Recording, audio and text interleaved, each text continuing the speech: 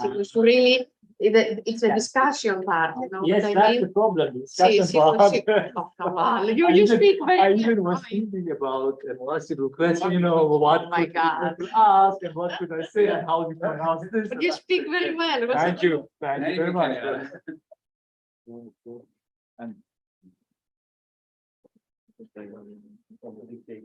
Ja, absolut.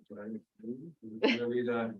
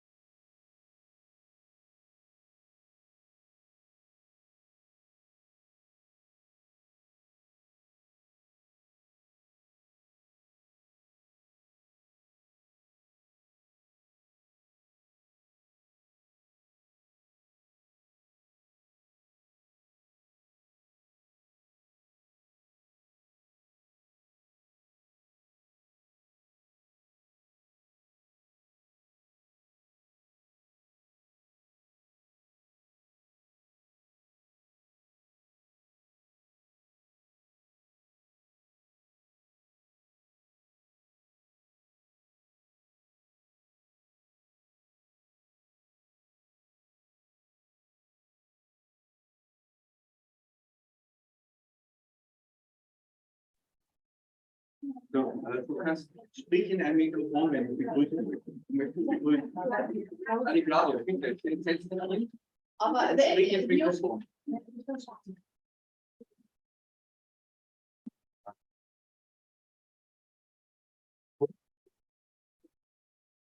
Hinsetzen, du bitte hinsetzen. Die Mikrofone sind eh schon.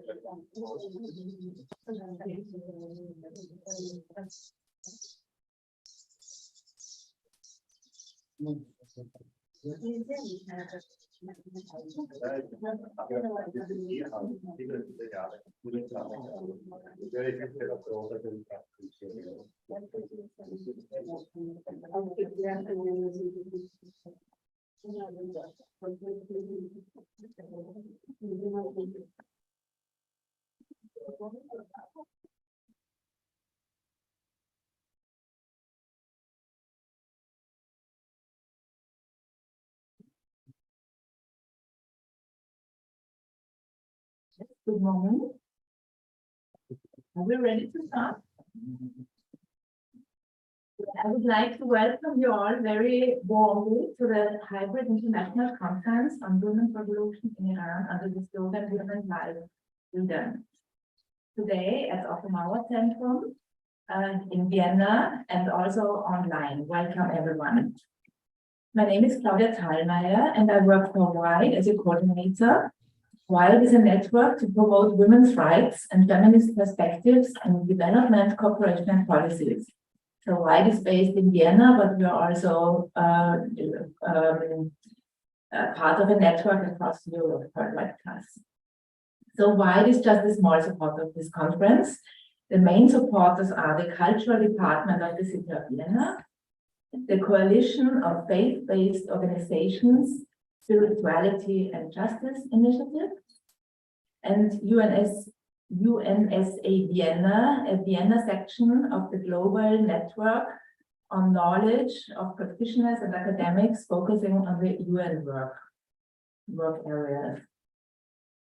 So I would like to thank very much Urania Roditi, who has mainly organized this conference, and without her engagement, it would not take place today.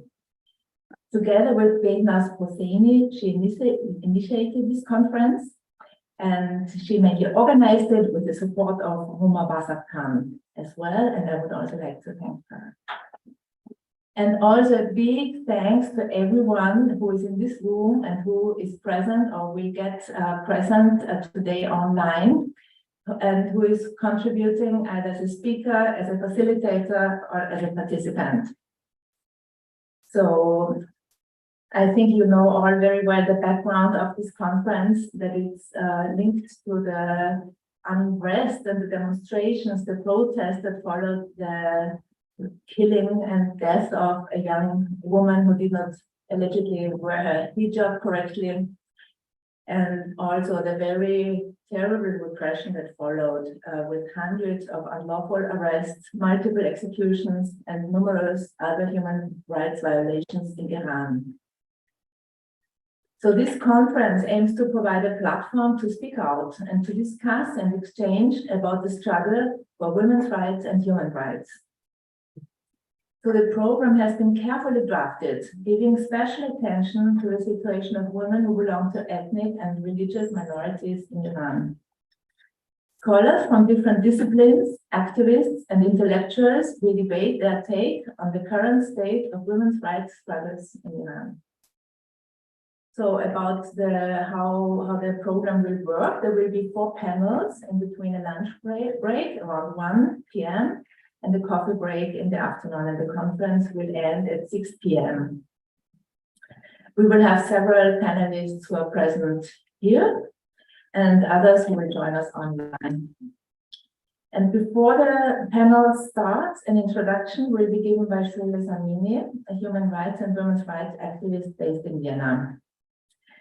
So bearing in mind the harsh repression in Iran, I would like to express my deep respect and admiration to all Iranian women and men in the country and in exile who continue to resist and keep raising their voices for women's human rights. I wish you an inspiring conference, and I hand over to Burhania.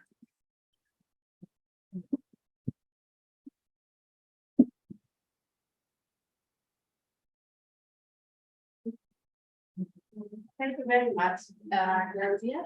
I'm going here to present the moderator, so I will be very, very brief. So I would like to present the moderators and of course the keynote speakers. So I start with Shule Samini, and I will say a few words about her. So she was born in Tehran and studied applied physics at the University of Sharif in Tehran. So she was employed by the Iranian Atomic Energy Organization for years. When she fled the country, she came to Austria, where she received a master's in physics from the University of Vienna and started working as a research assistant with the university hospital. She has always been a passionate advocate of women's rights, and following the 2009 mass demonstrations in Iran and the shooting of mass demonstrations at the time, she left her job and decided to raise awareness about what was going on in the country. Since 2010, Shule has organized many campaigns and has been regularly participating and providing statements on the human rights situations in Iran during the Human Rights Council sessions in Geneva. In 2017, together with her husband, they established the NGO All Human Rights for All in Iran, which mainly focuses on drawing international attention to the violation of human rights in Iran. Thank you very much for participating. I only met you 3 weeks ago during a side event that was organized in the UNODC, the Crime Commission. And when someone spoke out about Iran, immediately I approached her, and we immediately became in contact, and you helped me a lot ever since. Thank you very much.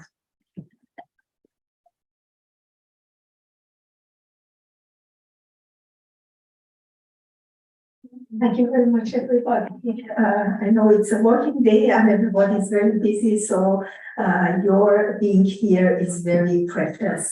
And thank you, Oran. Yes, she has worked a lot. I have seen how she has done everything.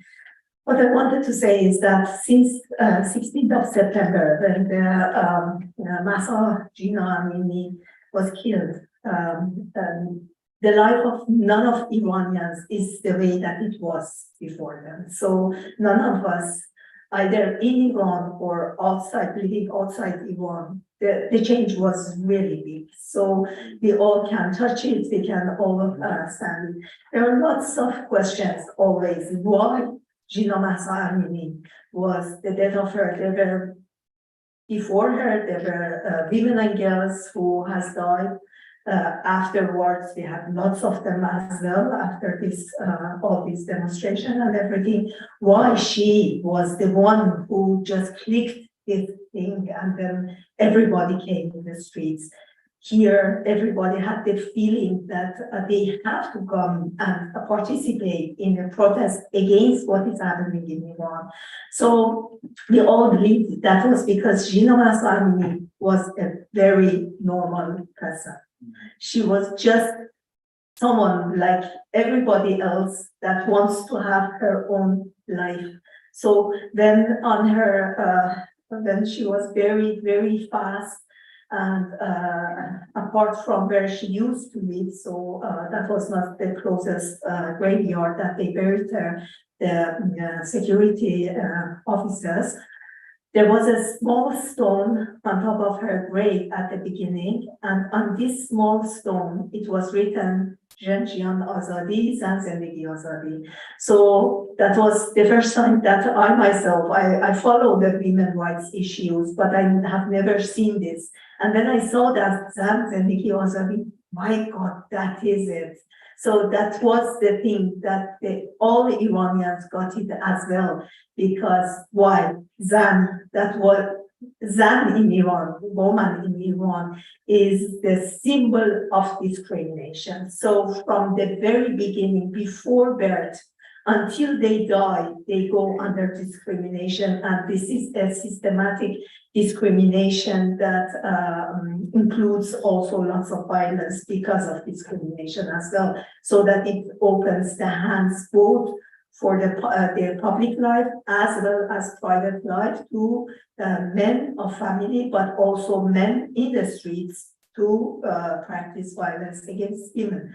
So you can see that the Zan was very important. That was a slogan that began with woman, and this is very important. So everybody knew that the women in Iran who are so much under the depression, under this kind of discrimination and all kinds of discrimination, not only in the streets, in public life, in their job, in their studies, wherever they go.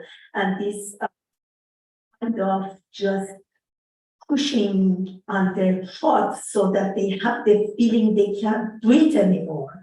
This kind of feeling was the thing that was seen in the word woman at the beginning of Zan Zendegi Azadi. And then Zendegi woman, Jian, Zendegi was something very normal, something that people have it everywhere in the world, but don't think it is precious until people like Iran begin to say, we don't have it. We don't have a normal life. We don't have a life that we are left ourselves to live our own life. We are always stopped by the government, by their states, and they always are in our life, just putting their hands also in our beds, deciding for us if we want to have children or not. That is how the system works in Iran, so that women are controlled everywhere. If you don't wear your hijab precisely the way that they like it, you wear it a little bit loosey, or your mantle, what happened to Gina, the only thing that happened was that the bottoms of the mantle was open. So that was the reason of her death. She was killed because of that. And this is the issue that all women in Iran, but also the youth and everybody else found out about this. Life, normal life, a normal life. We need a normal life. And that's the reason why the song Baraye was so much heard everywhere in Iran, and everybody found themselves very much close to it because of the song. So that song said that we because of a normal life, because of just being able to kiss your partner in the street or dance in the street or something that is very, very normal. We don't have it in Iran. And that's the reason why so many people came in the streets to request a normal life and freedom that we are fighting for it since more than 100 years, since the constitution revolution in Iran. We had it in small times, a little bit better, a little bit worse, a little bit better, a little bit worse. And in the last 44 years, it is always getting worse and worse and worse. So unfortunately, that was the reason that many came in the street. But that was not the first time that people came in the street. We know that in 1398, so say 43 years ago, what I say? 4 years ago, yes, exactly. 4 years ago, people came in the street. It began from the very conservatives that were against the Rouhani administration and allowed people to come in the street. And then they began this, they couldn't control it anymore because people have problems with their economics, because of the corruption in the country, because of that. And then afterwards, in a year after that, so 3 years ago, that was just before the corona pandemic, we had another big and great demonstrations in Iran because of the price of fuel. So the benzene price went from tonight, from 12 o'clock after changing the day, 3 times higher than it was before. So without any warning, without any speak about it in advance, so people were not prepared for that. They just went to fuel their cars and saw that the price is 3 times as yesterday. So they came in the street again, big demonstrations, and in both of these demonstrations, people have been killed. Lots of people, the security forces shot people to kill them. They don't shot people, they don't shot on the foot in front of them to stop them, but they shot other people in the breast so that they can kill people in special places that they can kill or hit. So during the Women Life Freedom, the way that they shot people was a little bit different. They use these birdshot guns. Birdshot guns have something around 500 bullets in one container, and when they shot it, it goes like this. So it spreads around. And but what they did was that they shot people from very close distances too. So if you shot one person from 1 meter with this one, you will impose in the body of this person 100 bullets. That goes deep because it is from very close distance. So this made lots of people die as well, although they already shot people also with normal guns that kill people as well, but also with tear gas. They shot tear gas in the head of people, so that this made many people injuries that at the end was the death of them. And so there were lots of the people at the place. Over 500 names are already known, but we also know that the Iranian security system always threat the families so that they don't speak about the dead ones. We know, for example, 73 children has been killed, and these are the names that came out. We know that there are more than this, but the families are so much threatened with other kids of the family or with their parents or whatever, that they don't talk about the issue. They take their griefness to their home, and with killing a child, you kill the whole family, you know, and this goes on in the Iranian society. So we have lots of injuries as well. The thing is that they always estimate that 3 times as much as the dead persons, they are injured people who have injuries that that they will have to bear the consequences their whole life. And some of these injuries are those who has been shot in the eye. We have lots of people know.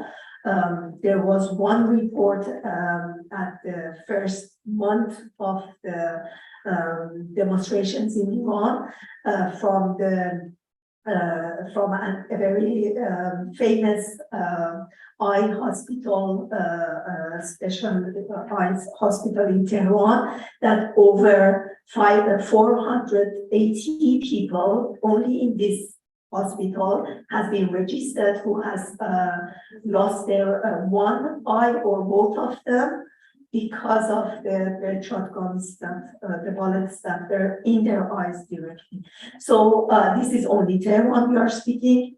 This goes to the whole country. So you know that we know that everywhere they have to use the same system. So we know that there are lots of more people who has lost their eyes. And then there are also people who has been shot with bullets that the bullets are still in their body. They can take the bullets out because they are in a very special place, very close to a heart vein, or that if they want to take it out, they risk the life of this some of their children also, or if in their backbone, so that if they take it out, they can be paralyzed for their whole life. So these bullets stay in their body, and they have to use antibiotics their whole life until the surgeries. Some doctor take the risk of this surgery, and the family as well, so that they can take the bullets out of their body. So this is how the situation is going on. Because of all this that happened, people who used to work their whole day, and then from 6-7 hours when the working day was finished, were in the streets in demonstrations, began to go back to their homes. But this didn't mean that the whole woman life freedom is finished. Women in Iran has not changed to backward. They are so brave that they go outside without scarves. And because of this, they have been beaten again, they have been arrested again, their cars have been stopped, and they have been received some kind of different sentences. And now the Islamic Republic is going to make a new law. I suppose other colleagues are going to talk about these issues, that they do all these penalties against women that they don't have wear the hijab, the scarf. That could be, this could be actually legalized. And so we all know that being a woman is being a criminal in Iran. Being woman alone is a kind of criminalization in Iran, because all the laws are against you, so to say. And then what is very important that I would just want, or on the please tell when the time is out, so that I don't go over my 20 minutes. The one thing that is very important is that the Islamic Republic of Iran tries their best to be present at decision-making positions in international community. That means in United Nations, very specifically. So right now, the Islamic Republic of Iran is a decision-making member of the Narcotics Commission in Vienna. This was before the Women Life Freedom begins. But then afterwards, it was decided by ECOSOC that Iran, they use this clean slate system to get a decision-making member. So right now, from 2024, Iran would be a decision-making member of the Commission for against crime prevention and criminal justice.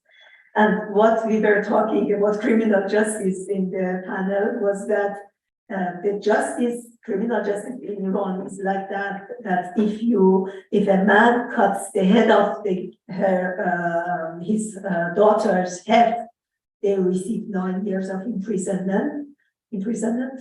If a woman takes off the scarf, they receive 20 years of imprisonment. So this is the criminal justice that is in Iran, and this is where Iran is going to decide internationally in this commission. But after that, the thing that happened was that, again, Iran abused the system of the UN to be the head of the social forum in the Human Rights Council. Social Forum is a 2-day panel of the Human Rights Council, and Iran was the only Islamic Republic. I always say Iran, but Iran is something else. This is the Islamic Republic that I am talking about. The Islamic Republic is going to be the head of this forum, and the Islamic Republic was the only candidate for this achievement, so to say. So this is the places that they abuse, so that they can just take the hope from people of Iran away, to tell them that, you see, the international community knows us and they don't know you. Whatever we do, we have our place in the international community. So this is our actually duty as people who live outside Iran, as people who have access to this kind of system, to change this system in a way that the Islamic Republic of Iran, but also states that are like Islamic Republic of Iran, could not have these decision-making situations, places, and these prestige places. So this is very important, and I suppose we as people who live in Vienna have the possibility to speak with the UN here and try to stop them and change the system. I know changing a system in United Nations is very difficult, but as any system that has failure, if they don't change the system, they will lose the trust of people. So that is something that we don't want to happen. Thank you very much for your time.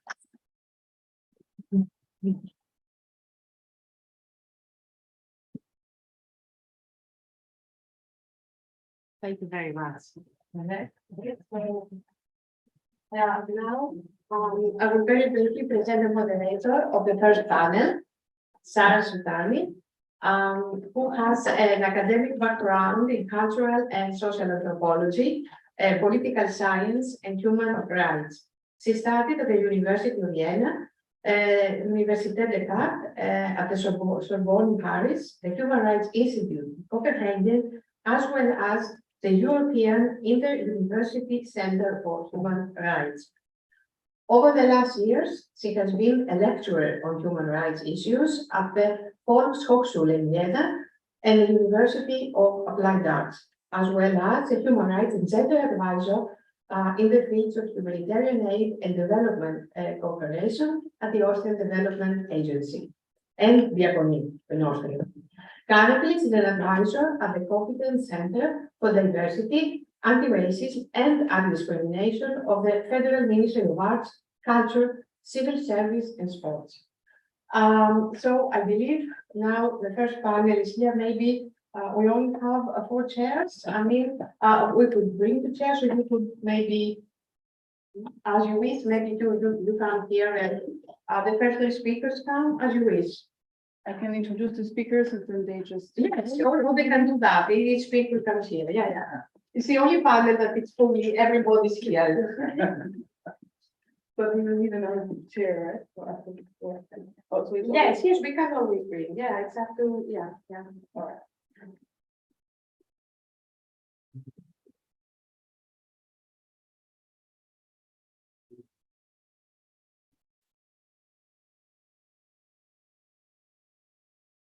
Okay, thank you, Urania, for introducing me, also for organizing this conference. Thank you for the speakers that will join me here for taking your time and presenting your perspectives. And thank you for everyone that is joining us today. I will present the speakers very quickly and then pose a question to each of them, and then we will hear their perspectives and their presentations. And if you have questions, please don't forget them or note them down so we can, in the end, we will have some minutes to open the floor for questions from the audience. Maybe one question I would like to pose to all of you before you start. It would be great if you could end your presentation with an answer to the question, what can each of us here do to support the movement from outside of Iran? The first speaker that I would like to introduce is Jaleh Lakhnagouari. She's a medical doctor, a human rights activist since the 1980s. She studied at the University of Vienna, and she previously worked as a medical officer at the UN headquarters in New York and in Vienna and in Vienna-based UN organizations. Her previous positions include operating as a civilian physician in Eastern Slavonia's UN mission, chief medical coordination at the UN mission in Bosnia and Herzegovina, and she's a founding member of GIF, the Vienna Association of Independent Iranian Women in Vienna. She's a founding member of Women Without Borders, and in 2016, she also founded Das Iranische Wien, the Iranian aspect of Vienna. This is an intercultural association to promote dialogue and understanding by the host society of civil society developments in Iran, with particular regards towards the role of women in this. And they're doing this by using independent films and writings to access this issue and make it visible or tangible. In 2012, she won the MIA Award in Vienna for her achievements in the humanitarian and social field. Thank you for being here. Maybe you can-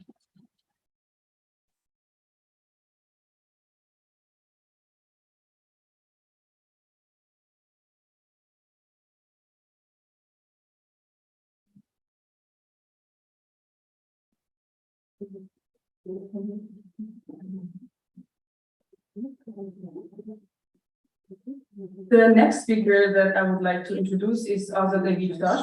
She is an expert on Iranian women's feminist, art, and political, culture, and religious inequality in Iran.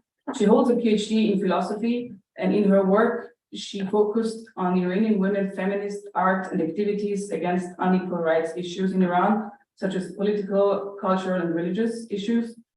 Iranian women have used different ways to express their civil protests in order to achieve equal rights, as we all have seen and still see in the media.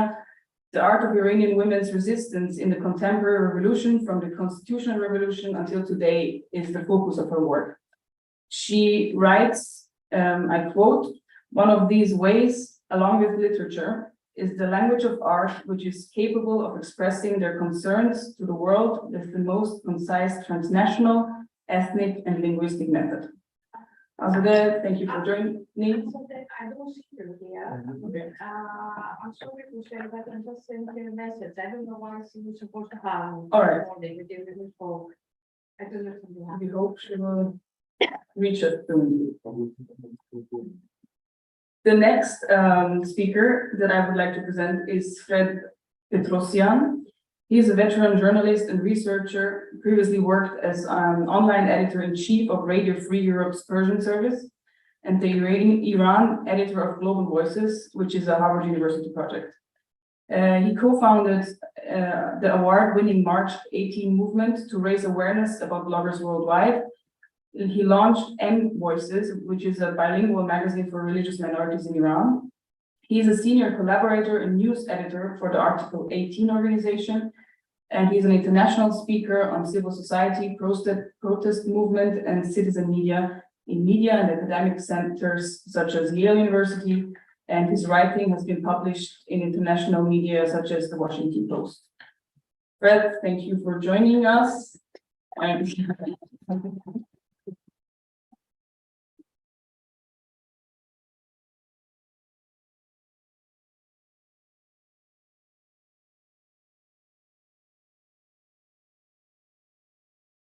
Next speaker that I would like to present is Salma Maoni. He's an author and a psychoanalyst. He was born in Graz and grew up in Austria, Germany, and Iran. He studied medicine in Vienna and philosophy in Zurich.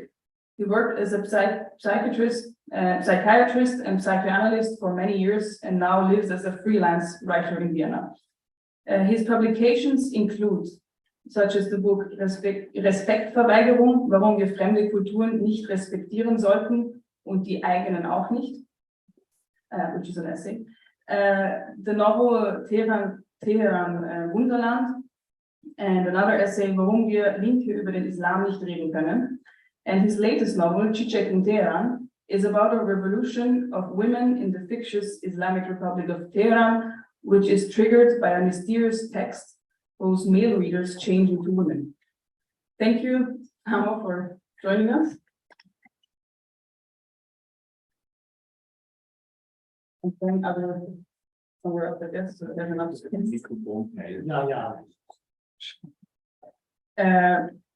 The next speaker that I will present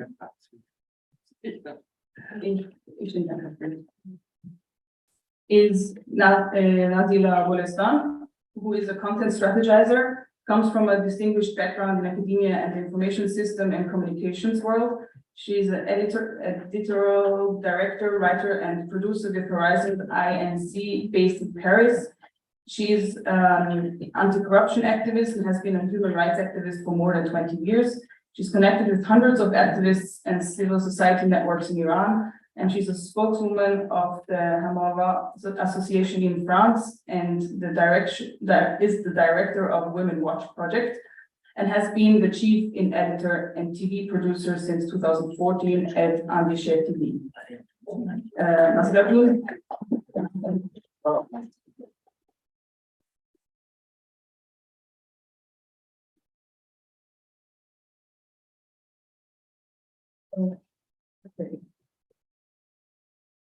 I would like to start with the first question to Jale.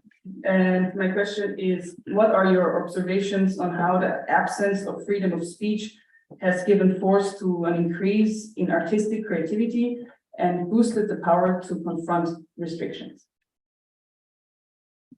Thank you, Sarah. Thank you, Rania. Thank you to Otto Mauer and all the organizers. It's a great honor and pleasure for me to be part of this today. And since Shola has given such a wonderful background of the events in Iran, I will really restrict myself to the triangle of women, art, and censorship, and the interaction. And the answer may not come that positive as you just asked me, but it's a very interesting dynamic. I'm very, very sorry for my heat wave in the brain that I, against my usual habit, have to read my notes. So you can, if that is okay for you, you can interrupt me if there's any unclarity or you want to read it later. So the title was The Impact of Women's Meaningful and Inspiring Resistance on the Interplay between Creative Art and Censorship. The two keywords here are obviously resistance and impact. Very powerful words.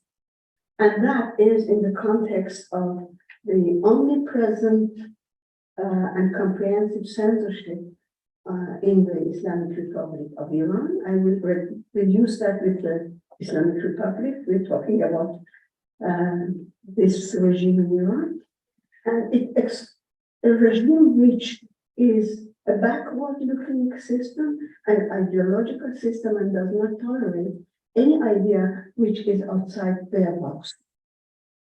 And in that fear-inducing environment, art and women have to operate, and we will talk about it. What happens?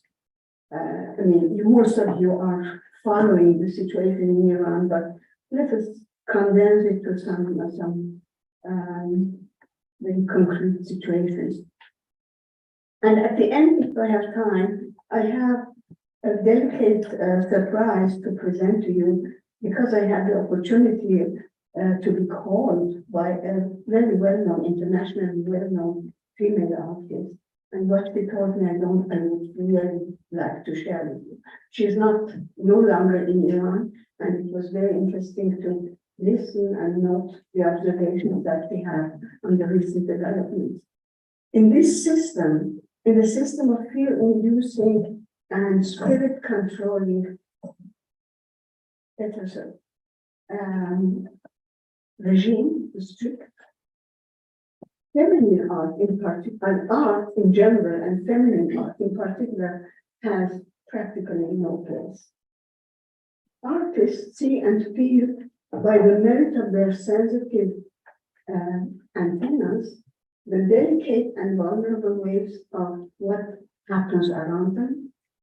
By the very nature of being an artist, they have an access to their power of expression in different ways, and describe or paint or depict or play or put in words what is happening to human beings under the world. Already the gift of sensitivity, seeing and realizing the fine tunes of the society, and the ability to express that in poetic words, in paintings, in music, and other channels, makes them the natural enemy of any totalitarian system.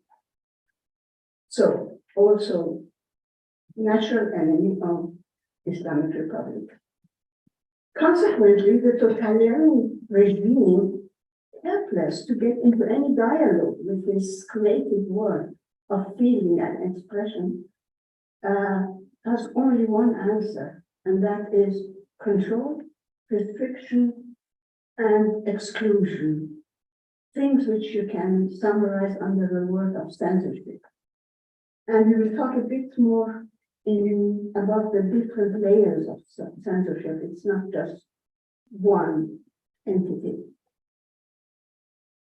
The ideologically run, backward-oriented, and brutally controlling regime of Islamic Republic experienced last fall, as Lorenzo wonderfully described, they experienced the birth of a dynamic and powerful movement driven by the suppressed and accumulated desire of young generation, spearheaded by young, beautiful women.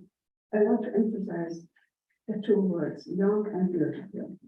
It has something to do, to my feeling, with what has happened, with the intolerance of the system towards life and beauty, which is in the three words which are the parola of the whole movement. They wanted a fundamental change, as was said before, and it was all comprised in these three meaningful words, which I still do not find any alternative to if you want to get back to something which is called normality, with a place, with a justified and legitimate place for women. So, women like freedom, Zan, Zengi Azadi, Jen, Jian Azadi, are in the air, are the atmospheric threat to the Islamic Republic, and they go like any other movement, as was described, different times and dynamics, which means it's not only the street fight that counting. Something has happened which is irreversible. The revolution, which is not maybe obvious yet, has happened in the head of the great number of the population in Iran, and that cannot be reversed.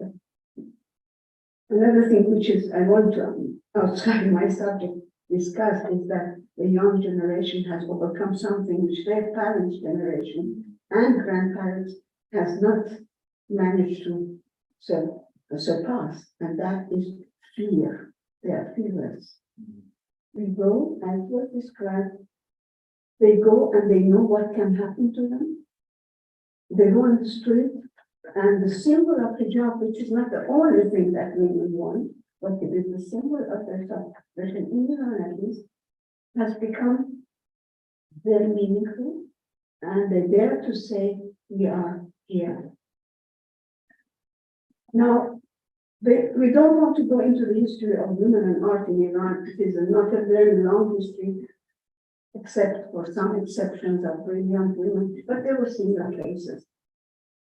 Let us focus on what has happened after 1979, the revolution which we turned Islam. And let us briefly look at that period. In the beginning, in particular, in the first few years, there were it was a remarkable pressure on anything which pinpointed on art and expression which was not conformistic with the regime's understanding of art. Depictions on the wall had to be ideological. Any films for which they spend a lot of money had to be ideological. Writings had to be ideological, and this was a great pressure on the whole scene of art, particularly on women. They had no place, as I said just before, for obvious reasons. But that is not the whole story. Women resisted between the walls which was assigned to them in the society. It was a very tight place in the public, and they had a role to fulfill, which was comprised in the classical of traditional womanhood, being the mother of Chinese, of the martyrs later, a very important part of the role they have to assume. Being mothers, being caregivers to the families, and the place was very tough. And it is amazing to follow, and we don't have time for that. There's a lot of literature on that, how much women could gradually push back these very tight walls bit by bit and not give up. It is easier said than they have done it. It was a very high price they had to pay. Now, in this atmosphere of no art in general and no art with women in particular, the agenda of art, after experiencing this strong first pressure, was on the surface and in underground. It became activated, and it was the answer of intellectually thirsty society to express their take on what was happening in their world, in their country, in their lives. And there, what was happening in this type of space to develop art, the way the younger generation understood it, there was a big problem, censorship, with all three shades we can talk later about. Let us just take as samples some drums of the art which are probably known to all of us. Let us start with the easiest one, writing. Women writers. It was a flourishing and blooming dynamic that women started to write novels, fictions, short stories, and be present in the society. It was not all of that very progressive, but it was, you know, the tradition of Shahrazad was there, telling stories in the big art. And what is important is that Iranian writers had a bit an easier game because there was this century-long tradition that you could say the impossible things into a society and write about them through metaphors and changes in the wording and bypassing the straight and frontal expression of it. Writers, poets were masters in that. So was the audience, the reader. We all had learned to interpret what we were reading in poetry and in the then limited fiction writing by women. So for women, it was really, the path was there to start with, but of course the situation was different. They fought and they were censored by first the Ministry of Islamic Guidance, Ershad, the notorious Ershad, which then extended its activity into other formations of the society and ministry. On the top of all of them, the intelligence department of the Revolutionary Guards, IRGC. No, IRC. Dyslexic problem. Okay. So it was not easy for them, but it was easier than, for instance, for painters. Women painters thought they had something to say. They felt what had happened. They wanted to depict in their world, which was the canvas, and they could not do that. They could not do that, and they fought for it, and they were successful in getting Tehran to have an increased number of galleries and extensive, increase the number of the museum. Very slowly and gradually, they did what was possible. And gradually, these galleries gave a space to the art of young generation, also to many women, to be present. And I hear that every weekend they were jam-packed and that there was a forum for discussion, and this is something which the regime of the Islamic Republic does not tolerate. They were raided. There was very brutal. Brutality is the one word which is above my head when I talk about all these things. So it was not simple to close it down. They went and broke down art because they couldn't start working on that. They couldn't understand that. Now,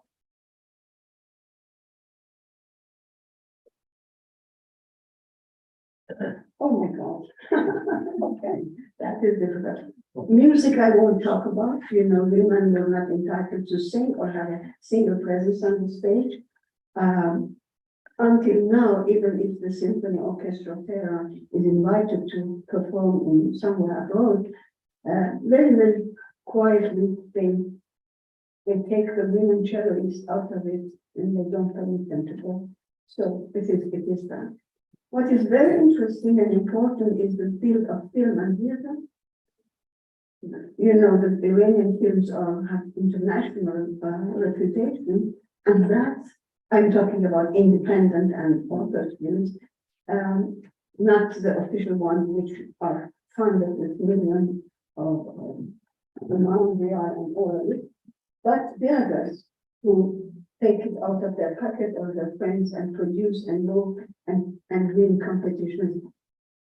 That is known. It was the obscure situation that women and directors, mostly men, had to adapt to the system. For instance, that a woman, of course, the role of a situation, love affairs, family lives, situations, need women, but the women had always to put the scarf, and it was really curious to see them in their own beds in bedroom with the scarf lying down. Has made their way. They're always in all the movement in Iran. There's a stop and go phenomenon at the moment. Situation is very, very bad and poor. But I see that, for instance, Muntaba Mirtahmas, Rashon Bani Etemad, and this group are finding another way to express themselves, and that is, it's called the new page. They find great masters in music, writing, present them by films. And it is a webinar, everybody can free of charge participate. Follow our Facebook. I try to put on whatever I know and get out of the country. But the pressure on theater was even more serious because they did not have time. You have 1.5 hours to present the work of Beckett, where you need to touch hands. It's one thing, and it's not permitted to touch hands. So any physical or intimate contact is not. So the creativity of the directors was great then. So, for instance, in that moment where by the prescription of Beckett, you need to take the hand of your partner, the light would go out, and then it comes when the next word is said. You could hear the word, but not see the word. So it is very interesting, and I must say that the control system on theater does not limit to Iran, inside Iran. Recently, Wiener Festwochen, the very notable and prestigious festival which every year since years has a group of Iranian theater makers in Vienna, had invited a group with Afsaneh Mohian and actor Mohamed Alia, a great woman who was playing all the 3 roles, and it was said that they could play, they would give in performances 4 nights in Museum Square here. At the group prepared to come, everything was arranged. Fatemeh Mohamed Alia at the last, even passing the pass control, they stopped her and said, "No, we are not going." So this cruelty, you know, of putting pressure is another aspect we should not forget. So I have very little time, but I have to say something. Here I have to indicate this is very important to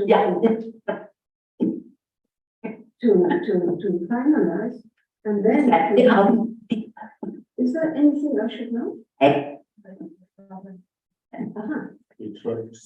Do I stop or count my minutes? Give me credit for that. The censorship is not only the instances I mentioned, Ershad and the intelligence services, there are 9 of them, I think, in the system. All of them have something to say, who is an artist, who is not. But there is something which the society has adapted to, and that is the self-controlling, the so-called censorship. You know exactly what is not admissible, and you control yourself. So that is really a problem for the creativity of all these wonderful people who still are working and acting.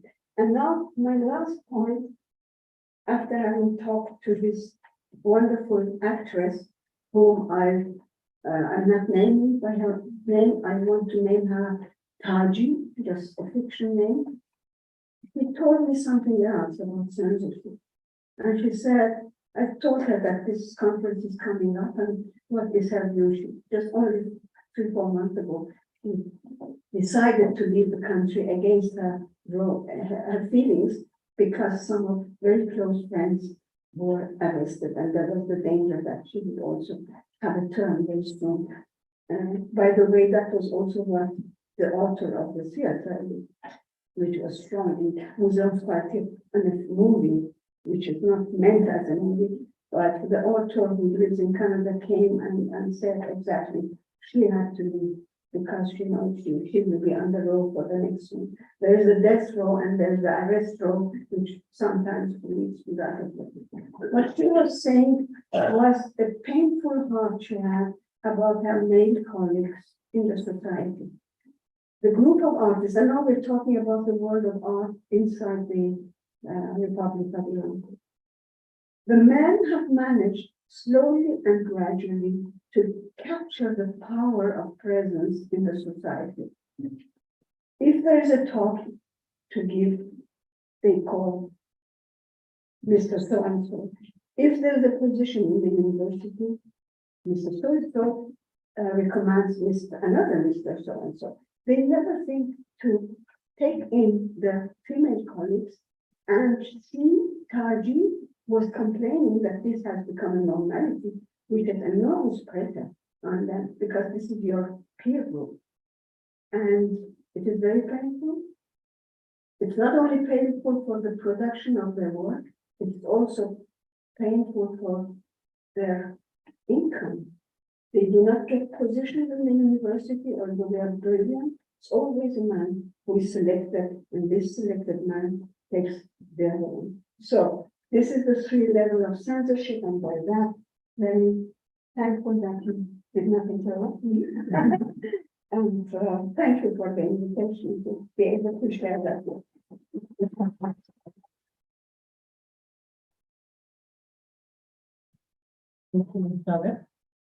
Just want to ask Rania if Arvide is here.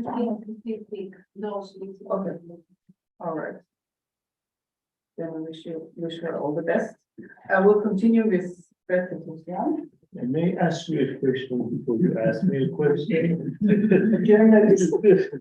Is it possible to have a discussion? Because what the listed was fantastic, but there was a couple of inputs that I wanted to have a dialogue with audience and. Yes, with it is you. planned to have discussion after all the presentations.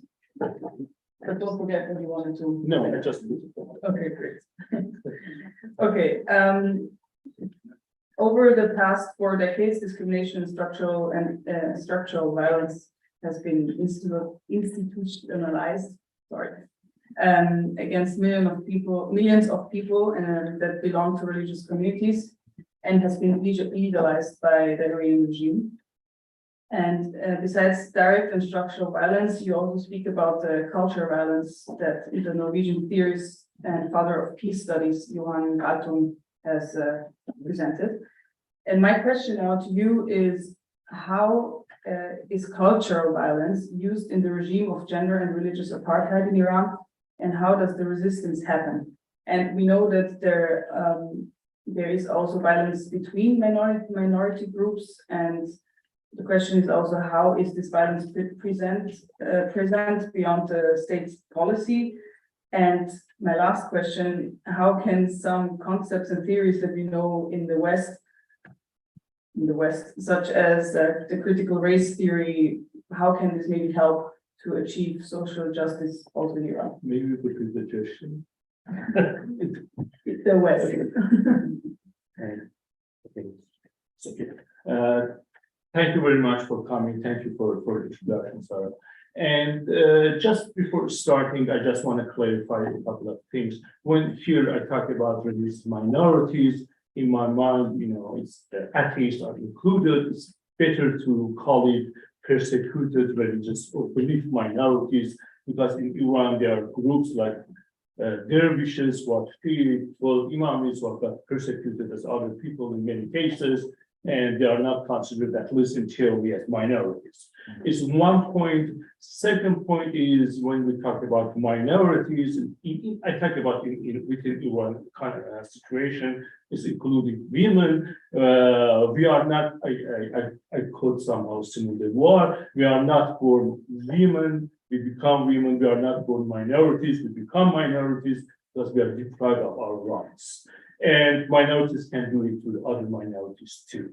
There are two references that I will use in this short talk. Is Johan Galtung or Galtung, the Norwegian theorist and founder of peace studies, who talk about triangle of trinity or whatever you want to call it, of violence, physical violence, he calls direct violence, structural or legal violence, and cultural violence, how they enforce each other. And in Iran, as we face religious and gender apartheid that which collide with ethnic issues, in many cases, we see this different kind of violences imposed on both women and religious or persecuted minorities in that country.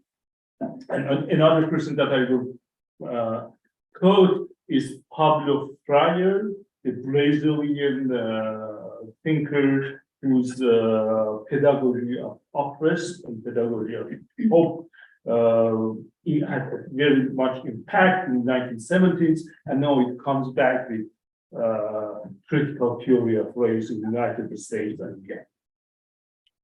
I just wanted to start it with a very short video, but probably it was not possible. It's a quote from David Wallace Foster, the American writer who had a very short life, but he had a very good impact. There's a quote from him in one of his speech. He said, a big fish meets two small fish. And big fish asks, how is the water? Warm, cold, whatever. Two small fish look at each other and said, what is the water? What is happening in these days when I look at this? Yes, it's the one. Yeah, it's very short. And it's fun. Is it with audio? Yeah, okay, just put it here, right? It's okay, I just mentioned that. Okay. Okay, that's audio doesn't matter. This is their story. In this state, I just say, I think it's important that I saw a poster about a gathering of a very knowledgeable Iranian men talking about human lives freedom. I mean, everything was okay, but the problem was in that meeting, which was about 10 or 15 people, there was no women inside included. And indeed, people come together, talk about, Iran, what Iranian nation wants, what Iranian people want, what minority wants, without asking their own perspective and what the reason is, and what they think at least.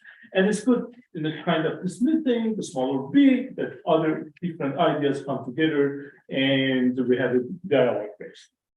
Iranian, as Johnny mentioned that very recently, you faced from 1979 different kind of violences. I mean, physical violence as they tortured and killed immediately. They started to attack. Just a few days ago, we had a 40th anniversary of 10 Baha'i women and girls who were executed in Shiraz. And one of them was Mona, was only 17 years old, just for that fact. And it's a kind of a sign of how this gender apartheid with the religious apartheid at that time, and it still continues for 44 years. They executed Elghanian, who was the head of the Iran Jewish Association and a great entrepreneur, and confiscated its industry and belongings. They killed an Anglican pastor as Messiah in less than 10 days after revolution. And regarding the women, and then one thing we must mention that the first mass movement against Islamic Republic dictatorship was the Iranian women.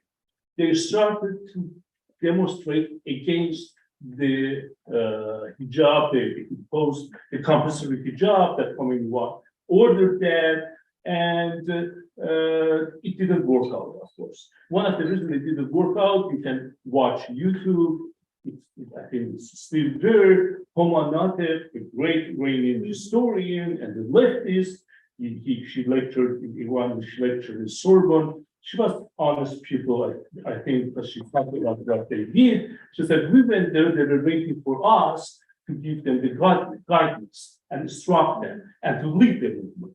But the Marxists, like the order, just say it's not the time for the to protest against regime, just we need to protest against imperialism. Yeah. I know what had happened a few years ago. After that, all of them were murdered and massacred, and some of them are in the Western countries. If they wanted to protest against that. One other aspect is structure and legal rights. I mean, they changed, the laws got changed against women and against religious minorities. I mean, the laws started dehumanize races, millions and millions of people. If you look at women from the money law, from about divorce, about custody of child, about heritage, all of them got changed against women. As Jolly mentioned, even the job market, they are excluded and imposed a lot of restriction. Even if you want to travel, to use permission of husband, or just like 5-year-old kid travels. And the same thing happened to religious minorities. They didn't recognize Baha'is, for example, Christian converts, followers of Yarsan faith, Magdalenians, which I can mention many of them. And in other words, when you don't consider them as, because all regime or state is based on religion, and we consider them as considered religious minority, you transfer your citizens, Baha'i citizens, Christian converts, Yarsan, into ghosts. And they don't exist, and they can do whatever they want, and what they did, from confiscating their goods and their houses and their homes, or hospitals belonging to churches, or many other things, or destroying their religious worship places and their sheets. It was the laws which permitted paved the way for this kind of things. Even mentioning about at the beginning, mentioned that about the teenager was murdered by his father, and father just placed 10 years prison, and the law is there paving the way and giving the possibility to people act as murder. We talk about honor murdering. There is no honor in the world. It's wrong. There is a cold blood murderers murdering teenagers and their family members. I mean, one thing that these parts of this violence are very visible. One thing that is less visible and not in Iranian culture, other societies too, is cultural violence. And using cultural elements like religious discussion, education, entertainment, as well mentioned several times, and even landscape of cities into kind of weaponizing that against women and religious minorities. How it happened? Imagine religious discussion. You look at a website official, or they call it semi-official websites in Iran, they are Q&A with Ayatollah, it can be Khamenei or others. Do you think that in that situation, Christian or Jews are impure or najas? And the guy said, no, I think in that case they are not najas or impure, but maybe the other case we should be. I mean, the guy, the Ayatollah, take this decision that we are humans or not.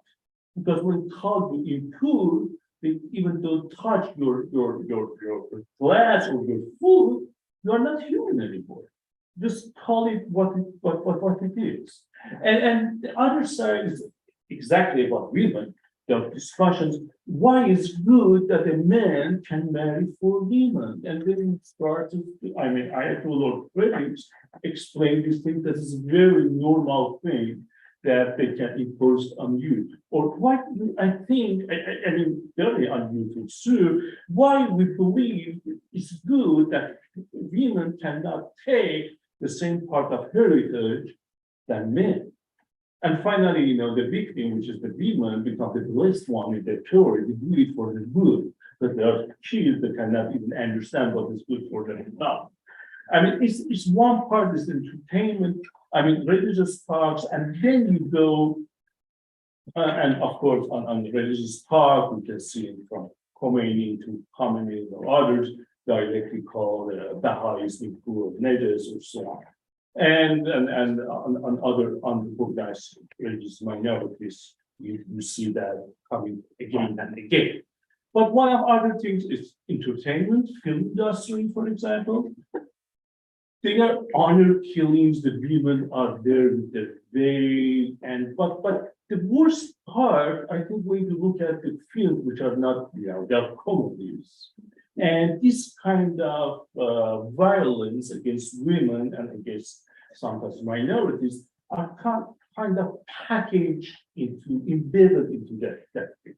When you look at the dialogues, even it's not funny, but you hear that a lot, that, yeah, you need somebody take care of you, a man take care of you, you need, you know, and nobody's shadow, there is no man that is shadow beyond me. So you Casper, so you married and it repeats and it repeats and it repeats. Or they say the guy, why you come to our house this time? We have a single girl in our house, it's not good. You never listen to one about a single man. And it repeats and it repeats again. It's kind of packaged. And I use minorities, there was a comedy by chance. The guy, if the card was Mason or the Mason, the guy's t-shirt was a kind of cross on it, and they blurred that. And and you have many examples of this that coming and going, and always you have this one-sided story that in the middle of the film that is not related to script, the guy say, okay, I congratulate all Muslims everyone for this Eid al-Adha or Eid al. It's just not please the industry of culture or something and just doing just propaganda. But I think the worst thing is education, because from the beginning they try to impose via the teaching on books their view about the women and religious minorities to make them obedient and submission.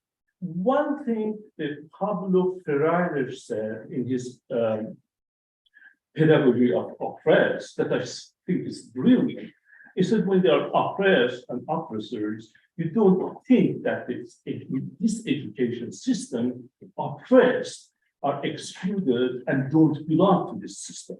The system is designed to oppress them, and they belong, they lead them to the system to oppress them, to impose their will. I mean, when Said-Ping Bandy, Paris-based sociologist, says that from the beginning, he did extensive research on it. From the beginning, you see in schools that they only did not only religious lessons of Quranic teaching and so on, but the Islamic ideas are, I mean, when I say Islamic ideas, it means the interpretation of the regime from Islam. It's spread in different books, history, social science, and everywhere. And teachers many times talk praising Islam, but there is not the religious minorities. There, they don't have any say to say. They don't dare to say. Because after that, you are not only facing your teacher, but you are facing intelligence service, your family can be in trouble, and so on. And in the books that you look at, if you look at the 6 years of elementary schools, 83 famous men photos and biographies or something are mentioned, only one woman as Parinettis. I mean, they just put the famous photo with veil, but they never mention about their poems about liberating of women and so on. In this educational system, even the former Minister of Education said clearly that if he referred that, I think directly, the Baha'is, and it can be Christian minorities too, that or other unrecognized minorities, that if they talk about their belief with other kids and consider that as a propaganda, we can keep them out as threatened. I mean, from the beginning, they start to impose, they put them in the framework of their belief and humiliate them and make them obedient to the system and outsiders. The two short stories, one of them, I finished with that, let's mention that I just came in touch with writings of a few geographers and how landscape and city as a text, as a memory, as it reflects the names of places, the monuments, is a kind of memory and history that talks to us. And what if you are a woman, if you belong to religious minorities, you walk in the street, you mention Tehran, whatever, you put all the Islamic banners, even Islamic so-called art, slogans about how Hijab is good for you, or that religion is the best one. It's trying to impose the wheels as you walk in, and it's not all alone, because you don't feel to belong to that society. They destroy this feeling of belonging to that country too. And one thing that they did, I think I have 1 minute, I finished that, they removed this memory. How they remove this memory? By destroying, for example, Baha'i cemeteries, by letting, Adventist church destroyed in Tehran is considered as kind of city's heritage, or by destroying dervishes worship places, or not allowing Sunnis to have their mosques or visible religious cultural places within the cities of Tehran. And they go even, I think, one step further in this kind of landscape or imposing the control when they don't let people get buried in cemetery, or they just put in the body of happened a few times, at least one time, at the high lady outside of cemetery and so on. I think they try to show that they cannot, as the regime, control you beyond the life. I mean, whatever Islamic Republic does is dehumanizing even the dead. And whatever we saw in this woman life freedom revolution, we see the resistance that happened not only physically in the streets, but by art, but by films, as Jolly mentioned that. And on religious minorities, we can see the same thing as Baha'is banned from education. They started in online university, or Christians who Christian speaking ones who cannot have their churches. They started the underground or house churches, or followers of Yarsan, which did their fantastic ceremonies by playing the music, and you can add to that a lot. I mean, the resistance is there. When the repression is there, the resistance is there too, and the struggle goes on for social justice until today. Thank you very much. Thank you for being first before you applaud. The question that I would like to, we still have 2 minutes. Yeah. The critical race theory, if you could maybe, I know that what you have just described is very specific to the Iranian context, but is there maybe some? Yeah. Yes, of course. 2 minutes. Yeah, okay, I have 2 minutes. You have one question, I have 2 minutes. But now you have, 2 questions. Okay, critical race theory, critical list. I think every country we should analyze that within its history, its geography, and so on, but we can learn from other places. One thing critical race theory started in the 1980s in the United States with legalese, and then it spread forward on different fields, considering that they are losing African Americans the benefits, the rights that they got from the Martin Luther King's civil rights movement in 1950s, 1960s, in 1980s, they were going to lose that. They started to analyze that and what about the importance of the race that persisted for the process persisted until now in some areas, but in some areas they got the rights. What we can learn from for decades. I mean, women and religious minorities, persecuted religious minorities, and sometimes it's called like ethnic issues too. They got marginalized, and the power and the benefits remain in the hands of few people. I mean, a kind of I don't want to use the main sheet imam and so on, because the people who were belonging to the regime and they accumulated power and wealth for decades and decades.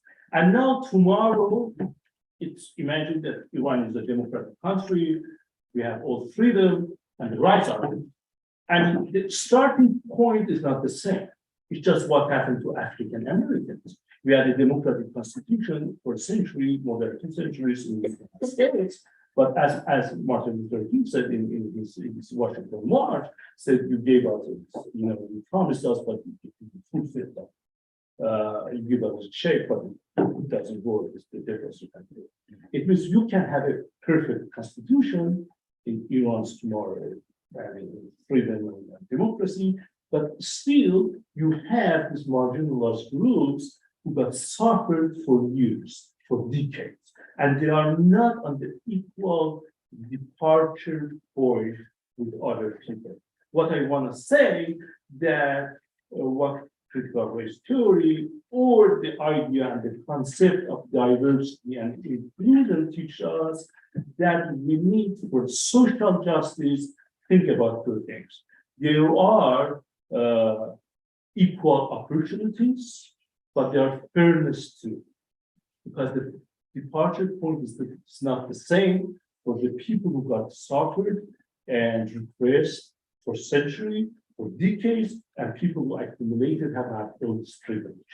We should create a kind of thinking about a kind of equilibrium in order to bring in the marginalized people, for millions of people, into the system.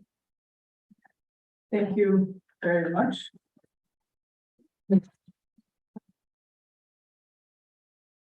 Again, if you have questions, please don't forget them. We will have time in the end. I would like to continue now with the question to Isama Nahmi. And the question is, in the sorry.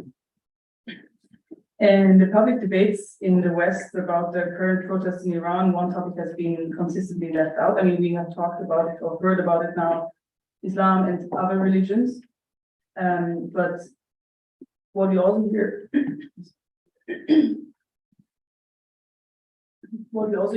a lot is it's not really that Islam that is, it's not the same. And Islam and the Islamic Republic, they're not talking about the same Islam, and also not many people are religious in Iran, and religion in their private lives doesn't play a very important role.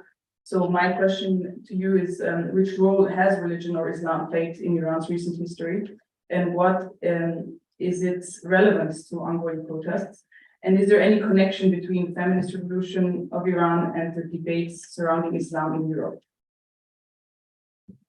So thank you very much, Sarah. Thank you very much, Rania Roditi, for inviting me to this meeting, which really delighted and honored me. First of all, please excuse my poor English. I can read the lecture manuscript. Of course, it's not a big deal, but I don't have any routine in discussing in English. So let's see, maybe with a little help of my friends, it will work. In the numerous panel discussions and public debates on the current protest movement in Iran I participated in, all sorts of topics were brought, possible topics and impossible topics. However, one topic or rather the topic, I'm tempted to say, was consistently left out. The role of religion, in this case Islam, in the Islamic Republic of Iran, the role religion has played in Iran's recent history, and its relevance to the ongoing protests. Well, the protests somehow have subsided in the meantime, but the situation could change any moment. And as well as the question of whether there is any connection, you mentioned it, between the feminist revolution of Iranian women against the Islamic regime in Tehran and the debates surrounding Islam in Europe and in the West in general. All of these questions are hardly ever asked, and when the topic of religion is mentioned in connection with a country where Islam has held power for over 44 years, and where Sharia, the religious law, forms the basis of all laws, the topic is quickly dismissed. I quote, "If the moral police in Iran beat a woman to death because she's not wearing her headscarf properly, then this has nothing, absolutely nothing to do with religion," end of the quote, said German Foreign Minister Annalena Baerbock in October 2022 in the German Bundestag. In other words, there may be an elephant in the room, but it only appears that way. In reality, it's not an elephant, but a rabbit. Or no, just an optical illusion. When we talk about the Iranian Revolution today, we automatically think of the Islamic Revolution of 1979. However, one could argue, good reason, one could argue, that the true Iranian Revolution did not take place 1979, but from 1905 to 1911. During the bloody so-called constitutional revolution, which was mentioned today, Iranians fought against the absolutist ruling Qajar dynasty, which was supported by Tsarist Russia, and succeeded in establishing a parliamentary democratic constitution based on the Persian model. Iran became a constitutional monarchy, and women already played an important role in this liberal revolution, which was characterized by relative secularism and a turn towards European modernity, and took inspiration from the French Revolution of 1789. Shortly after the victory of the constitutionalists, however, the reigning monarch, Mohammad Ali Shah, began to oppose the new democratic constitution due to his belief that the only legitimate form of governance for Iran was a monarchy based on Sharia, Saltanat Mashru'eh. On June 23, 1908, the newly established parliament was bombarded by Russian troops. This was followed by the second phase of civil war-like revolution that ended with the overthrow of Mohammad Ali Shah and his escape to Odessa in Russia. The main supporter of the concept of a Sharia-based monarchy, besides Tsarist Russia, was the cleric Fazlullah Nuri, who argued that parliamentarism, democracy, and civil rights for all were incompatible with Islam, as believers and non-believers, as well as men and women, could not be equal under Islam, which of course he was right. Nuri and his clerics, his allies among the clerics, eventually succeeded in enforcing a second amendment to the new constitution, which referred to a body of Shiite clerics, a kind of guardian council, whose task it was to ensure that the laws enacted by Parliament were not in contradiction with Sharia. However, Nuri himself was hanged in 1909 as counter-revolutionary. Although this second amendment was never implemented, in 1963, when the last Shah introduced suffrage for women, the right to vote for women, Ruhollah Khomeini protested and demanded the application of this second amendment of the Constitution known as the Mutammim al-Nuri article. 15 years later, Khomeini, who considered himself and his followers as the spiritual successors of Nuri, seized power after the victory of the Islamic Revolution. From this point of view, and that's very important, from this point of view, the triumph of the Islamic Revolution in February 1979 can be seen as the late victory of the Islamic counter-revolution against the democratic constitution of 1906, which was formally enforced from 1906 to 1979. However, except for a democratic phase between 1941 and 1953, the two monarchs of the Pahlavi dynasty, Iran's last ruling family, actually ruled as dictators. I quote, the abolition of religion as the illusory happiness of the people is the demand for the real happiness. To call on them to give up the illusions about the condition is to call on them to give up a condition that requires illusions. The criticism of religion is therefore in embryo the criticism of that veil of tears, Yamatal, of which religion is the halo, the Heiligenschein. End of quote. Writes Karl Marx in the introduction to his critique of Hegelian philosophy of law. Well, if we were to follow Marx's position in terms of a very simple theory of a material base and an ideological superstructure, and conclude that the bigger the veil of tears, the bigger the halo, je größer das Jammertal, desto mehr Heiligenschein, or in other words, the more misery, the more religion, then we are confronted with a serious problem. And the paradox in the case of Iran, because compared to the late 1970s, the misery factor in Iran was undoubtedly much, much greater between 1905 and 1911. Although there was also misery in Iran in the late 1970s, of course, with the dictatorship in place and the class-based society, the difference between the misery of 1978 and that of the early 20th century in Iran is immense. For example, a few years after the victory of the constitutional revolution, a famine caused by poor harvests and the confiscation of food by Russian, British, and Ottoman troops who had invaded Iran during the First World War, as well as various epidemics, claimed the lives of an estimated 2 million out of the total of 8 million or 9 million inhabitants of the country. But despite this significantly greater misery at the beginning of the 20th century, a revolutionary mass movement is victorious that establishes a liberal, democratic, relatively secular constitution and hangs the leader of the powerful religious counter-revolution, Nuri.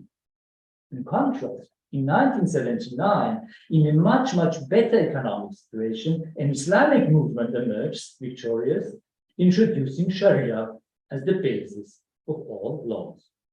In concrete terms, by the way, Sharia means, to just give one example, that the legal marriage age, which had been raised to 18 for both sexes in 1974, that is 5 years before the Islamic Revolution, was lowered to 9 years for girls just a few years after the victory of the Islamic Revolution and the introduction of Sharia as the basis of law, leading to tens of thousands of child marriages in Iran today, according to official statistics.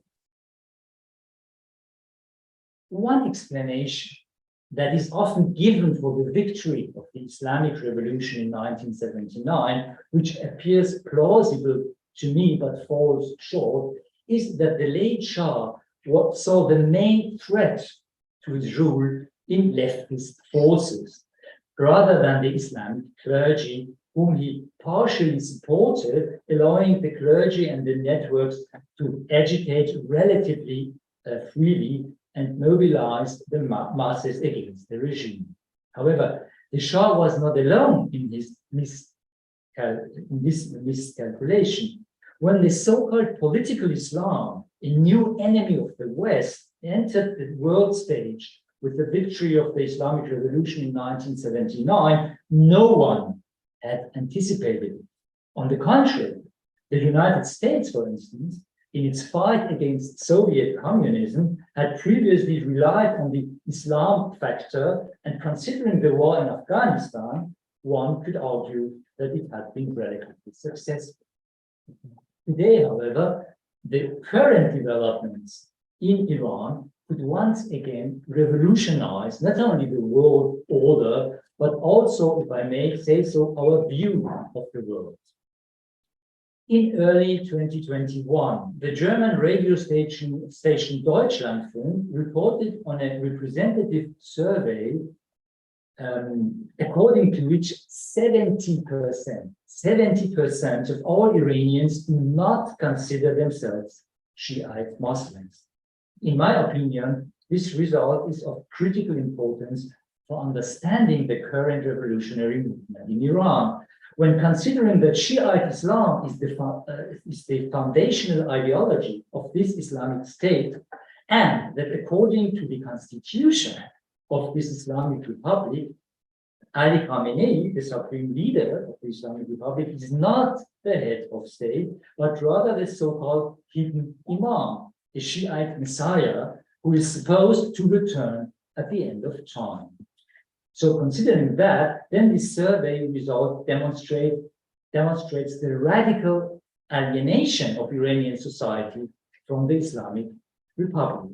Moreover, even among the remaining 30% of Shiites, there are unquestionably countless opponents of the Islamic regime. The result of this revolutionary survey, along with similar findings, though not as radical from other countries with an Islamic majority, stands in stark contrast to our basic assumptions about people from countries with an Islamic majority of the population, or as in the case of Iran, with an alleged Islamic majority of the population. These assumptions are based on the unspoken notion that Islam is a kind of natural property or genetic property of these people.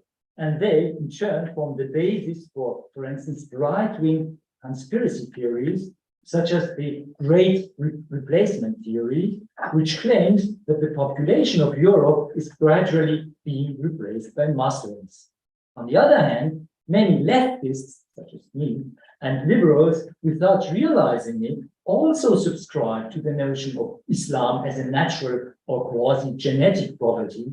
I'm thinking of those who rightfully condemn the right-wing resentment against people from countries with an Islamic majority as a racist resentment, but fail to understand that the new racism, as described, for instance, by left theorist Sami Al-Khayyal, precisely consists of reducing individuals to their actual or alleged religion. And instead of criticizing and deconstructing this false link, this false because fixed link, they are subject to the fatal misunderstanding that defending a doctrine of faith or a religious practice is anti-racist. This stance is expressed in false and misleading notions such as anti-Muslim racism or Islamophobia, which also underlie the absurd statement by Annalena Baerbock, which I quoted at the beginning. So far, the full identification or total identification of entire societies with Islam, alongside security consideration and economic considerations, has also shaped European foreign policy towards the Islamic Republic of Iran. As long as political actors in Europe view Islam as an inherent or natural property of Iranian society, based on the motto, that's just their culture, that any progress, any political or social progress in Iran, such as women's rights or democracy, must seem possible exclusively within the sphere of Islam, within the framework of a moderate Islam, a reformed or liberal or even feminist Islam. This perspective has benefited the Iranian reformers, of course. The system loyal Iranian reformers who, however, have long been discredited in Iran itself. The emancipation of Iranian society from religion has been scarcely conceivable from such a point of view. A careful look at current developments in Iran could help thoroughly revise these basic assumptions. Thank you very much.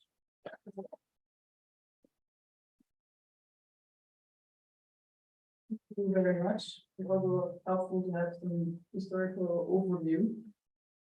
And again, if you have questions, please don't forget them. Before we open the floor for discussion, I would also like to ask Nazila the last question. And yeah, it is.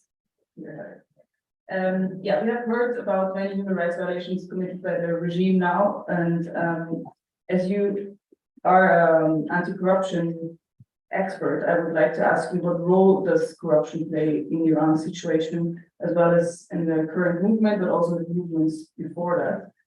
And does the theocratic system in Iran also enable corruption? Because I mean, if we look at other states in the world, we see that corruption is not only a problem in Iran, it is also in democratic states. But where do you see the difference? And what role could democratic states play in the fight against corruption? Thank you so much. Thank you, Rania, and all your team for inviting me. I'm honored to be with you today. For answering to all your questions, I have already prepared my text that I will do the same that we did. Following the establishment of the Islamic Republic in Iran in 79, the first commandment imposed by Khomeini, which was the mandatory wearing of the Islamic way, faced significant opposition. Numerous protests took place in March 1980, during which thousands of women and men protested against this obligation, chanting slogans such as "We want freedom," "We are against the Islamic way," "We make the revolution to be free," in 1980. Consequently, the Constitution of the Islamic Republic was established on the foundations of Islamic law, patriarchy based on sources such as the Quran, Sharia, and Hadith. It assumes that women are weaker sex, which justifies the government misogyny. The Islamic Republic's constitution implies that women and girls are second-class citizens. I just want to give you some examples, waiting for the PowerPoint. The women, they are not allowed to sing and dance in public. I want to show you that the problem is not just for hijab. We have lots of problems issued of prostitution. Women are not allowed to enter stadiums to watch sports events such as football matches. Women do not have the freedom to swim wherever they wish. They wish. In public spaces, women are required to dress according to the laws of the Islamic Republic. Certain professions, such as being a judge, president of the republic, or commander in the army, are prohibited for women. Some university courses are restricted for women. Women do not have the right to initial divorce or choose their place of residence. They are expected to submit to the authority of men.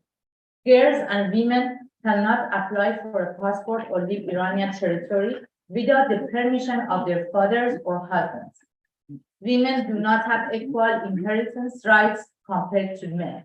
The testimony of a woman is considered to have no value in court. The testimony of two women is required to be equal to that of one man. An adult woman cannot marry and have her marriage registered with civil authorities without her father's consent. a father, or in the absence of the father, the grandfather or the uncle, they can force his young daughter into marriage. Child marriage, which amounts to child abuse, is permitted by the laws of the Islamic Republic and is promoted through Iranian media. The discrimination and oppression endured by women over the past 4 decades are a symbol of the greatest gender discrimination against women worldwide. The Islamic Republic is a theocratical and political system in which corruption is systematically, automatically, and structurally institutionalized in all sectors of the society. The supreme leader is the sole commander. Ali Khamenei, the supreme leader of Islamic Republic of Iran, has chosen avoiding transparency and defense of corruption as a way to expand and consolidate his power among the various political factions of the Islamic Republic. The unavoidable result has been lawlessness and the spread and the systemization of corruption. He can therefore be seen as the head of Iran's power pyramid, the main factor in the spread of corruption in the system. Sexual discrimination and oppression, along with sexual persecution and religious government, are the key maladies that destroy the health of Iranian society. More than 30 institutions spend a significant portion of the public budget on enforcing mandatory hijab, advertising, and imposing modesty controls. Such organizations for the promotion of virtue and prevention of vice are especially responsible for repression and violence against women in public and private places. This year, the public budget of this institution amounts is 118 billion Thomas. I cannot convert it to euro because there are 11 zeros. Every year, more than $900 million of the Iranian public budget is allocated to financing crime against women. It is financing the industry of repression and systematic violence against women. I want to just show you the number because they are huge. No, it's not. It's not this week. According, no, Not this week. Because they can't be spread. Nein, No, no. ich hab nicht. Das hat alles. No, Ja. but it's okay, we can pull that before. yeah, but still, According to open data, this amount is equivalent to the current monthly income of 6 to 7 million individuals if they earn minimum wage. According to the Supreme Labor Council, the minimum wage for 31 working days is set at $112. For individuals with dependent, the minimum income, depending on the number of their children, is $163 at this. The cost of enforcing mandatory hijab laws is subsidized by Iranian taxpayers in 2 ways.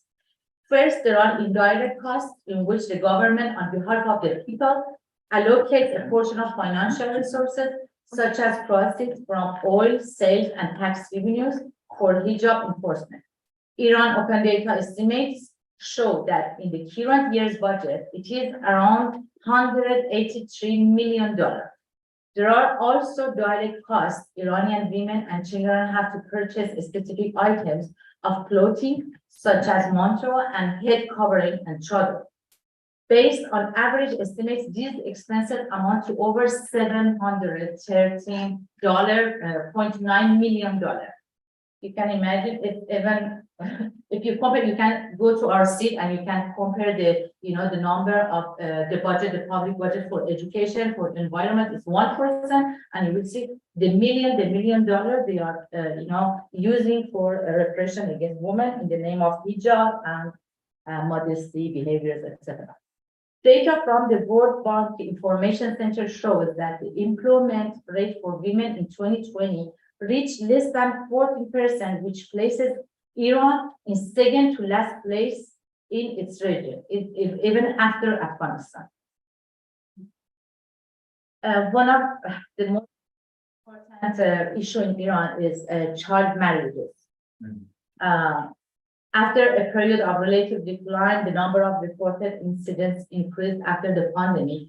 In 2020, there were nearly 118,000 now cases of child marriage, representing 21% of all marriages registered in Iran that year.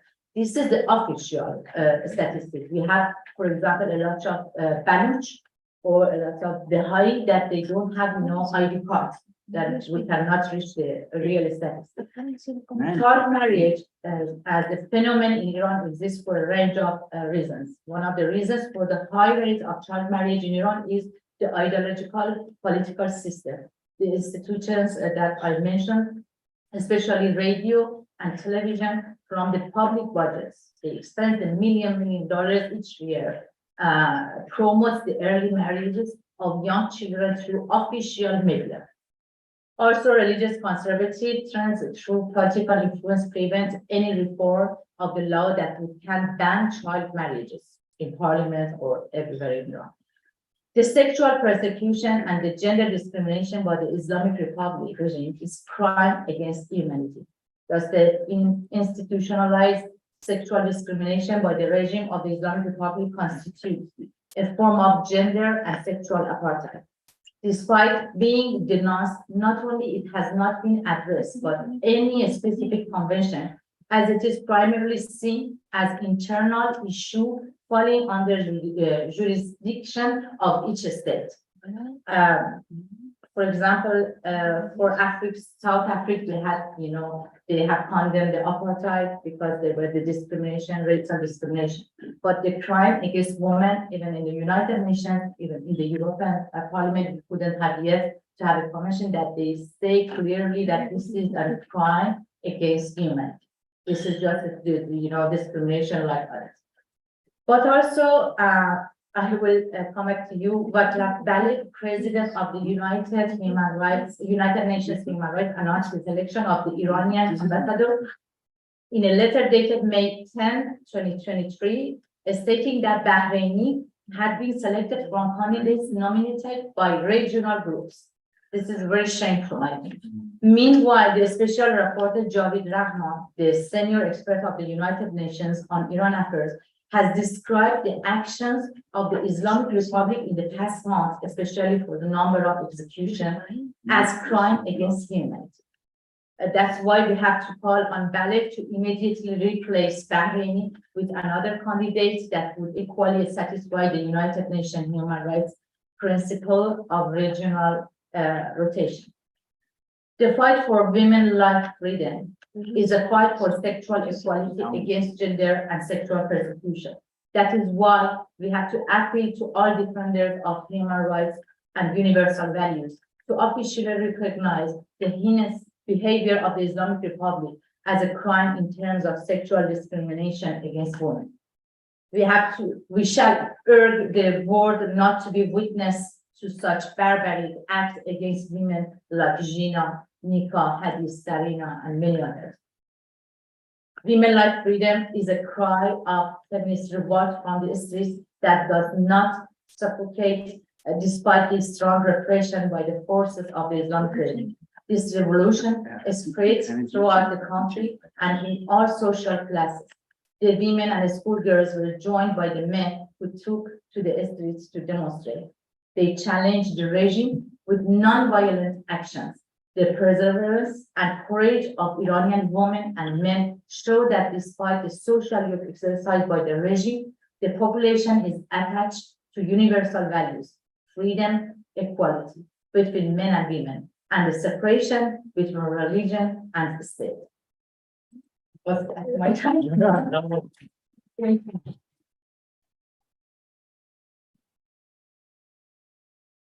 Thank you very much, Marida. I would open the floor now for discussion. Maybe we start here, since I guess some speakers already have some comments or questions. And we have half an hour, so that's great. Enough time for also to take your questions afterwards. Do you want me to start?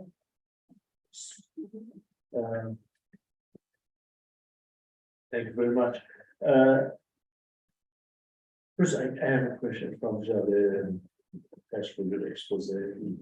You're emphasized so much on beauty, women and so on. I think everybody agrees that the Islamic Republic was hostile to beauty and aesthetic part of the world. It's communist world in our sense. But don't you think that this kind of emphasizing on aesthetic and the images is the way that in the West or Western media wants to shape the image of Iranian revolution? I explain why I said that. When you look at the statistics, the large number of people in Balochistan were murdered by the regime. And we don't mention their names or their photos, I mean, except one of them. But when you see that thousands of them were killed, they were men and maybe they were not attractive, I use my expression here. They were not attractive in the eyes of Western media. It's not a kind of aesthetic discrimination regarding to people that we just put on the photo. I really enjoy that. The women, beautiful women, and from some kind of social class, probably that were not the same. That much people were massacred by the I'm not sure I can answer all the levels of your question. Your question is a lot of political issue, which is totally justified. I couldn't agree more. But my look, as I said in the concept, it is a triangle of art, women art, and censorship. So I was looking at it at the left with my glasses for art, actually. And it was personally to me striking that the first victims on the road were not ugly women, they were young and beautiful. You know, and I think a regime which wants to put women under scrutiny of Chador and Hijab and that cannot deal with beauty and use. I think these are two criteria of life, of presence of values which are not important, otherwise they would not put you on the list. So it was not a political but an artistic, but I think we are part of discrimination to other societies where the terms of beauty are different. This is a very delicate examination which we cannot do here. Could I add something? I wrote an article in French about this subject. So sorry, it's not in English. Why we call this revolution? We mentioned we focus on the statistical because I compare it with the revolution of 20th century, Russian revolutionary, Chinese revolutionary, Cuban revolutionary, and Islamic Republic revolution in '79. That it was the revolutionary based on the violence, based on creating a hero, you know. And this generation, they are the generation of Z. They are this generation that one guy, you know, in bubble in the Caspian Sea, he's in his room and he's on his computer. He looked at the notification of Twitter. He shot Barrier, and Barrier becomes, you know, universal. It was very, it was aesthetically. This is the way that this generation they choose. It was the bottom up. They are not looking for some one person come to save them, a hero, or for example, to shot, you know, the hymn based on violence, such as we had in Russia and in Iran in '79. And as we are comparing, for example, hymn of women in Iran, Surudazan, it's so beautiful. That's why I think the focus about what happened with this generation in this revolution. It's not just about aesthetically, you know, for example, for the brand. It's aesthetically in the mind, in the culture of this revolution. No, you're not from. No, I don't. I also just wanted to add something because it was related to Charles' lecture. First, I thank you very much for your lecture. enjoyed it. I agree totally with you, especially about the not seeing so much the Beluch factor, which is every Friday till now there are protests in Beluchistan. Speaking of that, the protests have subsided in the other parts of Iran a little bit. I totally agree, but just I want to add one point that it's not only the West, it is not only a Western stance that tries to do something that, because, for instance, not only Iran, we can speak about other countries. In Iran, we have this sort of it's very difficult for me to put it in English. Maybe sort of official view on beauty, and the question is, what is beauty? Is the question of aesthetics and arts we could make a conference on. That's what just the point I wanted to add. Can I add one sentence just here? To this subject, I think this has become your question makes me think now with regard to what is happening in the streets of Iran. I get the news that street musicians are increasing in number. Yeah. People, men, dance. It is a way of fighting the ugliness of what is dictated and imposed by the system. Already fine enough to use their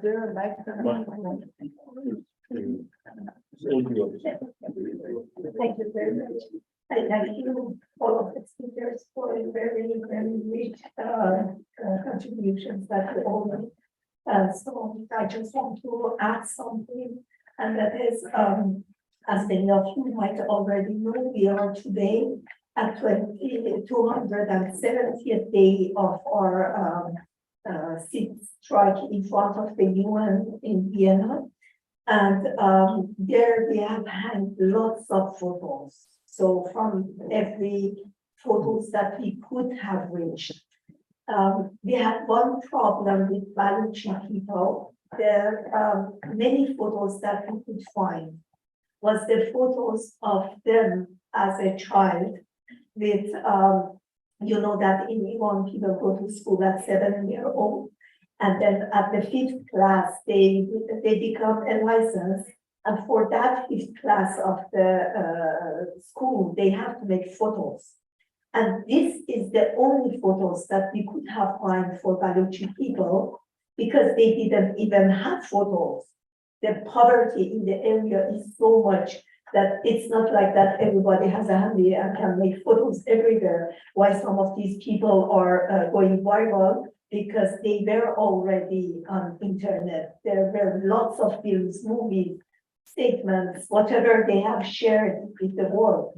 This is not the case in Baluchistan, unfortunately. So I invite all of you, of course, to have a visit from the UN sit-in. It would make everybody happy there. But then you can also have a kind of looking at the photos that are standing there. The thing that made for us that were working with these photos and with this very brutal reality of what is happening in Iran was the art that was romanticizing the whole situation so that we can continue. And I suppose this is very important, that the art was there to romanticize something that was very brutal, very bloody, and very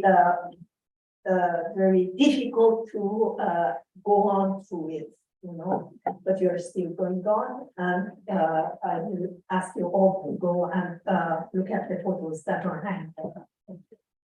Can I just add one sentence, since we are, and this is not a joke, but I'm saying we are promoting the events which are taking place in Vienna in support of the voices of our compatriots in Iran. Another one is the presence of the artists of the Academy of Applied Arts, MAC here. They are one of the few groups who are very, very active in the city, and you have a chance maybe in the break to take a look and talk with one of the representatives, a very strong woman as well, Hilary. Thank you for being here. And thank you, the organizer, for having allowed within very short limit that you can present your work here. And there are almost every Saturday, I would say, also demonstrations and manifestations in front of the Parliament or Stephansplatz and others. And we have Shura here who has a very strong presence there. So there are many focal points, and we want to keep them. We want to praise them and thank them and try to keep up with the strength which is needed to have a long breath for fights against the brutality. Thank you. Thank you very much. Yes, I have a question. Would you maybe like to come up here because there is no microphone? Yes, I will just- I have a special art question because I had a quite strange experience when I was last time in Tehran in 2017, when I visited the Museum of Contemporary Arts. And everybody of us saw this museum. It was a museum with many pictures and paintings of women without scarves, of course, and even a lot of naked bodies. So this was a strange experience, and I would have expected it there. And it was just a time when it should have been brought to Munich. And because this did not succeed, I was able to see all these examples of art. I would be interested how you impose this museum into the whole picture of the Iranian situation. Is it the result of contradictions inside the regime? What is it? To whom do you go to first or to the whole panel? Especially to Shade. Well, I hope someone else can answer or complement my answers. Yes, so I will. I must say Iran is full of contradictions. We know about this museum, about the collection of the late Empress of Iran who collected all of that. I had no clue that it was open to the public. And I hope someone else wants to talk about that. Sure.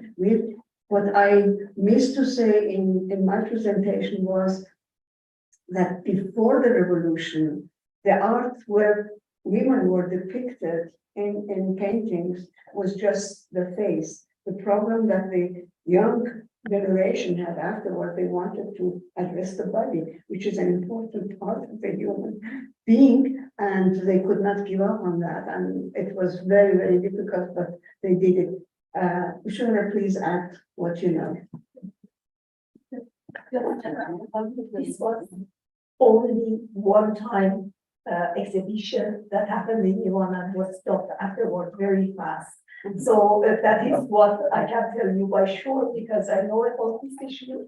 And I know that, for example, there were painting classes close to the museum. You know, there were classes there for everybody. And as my mother is a painter, she was taking part in those classes also. She said that we had, when they came to control, and they came to control us, we had to put our paintings at the back of the room, put something on top of it, so that nobody sees that we are painting women without scarf, else the class was closed.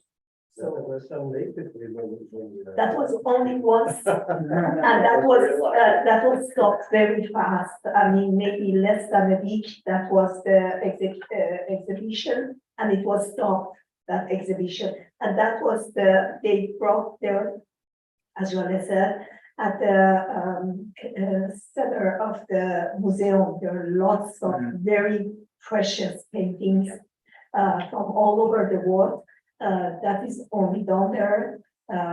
We all are happy if they are not so, because they are actually the whole thing belongs to everybody, belongs to Iranian, but we know that they don't like them, they want to sell them, and we know that many people are fighting to keep these buildings still in Iran and not allowed to sell them. So this is what I say, and that exhibition was the one that you are speaking about, they stopped it very fast. You will Sir, talk. please allow me to add one sentence. This is very often the case.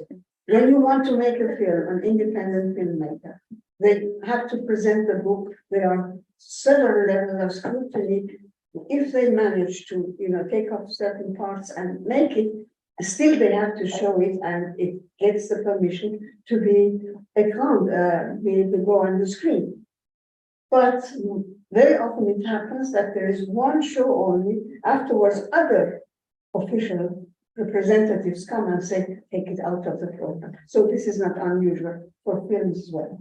Thank you. Thank you. Just some words. This Museum of Contemporary Art has a very moving, very interesting story. It was built. The initiative was the last Empress of Iran and her relative Diva. I don't know The name. the name of Person, yeah. the name.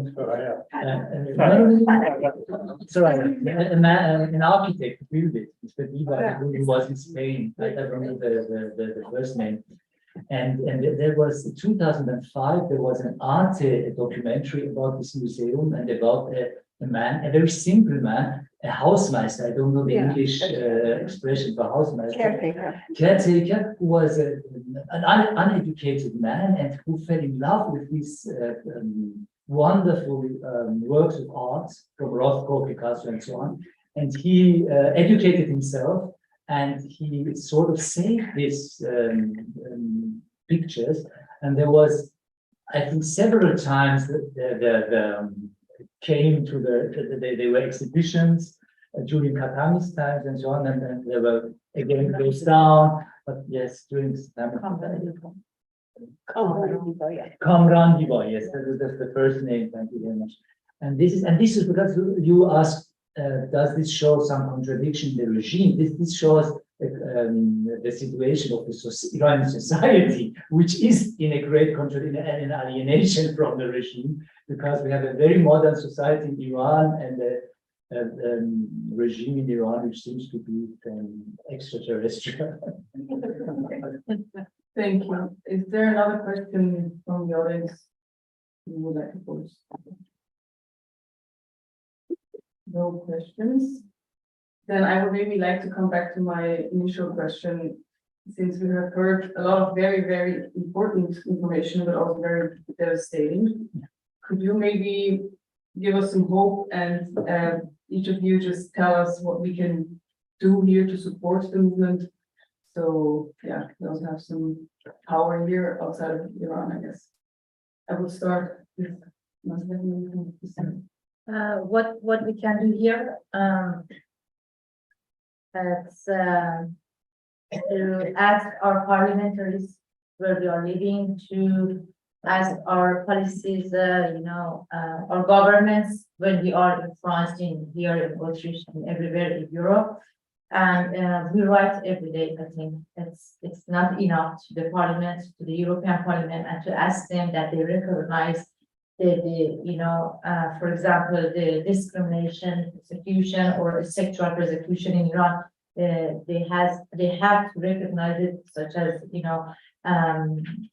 I cannot say apartheid, but as a crime against humanity.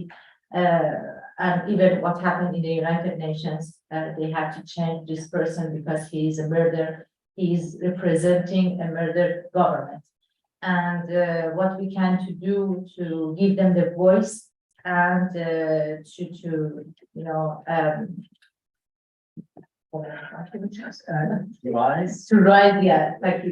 the pressure on our governments, democratic governments, and ask them to stop just thinking about the negotiation and talk about the human rights and what happens in Iran, even the other side in Afghanistan. Well, the question is very, very important. The phrase would be to be the voice of this movement in Iran.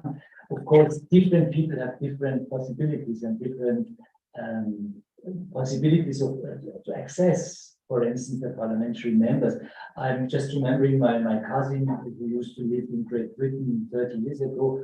She had some minor problem, and she said, I will write to my member of parliament. They have this culture, it seems, maybe they had it at that time. In Austria, we don't have this kind of culture, as far as I know, but still they are elected by us, members of the parliament. So every one of us, not only the Iranians, could address them. And then, of course, we have some people here in the room who are in arts or who have access to the public opinion. Every one of us has access to the social media, so we could really be the voice of this feminist revolution. Yeah, I agree with what was said, and I believe in the power of Iranian women and their style of combat, which has proven workable and doable in that society. And I think we have to acquire that, and that's maybe a difference I have with some of my colleagues, that we can change the UN system, that we can change the government's attitude who like and love to deal with Iran. They have other parameters. I think we have to remain on the realistic ground, be loud, be present, use the social media, and take one step after the other. And I believe what Sama just said, to encourage and teach in a way, it's a very courageous way. The parliamentarians, they are our only hope here that have taken sponsorship for some of the political prisoners to do more. For instance, one idea which I like very much, it's not mine, it's a very good one, is that they ask for the Austrian government, if we talk about here, we talk about France, to give visa to this parliamentarian to visit their protected child in the prison. They will never do, but it has a media aspect. So I believe in media, in taking for granted that UN and governments have their own regulations, rules. For instance, what your husband said, I liked it very much, that this small assignment in the Commission of Human Rights is not meaningful. I mean, it is there, this is there, it's not good, but it is there. And so are the governments and their interests, economic and nuclear. We don't talk about that today, do we? So slowly and accepting what is there. Again, the small tunnel which we have as the small tunnel which the Iranian women have, and just put steady pressure. The Chinese way, the old Chinese way, not the new one. Thank you.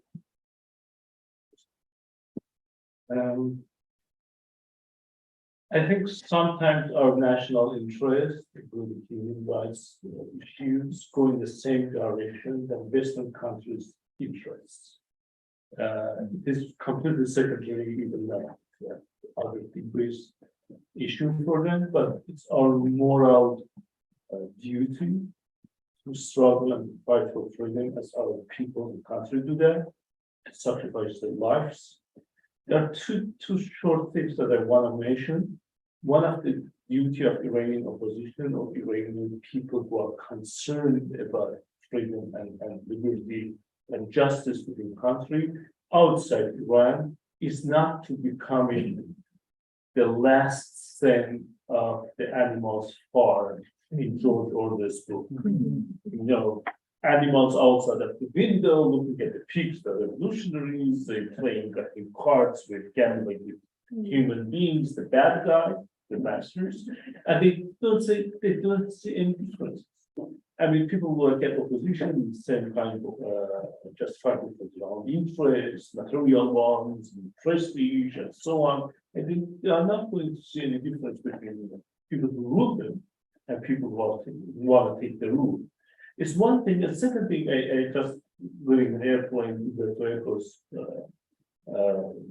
speech on fascism years ago. He said, you know, there was this kind of attitude that partisans of each other were nothing, but just othering the foreigners or Americans and so on, kind of liberated. He said it's completely false. He said they were fighting and they gave their lives, and they gave this moral issue to others, including the people, the American soldiers, for example, that they came to liberate them.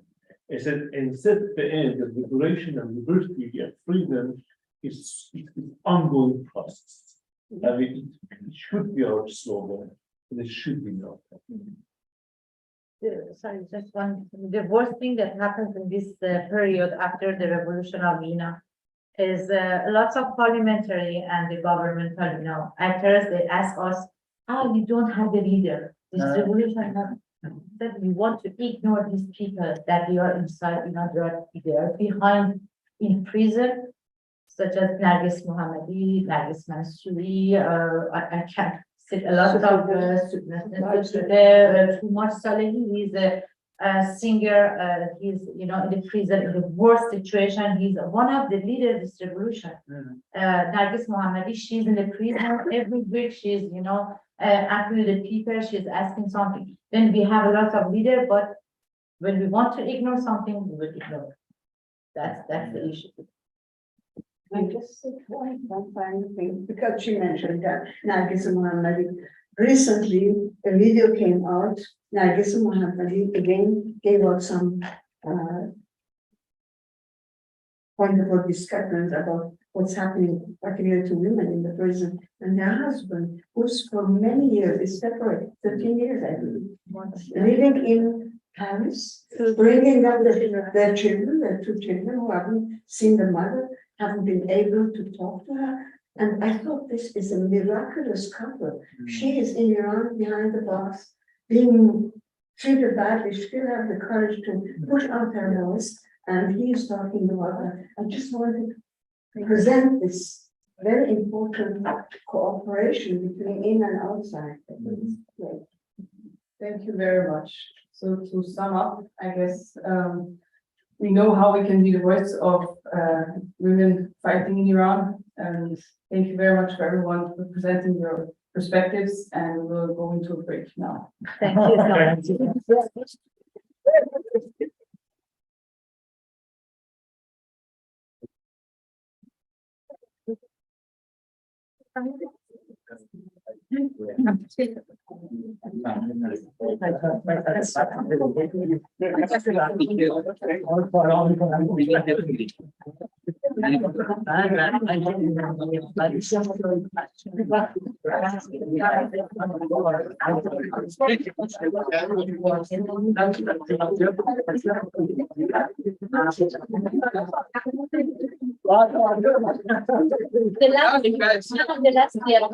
The last year, go to the last year.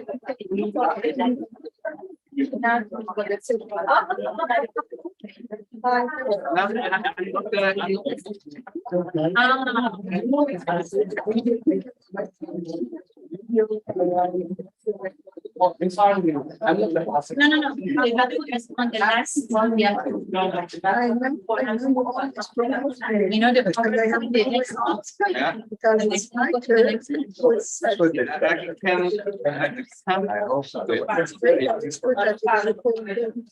When you play, I'm also participating. yeah, but when you play, what happens? I have no interest in this. Yeah. Okay, the 1 minute. Now, after break. You were saying. Yeah.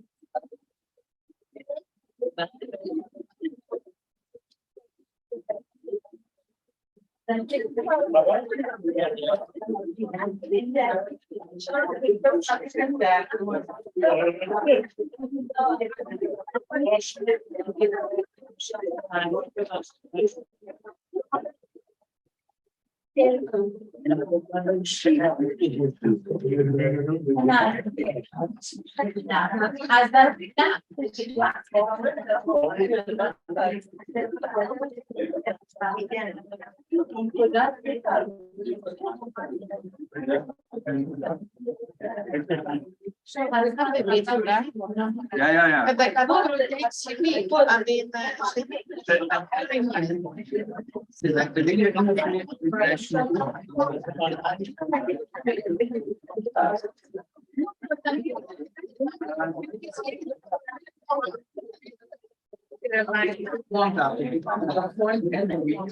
It's the last one. this CV, one.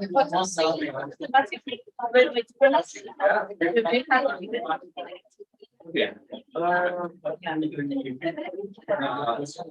All right, then what's, he should. I think there are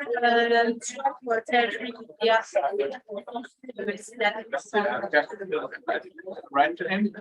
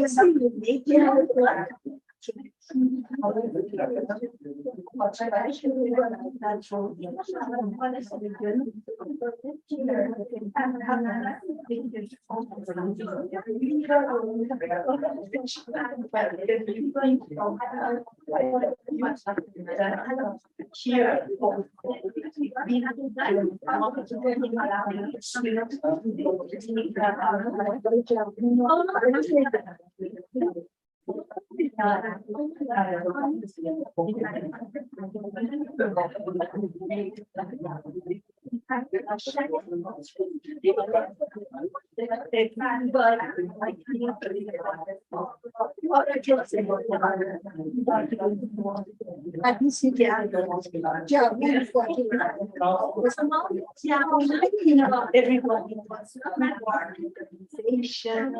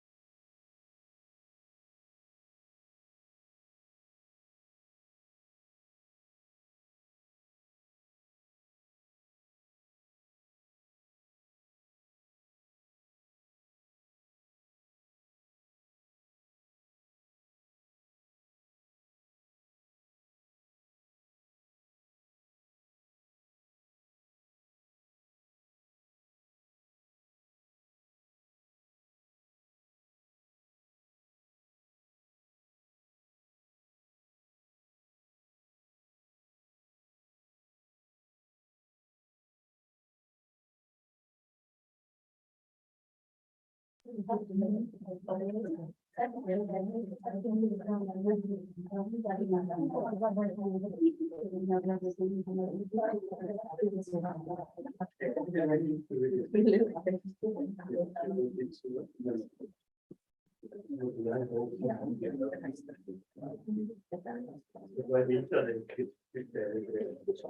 to find another for that? Okay, okay.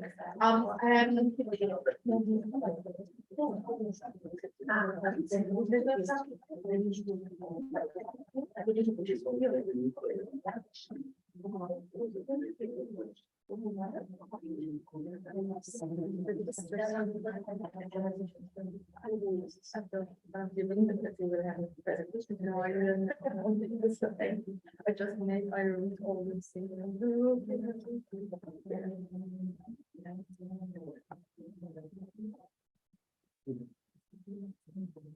So this is the presentation we were supposed to have before in the previous panel. By Nazila, right? Yeah, but unfortunately we have it now. But yeah.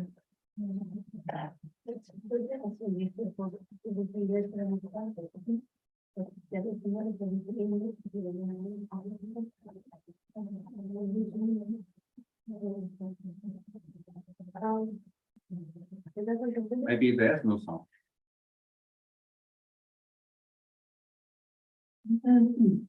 Yeah, because I think that is according to the council is supposed to give a presentation.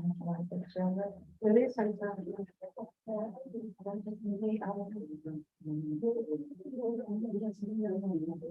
I mean, what I'm going to do, because it has some technical problems with this particular video, I think I'm going to share it with participants and to everybody here. If I have your email, I'm going to share it because I do think it's fair that you can see it. It's a very important one, especially maybe I'm not an expert. But when I saw it, I mean, especially that was really, even my children came started wondering it. So it was really very powerful.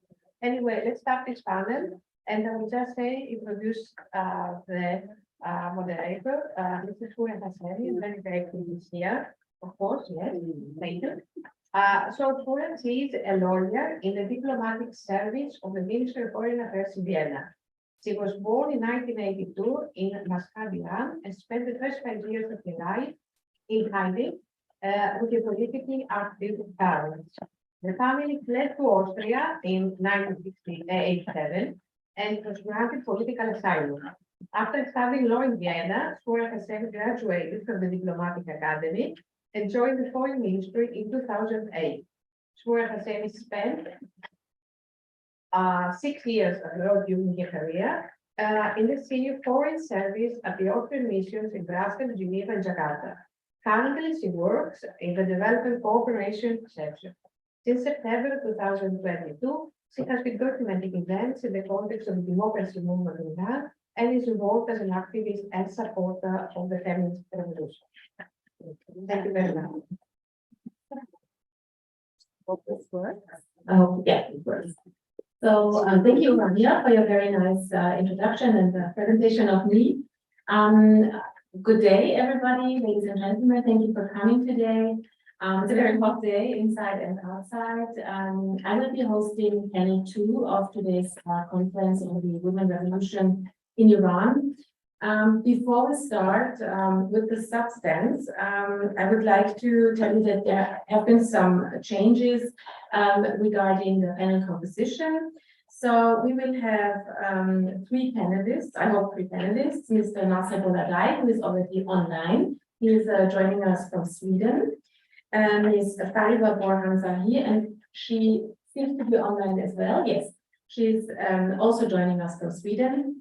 Mr. Habibi Dora Hassam, who is, I think, still stated on the program, he can't be here today because he has gotten sick. And Ms. Celine Sabri, she wanted to join from Norway, but she's still at the airport. Her flight had a delay and she couldn't make it home on time. So we're not sure that she will be able to join us online today. But we have Ms. Delavis Abdul Hassani. She's a PhD candidate staying in Vienna. She's an artist and she will also hold a presentation on the case of the minorities in Iran. We have around an hour 15, an hour 10 minutes. So we will have some presentations, some will be around 20 minutes, some only around 10 minutes. And then we will have a short discussion, question taking, and I also have prepared some questions if there's still some time left. We will start with Mr. Nasser Boladai. I think he is already online. Yes, I'm Yes, thank you. Hello, welcome, Mr. Boladai. Mr. Nasser Boladai is the spokesperson of the Balochistan People's Party in Iran, the Iranian Balochistan People's Party, and a member of the International Committee of the Congress of Nationalities for a Federal Iran. He was born and raised in Balochistan, in the province is called Sistan and Balochistan. To be correct, he holds a master's degree in arts and in linguistics and computer science. Mr. Boladai is an editorial member of a Baloch magazine called Tran. Maybe some of you know the magazine. It is devoted to political and cultural discourse among Baloch people and other Iranian people. And he's also the general secretary of the Balochistan People's Party. He will hold a presentation now focusing on the specific issues, the specific struggle that the Baloch population has in Iran. And of course, it was mentioned in panel 1, the specific part that the Baloch people play in this women's revolution. You all know every Friday there are still mass demonstrations going on in Zahedan, the capital of the province of Balochistan.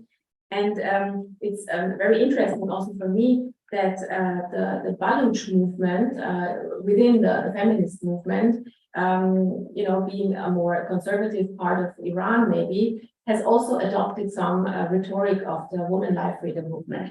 So, Mr. Boladai, I will give you the floor and you can hold your presentation. Thank you. Thank you very much. Hopefully the sound and voice is coming good to you from me here. Okay, thank you very much. First of all, I would like to thank the organizer of this conference and for inviting me to be participant here. I think, as was mentioned here, Women Life Freedom Movement is currently more visible in Balochistan. As was mentioned here before, is a region that has been kept more backward, and it was saying that the people in Balochistan even doesn't have photos to be shown here in the exhibition.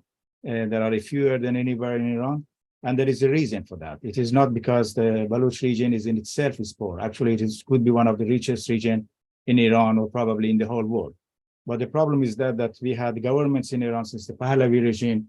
Actually, one of the foreign ministers of during the Pahlavi, Mr. Mahmoud Khalwatbari, he said that we always assumed that the Baloch would attempt to create their own independent state someday. So it was desirable to keep them as politically weak, disunited and backward as possible. And this backwardness was seen here also, as was mentioned, that the people in Balochistan cannot afford to have photos, or they do not have the access to have photos like others have in Iran. And you can see it when you talk about the prisoner in Tehran and prisoners in Zahedan. Even prisoners in Tehran can write manifesto, can send messages, but it is not possible in Balochistan. There is a totally different situation there. And this has been a systematic policy both during the Pahlavi regime, and of course it has been harshened during the Islamic Republic of Iran due to the many factors. And Baloch people, well, as you mentioned by me and you, other people there, has joined this movement for freedom, woman life and freedom, full-heartedly and with determination. It was from this last week of the September that the Baloch demonstration started in Chabahar, and they were continued in Zahedan on the 13th of September. And Balochistan, as was mentioned here, is the only region that the demonstration are continuing, and arrests in connection with the demonstration are happening, particularly mostly in Baloch region, mostly in Zahedan. And sometimes people, even if you go around and they ask why it is happening in Balochistan, it has been subsided or decreased or even stopped in other parts of Iran. I think here there are some factors that I want to mention. First of all, the Baloch people from the inception of the Islamic Republic of Iran were against this regime. Political Islam that was formulated by Ayatollah Khamenei did not provided any change and that benefited Baloch people. And instead, its rhetoric and political vision increased discrimination policies against the Baloch. Baloch, we also never joined the Green Movement because its leadership and manifesto of the presidential candidate did not have any plan or idea that could benefit Baloch people. Actually, this was a question that were asked at that time because the Europeans were very kind of excited about the Green Movement. And they asked us to come, and I was in the European Parliament, and they were asking why this is happening. I said, well, when somebody come and say that he's looking for the golden years of the Imam Khomeini, then it's very difficult for us to join that. And it is the same thing if somebody wants to go to join the a golden year of the Pahlavi, it's very difficult for us to envisage a kind of place for us in that kind of political system in Iran. And Baloch did not join the demonstration for economy that came off, for instance, in November 2019 or previously. It is because economy in Balochistan has never been good, not during the Pahlavi, not during the Shah's regime. On petrol, even Balochistan is a place where the petrol smuggling is controlled by the Revolutionary Guard, is being sent to the Gulf region, to the Pakistan and to the Afghanistan. But petrol is not available to the Baloch people to the extent that is available in other region of Iran. If you go to Balochistan to a petrol pump, you see the queue there are very large. There are different ways that the regime tried to make the life very hard for us Baloch.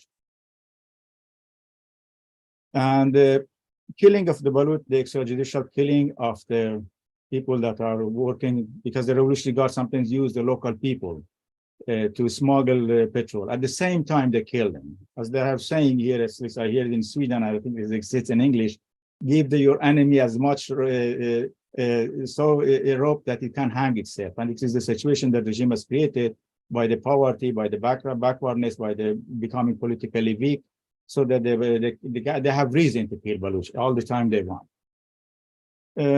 And the Baloch did not join those because and killing Baloch and the execution of Baloch are about 4 to 5% of the Iranian population, but we make up about 31% of the execution in Iran.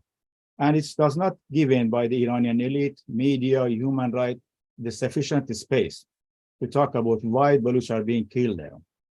Actually, it is some kind of, we could say this is a crime against humanity. It is somehow, you can see that the BBC is reporting the 8th March about the Balochistan and the Baloch movement and about why Baloch has joined in the women life freedom movement. And there it says that the percentage of the men and women in Balochistan is 30 to 70%. And one can say that there are villages in Balochistan, this was not mentioned in that report, that all men has been killed. It has been the policy from the regime from the beginning. Create a situation where Baloch become a minority in their own region, and many have to migrate because of economical reason, and people from other parts of Iran are given kind of privileges to come and work in Balochistan. And most of the jobs in Balochistan, 80%, are held by the non-Baloch. It's a statistic from the regime itself. But there are many Baloch youth that are unemployed. And actually, many of them have been educated in India, have gone, many families before the Iranian currency suffered, send their children to study in India because of the English language. And it's easier for the Baloch, even if they do not go as a student directly from Iran. If they travel to India, they get a kind of attention from the Indian authorities to just stay there and study if they can pay their school fee and these kind of things. Those people even cannot find a job in Iran if they have got even PhD or they have got a higher education. But we can sense as a Baloch there is a change now, hopefully, because of this woman life freedom. We can see that there are more sympathy towards the Baloch, more understanding of what's happening in Balochistan, and hopefully this will continue. As I think has been mentioned here by the several of the speakers, during this revolution, even the large number of compared to any province or region, Baloch has been killed more than any places. In Zahedan, particularly, in one day, around 100 people were killed. And several were actually paralyzed. About 10 people lost either their hand or their legs. And about 15 people have lost their sight. during this killing, because the regime here in Balochistan used weapon of war to kill the Baloch. So the Balochistan, as I mentioned, the Revolutionary Guard is very active. The Balochistan is a region that it's controlled by the Revolutionary Guard, and it's some kind of military kind of martial law in Balochistan. With all this, Baloch people are out and protesting, because as I was saying, that Baloch people see that in this slogan, human life, freedom, a new system, a new vision for Iran, which, at least from our understanding, is that it will be against all kind of discrimination, be it against women, be it against national minorities. And many of those people that are still in prison because of the revolution, many of them are Baloch, and about 7 people are actually now convicted to execution, and 4 of them are Baloch. I can mention all 7's names that I have here. One of them is Ibrahim Naravi, Kambi Zahut, Mansour Damardem, Shoaib Mir Balochi, Mahmoud Tabardu, Mujahid Abbas Purpur, Mansour Mehnawaz. So the reason that we are continuing this demonstration is because of those multiple discrimination that we, from the religious to the national discrimination that we face in Iran. As I mentioned, that we feel that at least this new revolution maybe to some extent will incorporate our vision. That's why we are very determined and serious to continue this demonstration. And what we expect from, at least it's what's when you talk to the people in Balochistan and in Zahedan, what they expect from the international community and from the Iranian abroad to make sure that they support the demonstrators in Iran and the particular demonstration in Balochistan, and make sure to be their voice, because the harassment and the killing and arresting Baloch people is continuing all the way. Every weekend when there is demonstration in Balochistan after the Friday prayers, many more demonstrators are arrested after they leave the demonstration. And well, of course, for us as a Baloch, the most important thing is to stop, somehow find a way to pressure the regime to stop its execution and free all of the prisoners. So I will stop my presentation here and let others to present, and I'm ready here if anybody has a question. Hopefully, we soon see a free Iran where everybody has their own equal right. Thank you very much. Thank you.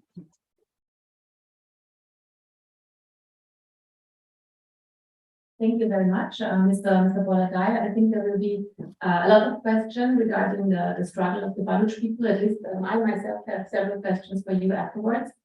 But for the sake of time, we will go on with the next presentation, which will be from Ms. Borzahani. I hope she is still online. Yes.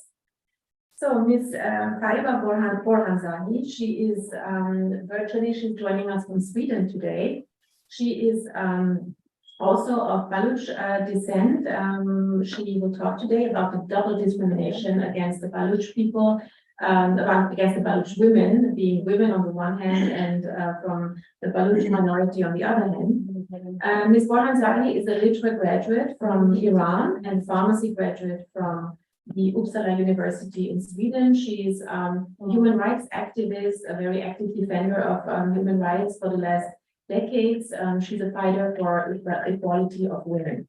She regularly participates in her now home country, Sweden, in conferences, roundtables, television and radio interviews.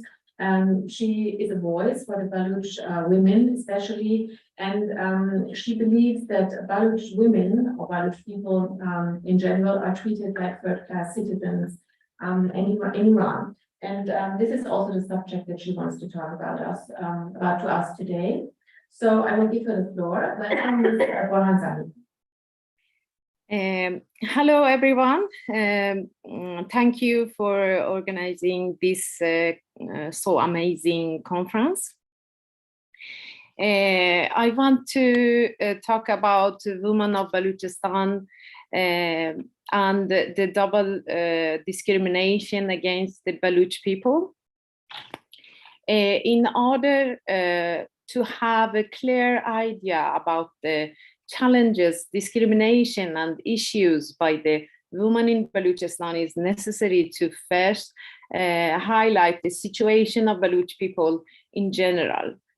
For the past 100 years, the people of Balochistan have been considered as the outsiders by consecutive totalitarian regimes and are considered as the enemy of the regime of Islamic Republic of Iran. The government has systematically discriminated against the Baluch due to their different language, culture, and religion, and has treated them as undesirable stepchildren, and has disregarded them for decades. During these past 100 years, different governments has treated identities and region where nations such as the Baluch, Arab, Kurd, Turk live as a colony. They have abused the rich resource which belongs to people. They provide them from having a proper economic, political, educational, cultural infrastructure, and they have kept them in abject poverty. The example, for example, in Baluchistan, 75% of the people suffer from nutrient deficiencies, and 45 live under the absolute poverty line. Mainly, Baluchistan is a lucrative source of minerals such as gold and other natural resources, in addition to the strategic ports. Baluchs make up 3% of the population. However, 30% of education in the Iran belongs to Baluch. Baluchistan has the highest rate of child and maternal mortality in the country. Baluchistan has 70,000 out of school children, which is the highest in country. 100,000 Baluch do not have identity cards. Due to water scarcity, people fetch water from Hutaks, which is a hole filled with rainwater, and children fall prey to crocodile or are drowned. This happens only in Baluchistan. People live in mud huts without any health or education facilities, and they have extremely low income. Due to lack of hospital and health facilities or trained staff, people with serious illness have to travel outside of Baluchistan, which costs a lot. We have villages in Baluchistan where only women and children live, and the men are either executed, shot at by the border control for making the ends meet through Sukhbar. Sukhbar is the transfer of fuel between Iran-Pakistan borders, or killed due the random shooting on the urban roads. Prisons in Baluchistan are filled with Baluch detainees who are changed with false accusations, who are kept as hostage and then executed by the government as retaliation from the Baluch community. Now that we have established how the overall situation in Balochistan, we can focus on the issue related to Baloch woman, a Baloch woman who lives under such circumstances.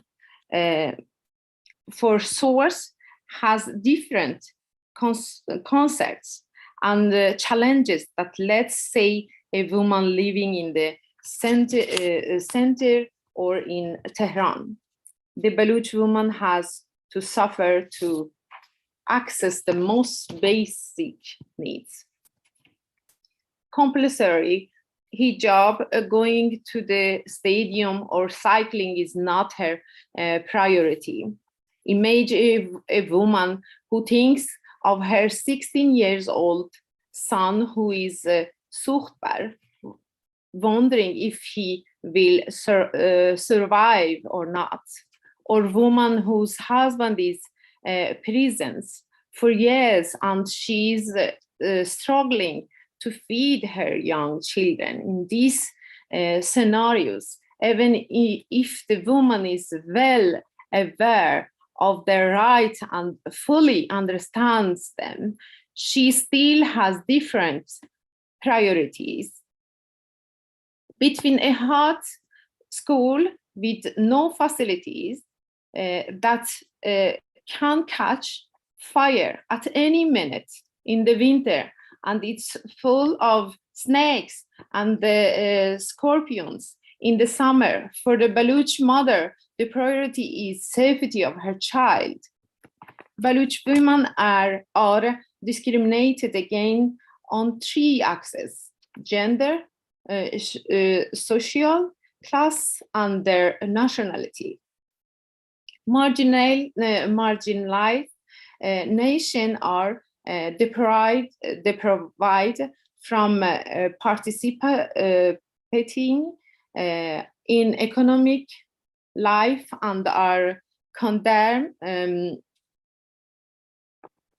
to remain in the sidelines and are considered as second and third class citizens. Honor killing, child marrying, the provision from education and class differences is intertwined with the patriarchal construct of the Baloch society, and all these have their roots in the systematic political, economical, and cultural discrimination facing Baloch in Iran. Unfortunately, the problem of patriarchy in part of in Baloch society in patriarchal culture which dominates the religion. The more we experience political, economical, and cultural discrimination, on the more it is different to access employment and make ends meet, and the more we will experience violence as women. I should highlight that the dependence of women on men is rooted mainly in oppress and the looting of the natural resources of non-Persian nation in the centuries, and the totalitarian structure of Iran for the past 100 years, following the British coup during the end of World War I, which as a coup against the achievement of the Iran constitutional revolution. Baloch women in the geography of Iran shall never obtain their right until Baloch people are able to determine the fate, and their destiny is not decided for the totalitarian, centric, and sectarian forces that rule Iran, and they will never be equal to Baluch men who collectively are third and fourth class citizen in Iran. Thank you for listening.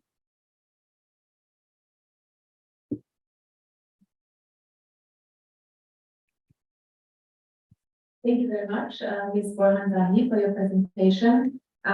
We will, I think, talk about the fact of discrimination later on while the questions are taking. Now, I just would like to see if Ms. Safi, no, she hasn't joined us, so her flight was delayed and she will be still at the airport. But fortunately, we have a surprise speaker today. It's Ms. Gelavis Abdul Hassani. She is, I told you before, she's a PhD candidate at Vienna's University of Applied Arts.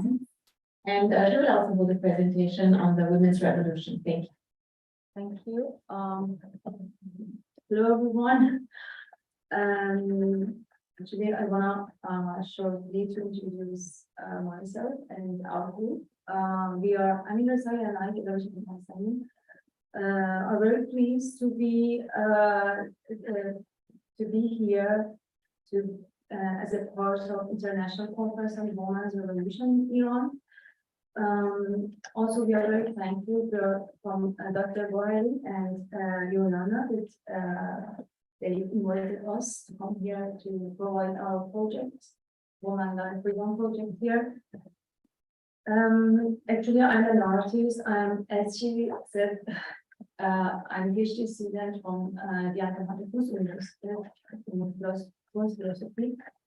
And unfortunately, he's not here because he's at work and he wouldn't be able to be here.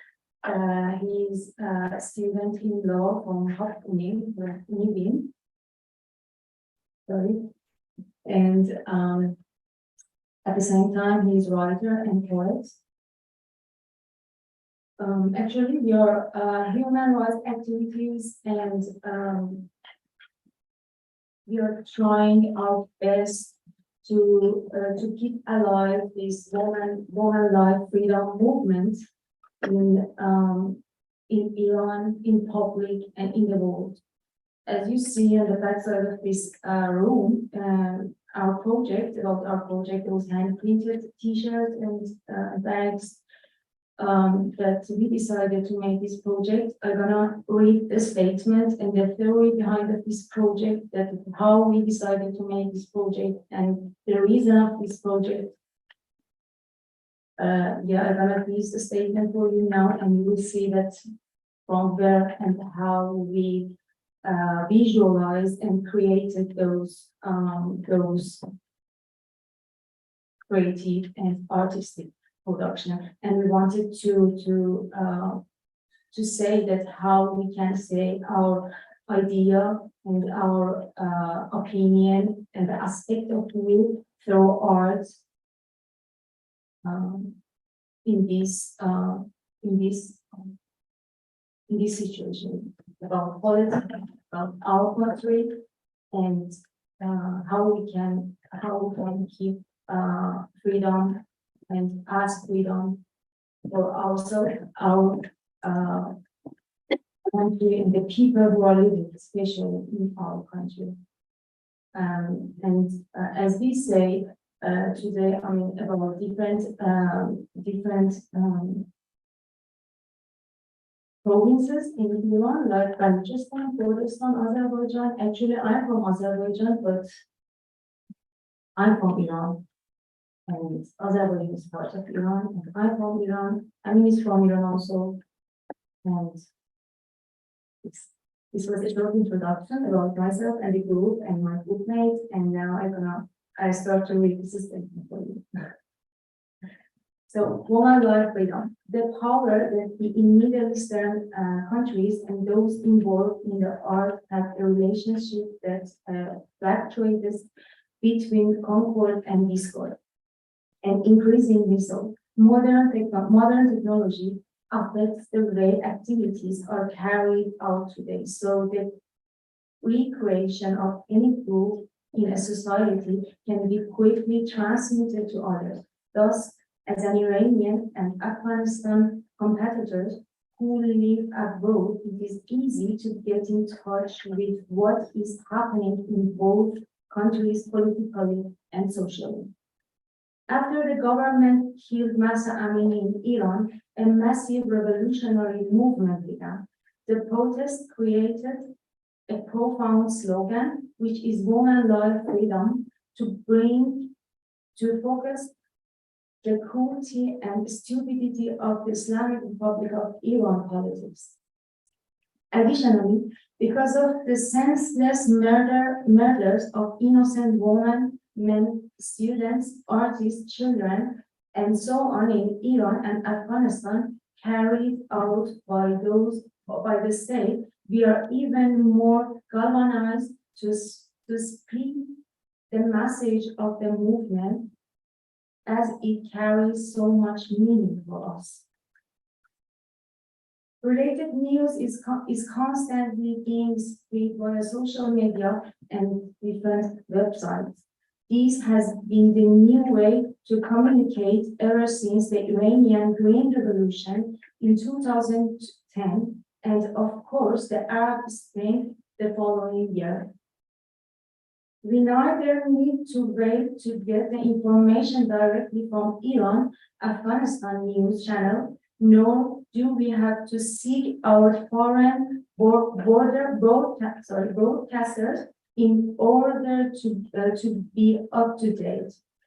Therefore, through the latest technology and internet facilities, the transmission of an extensive amount of message shows critical protesting and non-protesting information from the viewpoint of most people. The lack of freedom for women and the same for men is one of the leading causes of society's anger. Besides that, the betrayal of the politicians' actions against their citizens, civil, social, and economic rights are neither acceptable nor forgivable. There is a plethora of artworks being published online and direct reaction to the local events of this dynamic movement. As a part of this movement, graphic artworks have been created in posters, in protests, such as painting, photography, video, music, and all visual media. They are preferred to the traditional written and news format. Through the Women Life Freedom Movement, Yalavish Abu-Hassani and Amin Rezai have decided to bring awareness to the deeper meaning of this statement to the wider public. We aim to propound the belief that everyone must believing should never forget and ought to hold the highest respect for this important matter of gender, life, and freedom. We are assuming the responsibility from our position as an artist and a writer to stick with this movement and to keep bringing people's attention to it. We are talking precisely about the societies and communities of the West until the revolution has come to stay. We give you our promise that we shall never stop. For this project, we have started by creating silk handprint t-shirts and sweaters with Women Life Freedom as a design. We would love to see whole world in these clothes on the streets around the world to lend us their support and send a strong message to the Iranian, Afghanistan governments that the time has come for change. Thanks a lot.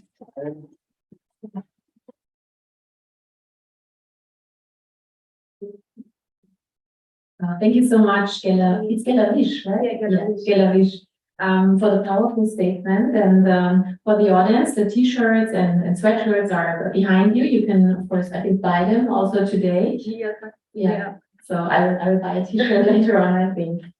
Okay, so we have now, we have now half an hour left until lunch break. So there's plenty of time for discussion. I have some questions myself, but I would like to firstly open the floor for questions from you, from the audience. Please, Janet. Yes, of course, please.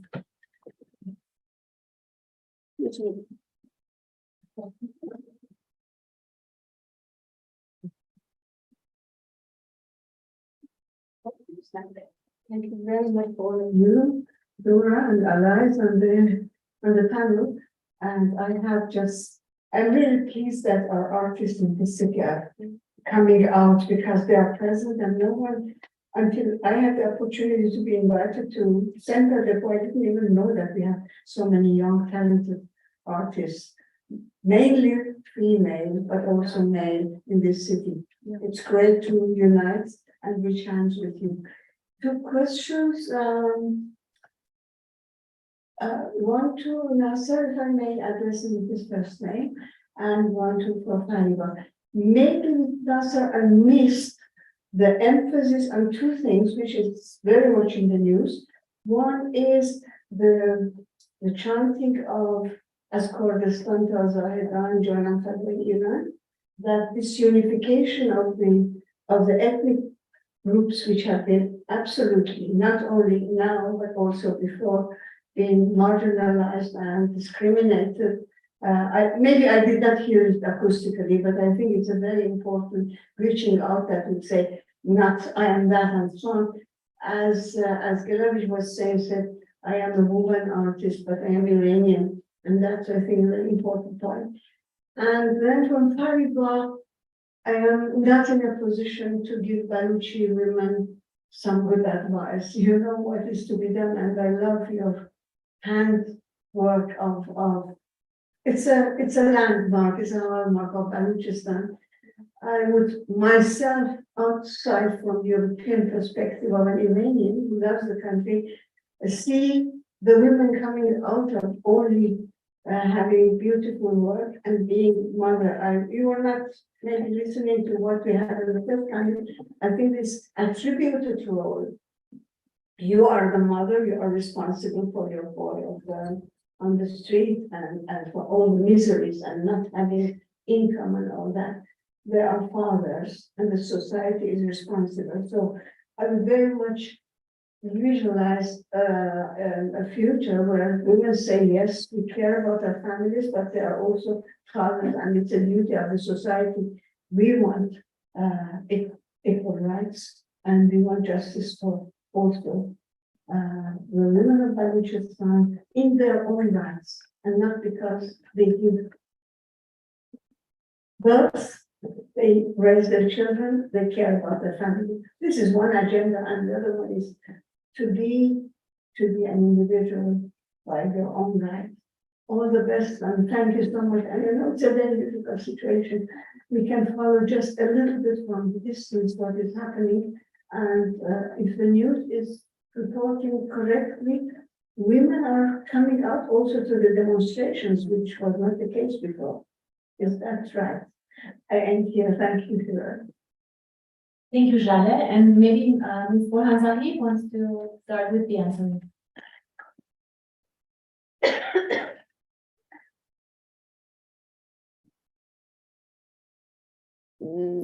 اگه لطف کنین برای من ترجمه صدا خیلی بم بود، من دقیقا متوجه سوال به خوبی نشدم. اگه لطف کنین برام بگین.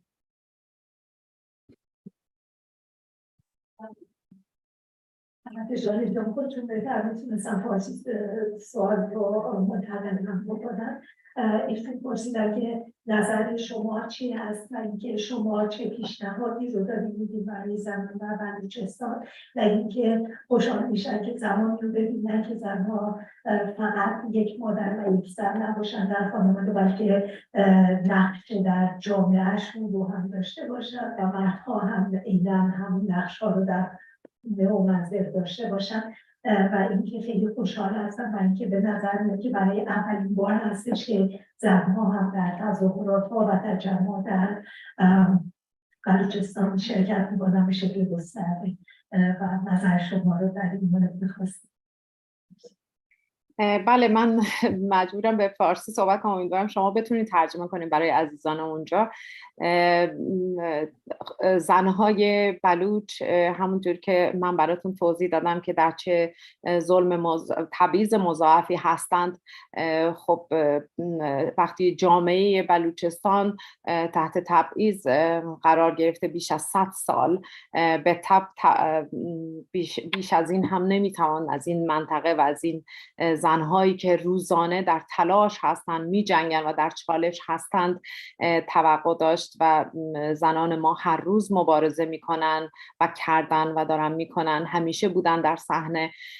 فقط توی جنبش ژن آزادی یا همون زن زندگی آزادی نیست که در واقع شما شاید اون موقع توی تیوی و رسانه ها دیده شدن، همیشه بودن زنهای بلوچ ولی دیده نشدن متاسفانه. ولی این انقلاب ژینا باعث شد که همه دیدها به طرف اونها بیاد و دیده بشن، بی چهره ها چهره دار شدن در واقع، مثل خود بلوچستان که هرگز چهره ای نداشته و کسی در موردش چیزی نمیگفته، به خاطر اینکه خودتون میدون حکومت جمهوری اسلامی باعث شده که مردم ما دیده نشن و در تبعیض مضاعف قرار بگیرن.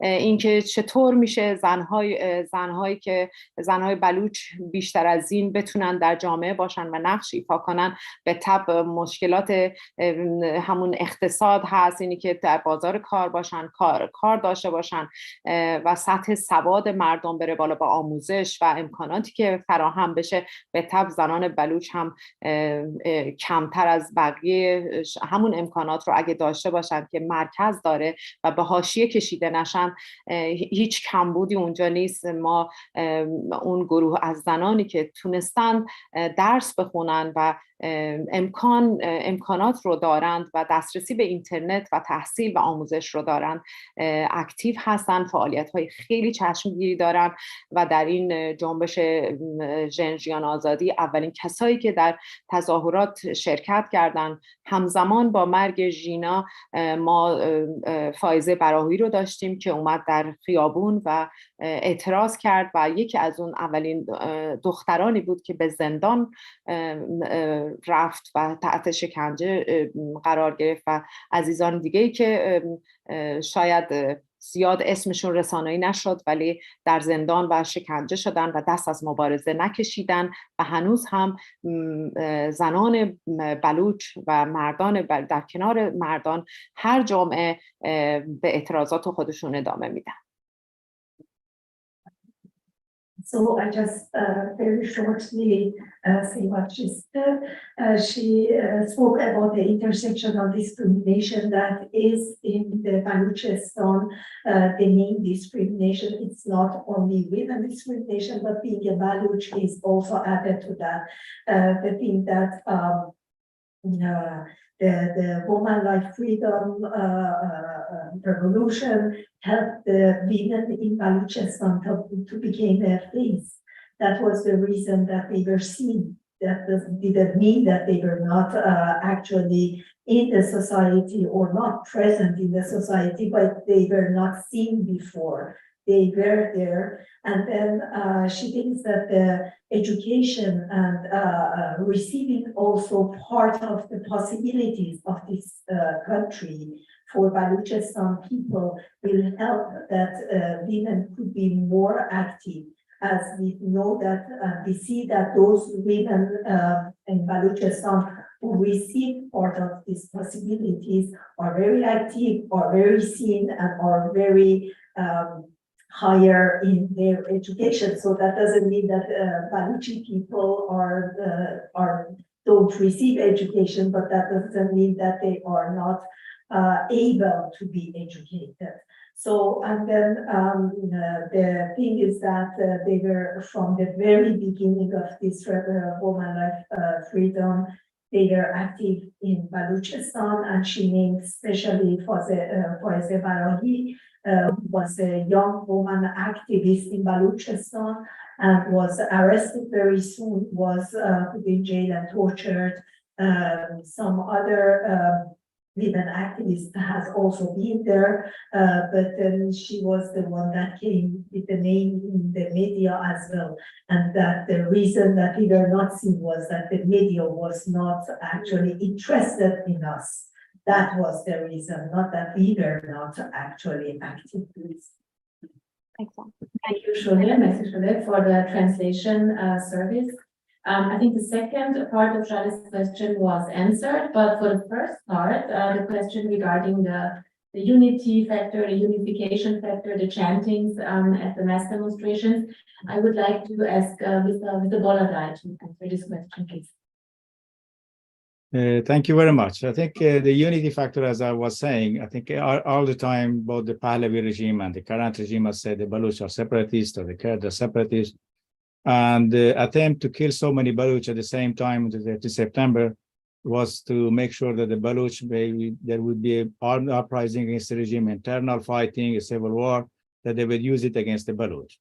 And I think the Baloch and the Kurds and all the people in Iran, even the Farsi speaking, they showed that we are all united. We all have a common kind of identity against this oppression, and we want to live together in peaceful coexistence. However, chanting the slogans like I give my life for Iran from Zahedan to Kurdistan, we are against these kind of slogans, and we are against the slogans that death to the Khamenei or death to the Shah or death to the Saddam Gar. We are not very much in favor of these kind of slogans because we are for life. As this revolution is for life and freedom, I think we have to find better kind of slogans to work together and to create a common kind of a struggle against the oppression. And that's what we are looking for. And we are not going to use or to to support slogans which start with the I want to die, or to slogan to say that we kill somebody, so somebody should be died. But our unity is a fact, and it's not kind of things that we have to listen to the Islamic Republic of Iran or some other kind of mindset that find any reason to create rift between people. And that's not good. I think we all have to stand together, who are for the human right, who are for the freedom, together, and even see what kind of slogans we do. Of course, this is very important for us. And in our mind, there is no doubt that we want to be part of Iran, and we want to be, but we want to have whatever right. And that's very important, because the two, we should have both of them. And somebody says if both of them are not possible, then the creation, the difficulty will begin. If somebody says that Baloch can have an equal right, be it its religious freedom, be it cultural freedom, be the equality of the woman in Iran, that's totally okay for us. If somebody says, no, this is not possible, then there is a difficulty for us. But otherwise, I don't think there is any difficulty with the people that are for equal right and for this slogan that woman, life, and freedom. I think it's the most important slogan. And we should look for the freedom and life, not for the death. And attempting to say that we are going to kill ourselves or going to die for something else. Thank you very much. Thank you, Mr. Boladai, for this very profound answer. We have a question from the woman in the back. Can you hear me?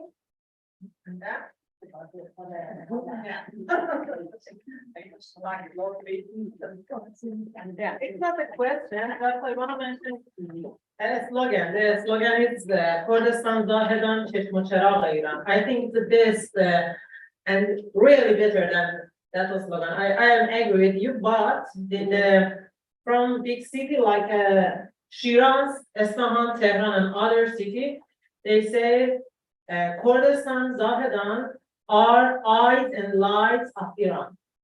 And that's perfect, because we as the people who live in center of Iran should understand Zahedan and Kurdistan and other cities are our eyes and our lights in Iran. So I think it's better than we die for any kind of ideology or any kind of religion, any kind of leader. Yeah, it's live. Yeah, that's why I want to make sure. Thank you so much. I don't know, Mr. Bonner, do you want to answer or is it fine? Should we go on with the next question? Okay. So are there any questions from the audience left? If there is no question, I would like to ask a question. It's also regarding the Baluch population. Me personally, I'm quite fascinated with the Baluch population. We have talked before about the mass demonstrations going on for nearly 40 weeks now in Zahedan. In my calendar, every Friday, the mass demonstrations, they pop up because I share the videos on Twitter, so I make sure everybody sees them. And my question, I have actually two questions to Mr. Boladai and Ms. Borhazani. What will be the role of these mass demonstrations in the future? Will they go on? Will they, lead to some kind of change? And my second question is regarding to the religious and spiritual leader of the Baluch population. It's, I hope I pronounce him correctly. It's Maulavi Abdul Hamid, if I'm correct. He's also to me very fascinating because every Friday he holds highly political speech. He's a religious leader, but he holds very political speeches talking about liberal freedoms, about equality. And so my question is, what kind of stance do you as Baluch people and experts on the Baluch population have on him as a person? What will be his role in the coming months, in the coming years, and what will be his role if sometime the regime in Iran changes in some way? Maybe Mr. Boladai, you want to start?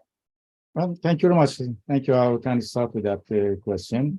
What we have, at least the discussion that we have with the Baluchistan and with the people there, they want to continue these demonstrations. As I was saying in my presentation, we Baluch saw in the woman life freedom a new future for us in Iran. And that future is very important for us. As I was saying, that we see that we are in the receiving end of only death and poverty and disunity in the current system that we had in Iran. So this is very important for us, this revolution. And we're taking this revolution very seriously. And it's very important for us.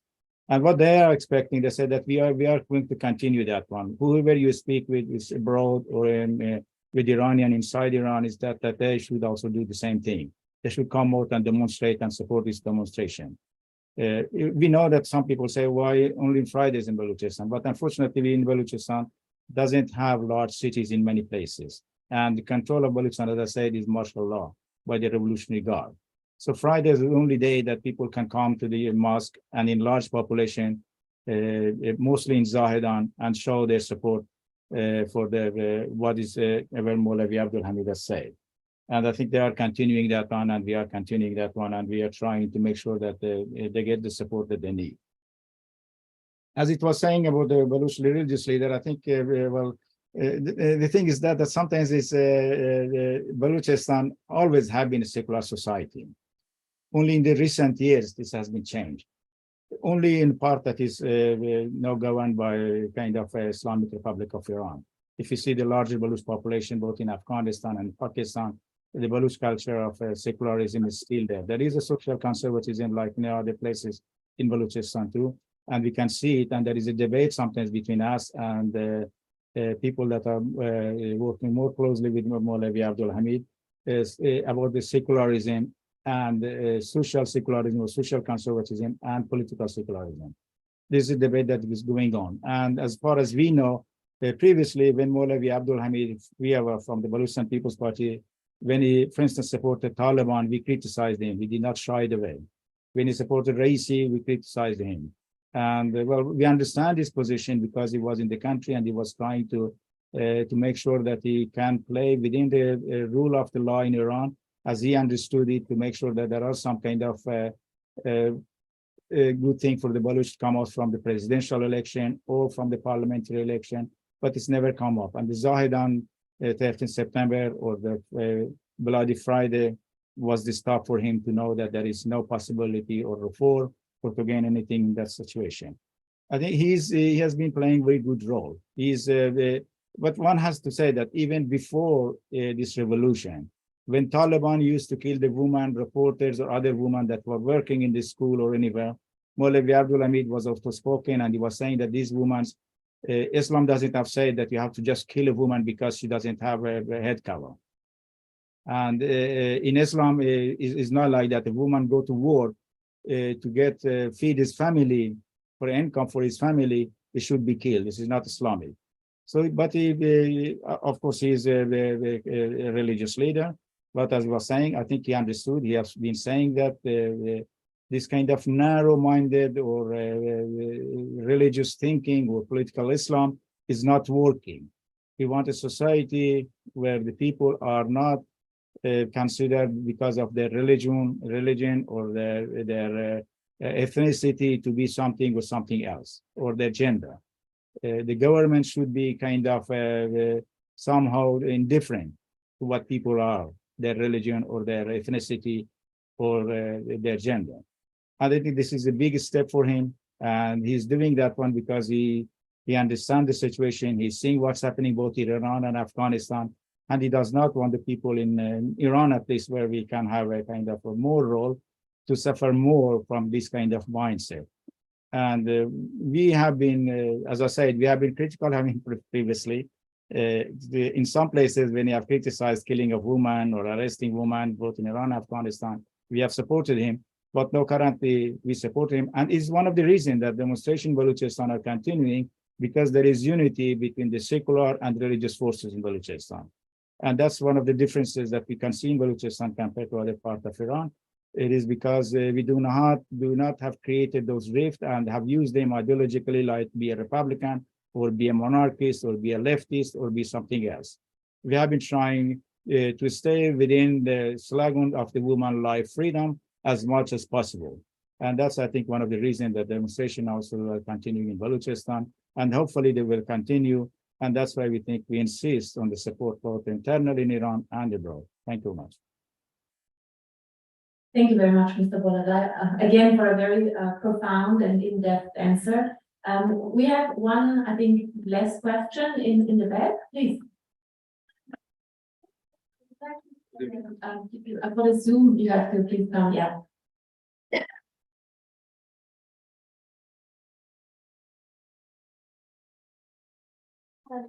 First of all, I would like to thank you for your last statement. It meant a lot to me. And by all means, all empathy for all women in Iran, all men in Iran, especially for Baluchis. But I wanted to sort of know your opinion. You emphasized a few times in your speech that during Pahlavi and this regime, Baluchis were suppressed, which is no doubt about it, I agree with you. But at least for those of us who may not be from Iran, it sounds to me, or it could sound that as if Pahlavi is still existing. 1979, regime Pahlavi came down, so I don't know the reason why it should be mentioned that the Pahlavi and this regime, so they don't work together.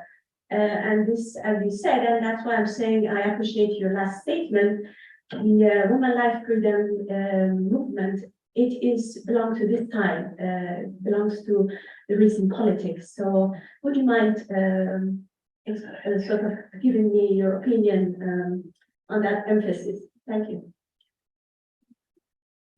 Thank you very much. Since when we talk about Balochistan, it has been a continued policy of the government, which is in Tehran, to have been discriminatory against the Baloch people. And it started during the Pahlavi regime. It was formulated during the Pahlavi regime. As I mentioned, Mahmoud Khalatbari said that Balochistan would gain its independence. So we have to make it disunited, backward, and weak. This policy has been from that time. And the Pahlavi regime made sure that the demography of Balochistan become changed. It never invested anything in Balochistan. The only investment in Balochistan they tried to do, it was the later in this regime, because the Pahlavi regime wanted to become the hegemon or gendarme of a region of Khalij Fars. The only interest was creating military bases in Balochistan, nothing else. And when during when the first Pahlavi, Reza Shah Pahlavi became in power, the Balochistan leader at the time, Mr. Dost Ahmad Khan Barakzai, sent a letter to the Pahlavi regime to ask him to start school in Balochistan, to send teachers to Balochistan. But instead, he sent his army. And this resulted, of course, Baloch resisting, because we never wanted any army to come in Balochistan without any kind of, before a teacher, they wanted to send army. Not sending pens, they wanted to send weapons. And that was the reason that we always emphasize that we don't want this kind of systems, be it Pahlavi system or be it Islamic Republic system. We want in Iran a country where we can live. And as I said, we want to work with any group that is against this regime for a democratic, decentralized, and secular Iran. But we have to say the truth, what's happened in our region, and we do not want them to repeat in another name, be it in Islamic name, be it in the name of the Marxism or the proletariat leadership, or be it in the socialist name, or be it in the monarchist name, or anything else. And for us, it is not easy to accept anything that's not incorporate in its full right for the Baloch people in the next political system that come in Iran. That's out of question. We have to insist on that one. Thank you very much.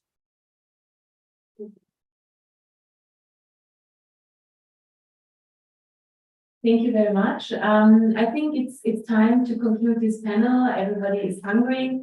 Thank you very much, everybody, for listening, for staying. I think we had a very interesting discussion, very interesting presentations, and personally, I'm very happy that again, this panel gave the voice to also ethnic minorities in Iran. I'm sorry that Ms. Sabri couldn't make it. I would have been happy to also hear her voice, being an Azeri Turkish woman, but we had Ms. Abdul Hassani here. And I would like to tell you, if you want to buy some t-shirts, some sweatshirts, and for the art project of Ms. Abdul Hassani and Mr. Ahmed Rezai, you can do it now in the back of the room. Thank you so much for coming. Goodbye.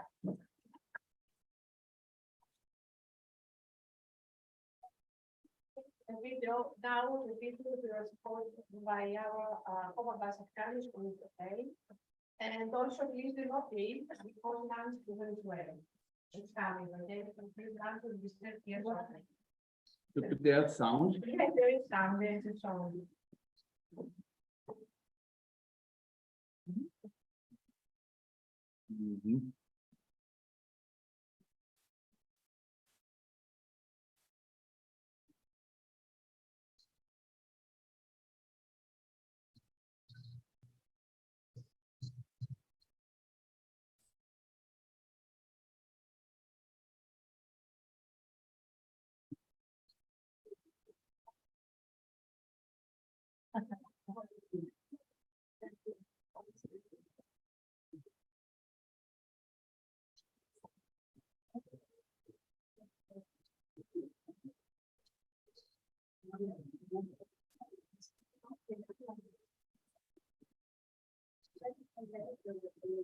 I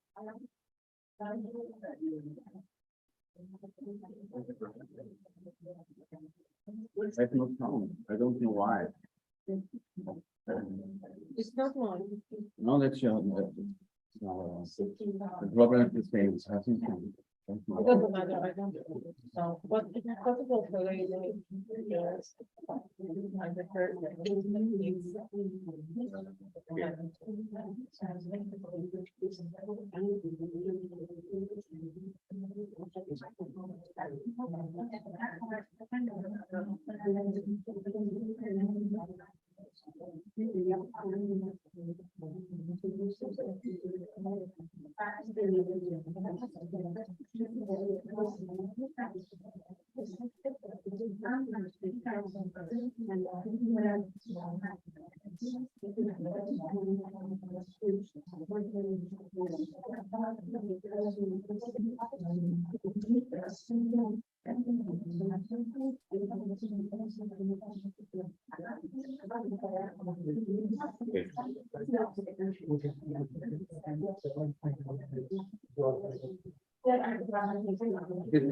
That's your.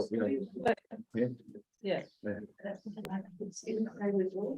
I'm the first one is, Last 8 minutes, okay. You're the first, okay. I have to check it. talk about one. But there must be a sound. No. No sound? And no sound, only.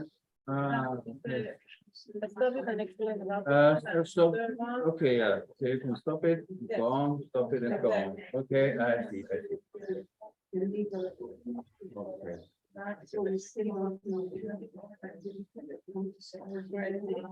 Okay, it works.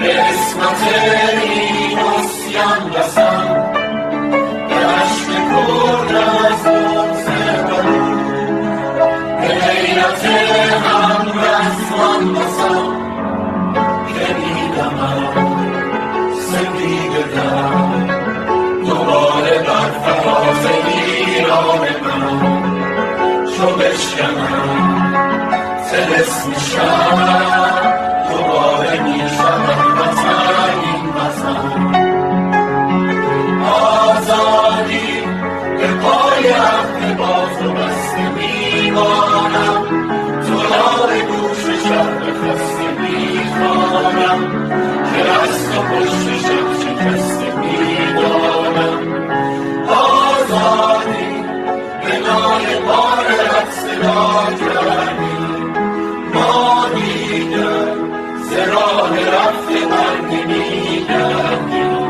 که میشود یادگار است عاشقانه گفته در خون میمانم پسند دریای عشق و خون به جوشش سیلاب درون قسم به بغض گمشده را به نعره های خشم و جنون که روز شمردم زنی به شورشم نماند نشان که بشکفت آب ما شوفه های سرخ سر در بهان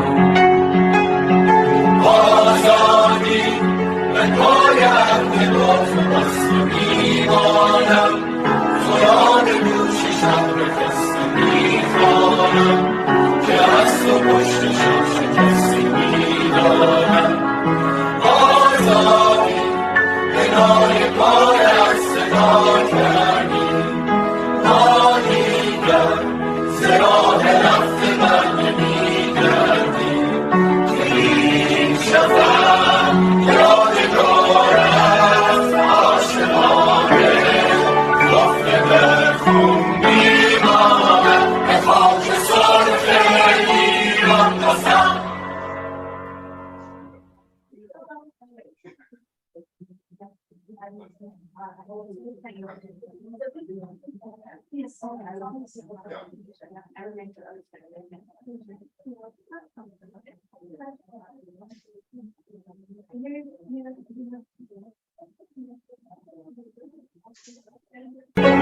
به خاک سرخ ایران قسم به عصمت این عصیان قسم به عشق کرد از بغض برون به غیرت هم رسمان قسم که میدمم سپید دم دوباره بر فراز ایران من چو بشکنم طلسم شب دوباره میشود وطن این وطن آزادی به پای عهد باز و بسته میمانم تو را به گوش شب خسته میخوانم که از تو پشت شب شکسته میدانم آزادی به نای بارت صدا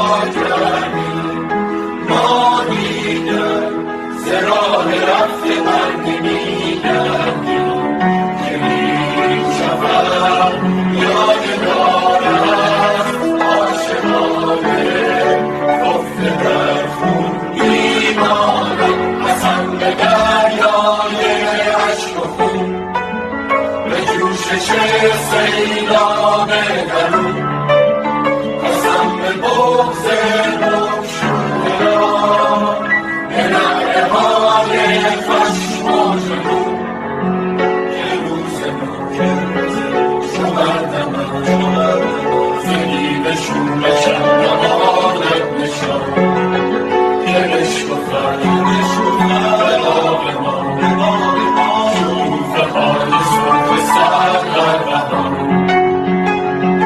آزادی به پای عهد باز و بسته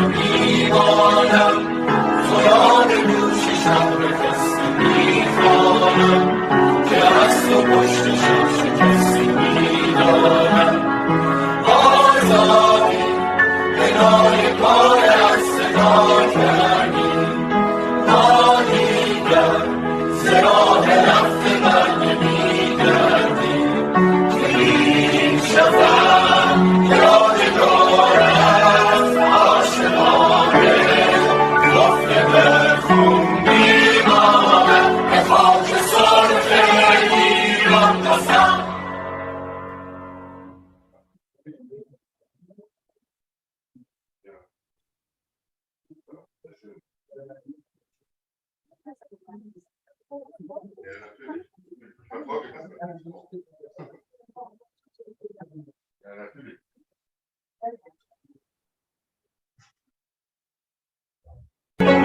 به خاک سرخ ایران قسم به عصمت این عصیان قسم به عشق کرد از بغض بلو به غیرت هم رسمان قسم که میدمم سپید دم دوباره بر فراز ایران من چو بشکنم طلسم شب دوباره میشود وطن این وطن آزادی به پای عهد باز و بسته میمانم تو را به گوش شب بخسته میخوانم که از تو پشت شب شکسته میدانم آزادی به نای بارت صدا کردی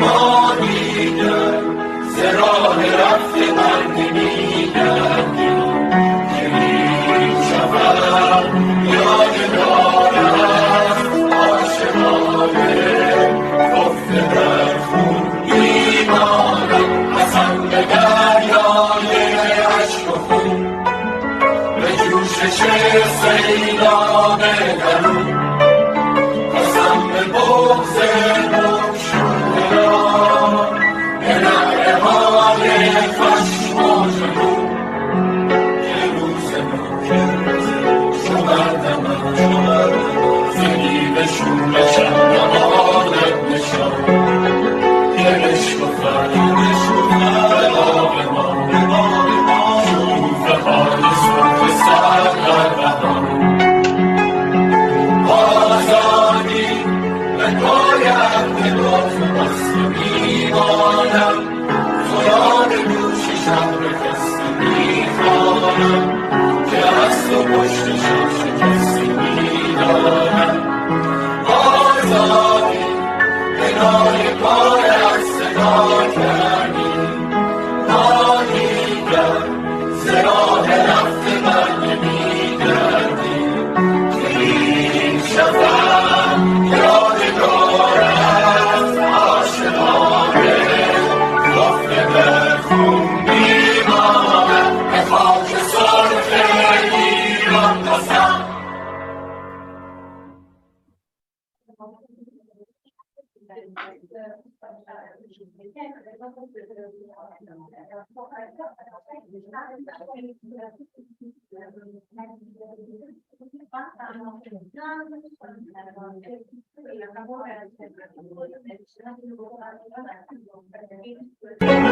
به خاک سرخ ایران قسم به عصمت این عصیان قسم به عشق کرد از بغض بلو به غیرت هم رسمان قسم که میدمم سپید دم دوباره بر فراز ایران من چو بشکنم طلسم شب دوباره میشود وطن این وطن آزادی به پای عهد باز و بسته میمانم تو را به گوش شب بخسته میخوانم که از تو پشت شب شکسته میدانم آزادی به نای بارت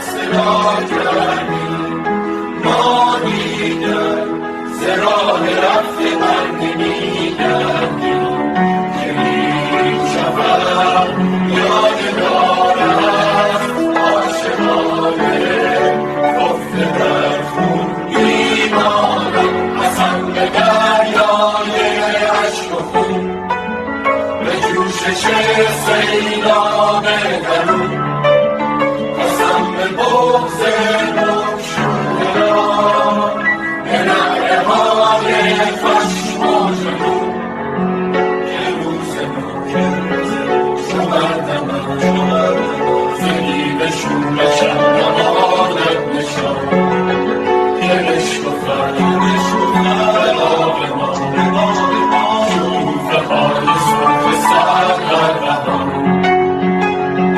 آزادی به پای عهد با تو بسته میمانم خدا به گوش شب بفسته میخوانم که از تو پشتشم شکسته میدانم آزادی کنار پایت صدا کردی ما دیگر ز راه رفته بر نمیگردی که این شفق یادگار از عاشقانه گفته به خون میماند به خاک سرخ ایران قسم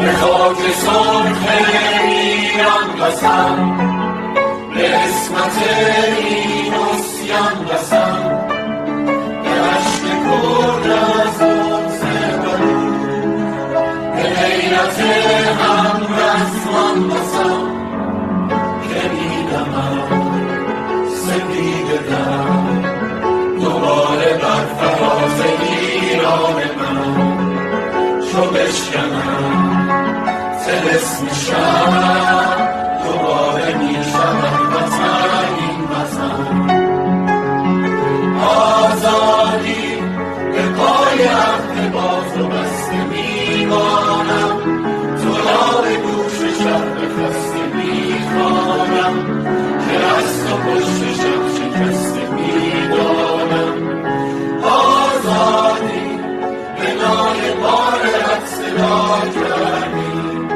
ما دیگر ز راه رفته بر نمیگردی که این شفق یادگار است عاشقانه گفته در خون میماند قسم به دریای اشک و خون به جوشش سیلاب درون قسم به بغض گمشوده را به نعره های خشم و جنون که روز شو بردمم زنی شون شهرمان نشان که بشکفت آب ما شوفه های صبح سر در بهان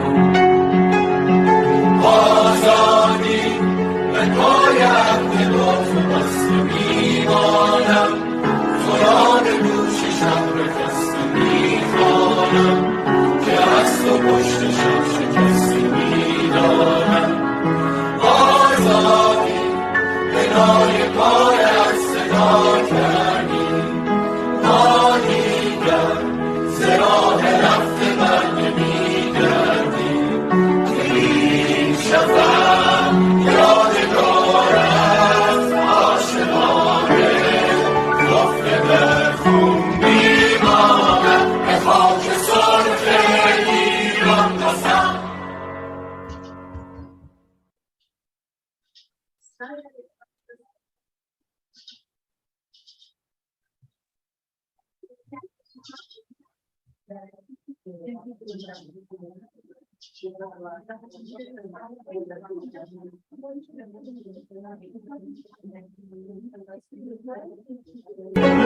به خاک سرخ ایران قسم به عصمت این عصیان قسم به عشق کرد از بغض بلو به غیرت هم رسمان قسم که میدمم سپید دم دوباره بر فراز ایران من چو بشکنم طلسم شب دوباره میشود وطن این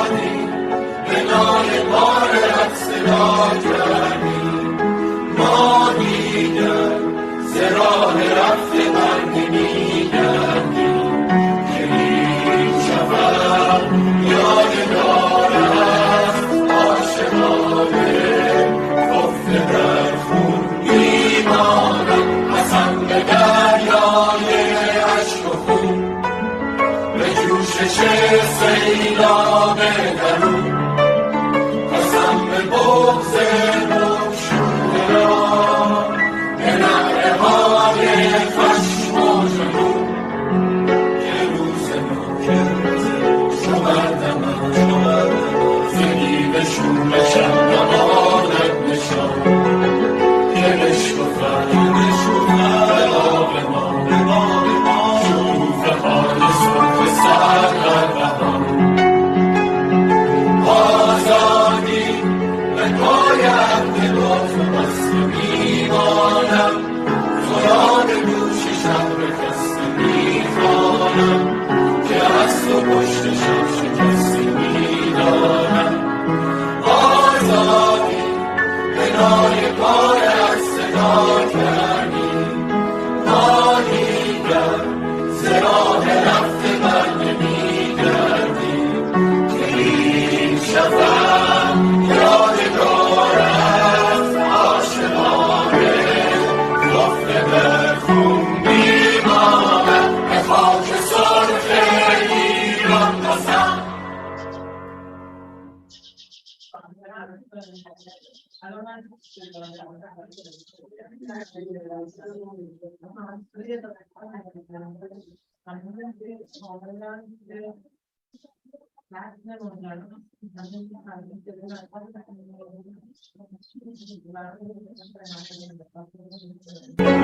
به خاک سرخ ایران قسم به عصمت این عصیان قسم به عشق کرد از بغض برون به غیرت هم رسمان قسم که میدمم سپید دم دوباره بر فراز ایران من چو بشکنم طلسم شب دوباره میشود وطن این وطن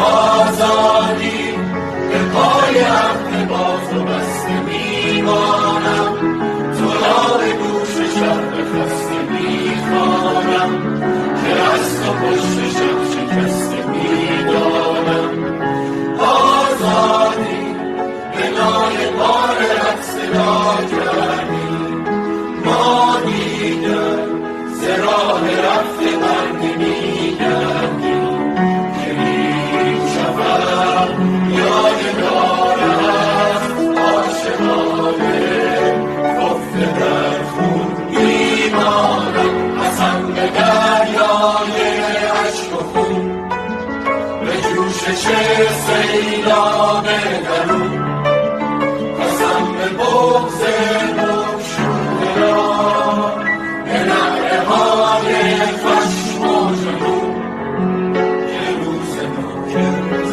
شمردم زنی به شوم شمدمانت نشان که بشکفت آب ما شکوفه های سرخ سر در بهار آزادی به پای عهد با تو بسته میمانم زرار گوش شب خسته میخوانم که از تو پشت شب شکسته میدانم آزادی به نای پایت صدا کردی ما دیگر ز راه رفته برنمیگردی که این شفق یادگار است عاشقانه گفته به خون میماند به خاک سرخ ایران قسم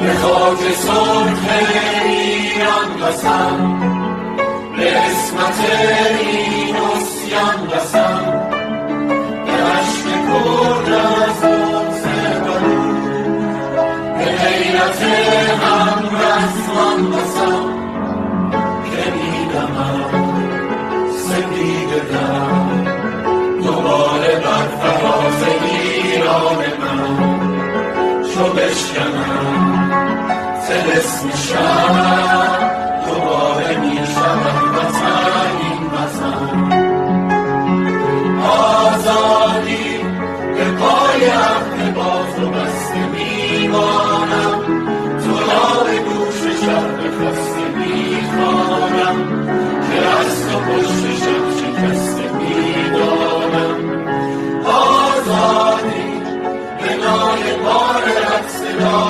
کردی ما دیگر ز راه رفته برنمیگردیم که این شفق یادگار است عاشقانه خفته در خون میمانم قسم به دریای اشک و خون به جوشش سیلاب درون قسم به بغض گمشوده را به نعره های خشم و جنون که روز شمردم زنی به شوم شب نماند نشان که بشکفت به آب ما شکوفه های سرخ سر در بهان آزادی به پای عهد باز و بسته میمانم تو را به گوش شب بخسته میخوانم که از تو پشت شب شکسته میدانم آزادی به نای پای از صدا کردی ما دیگر ز راه رفته برنمیگردیم که این شفق یادگار است عاشقانه خفته در خون میماند به خاک سرخ ایران قسم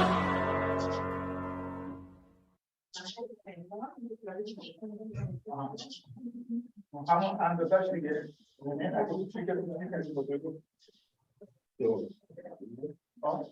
اگر نیمه میشه 75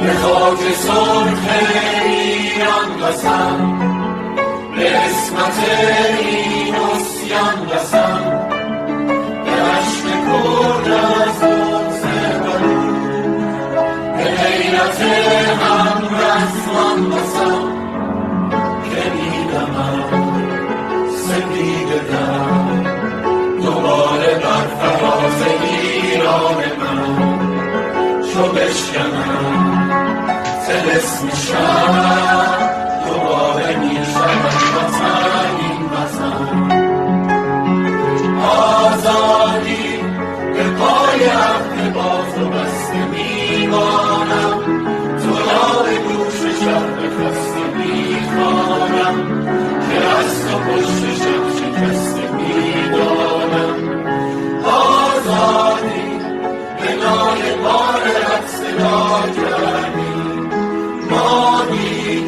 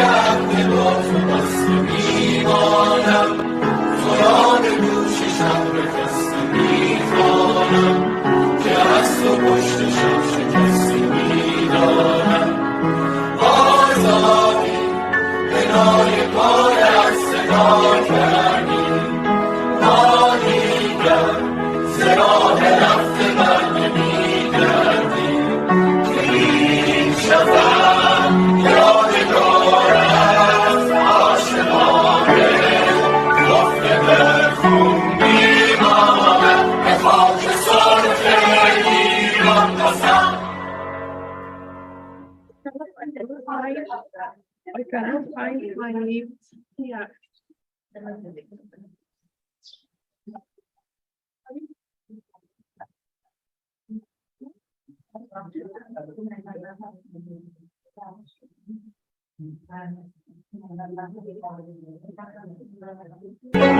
به خاک سرخ ایران بسم به عصمت این عصیان بسم به عشق کرد از بغض برون به غیرت همرزمان بسم که میدمم سپید دم دوباره بر فراز ایران من چو بشکنم طلسم شب دوباره میشود وطن این وطن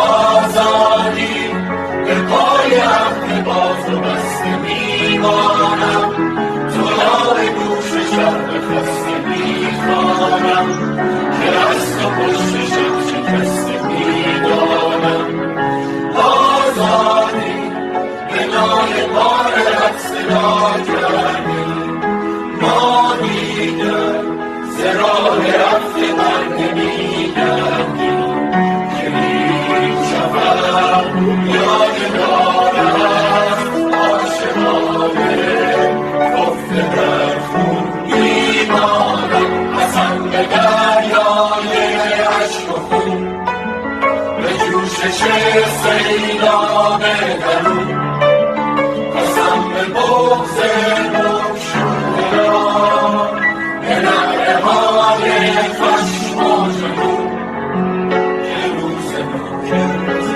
شمردم ز دیو شورشم نماند نشان که بشکفد به آب ما شکوفه های سرخ سر در بهار آزادی به پای عهد باز و بسته میمانم تو یاد گوش شب خسته میخوانم که از تو پشت شب شکسته میدانم آزادی به نای پایت صدا کردی ما دیگر ز راه رفته بر نمیگردیم که این شبم یادگار است عاشقانه خفته در خون میماند به خاک سرخ ایران قسم.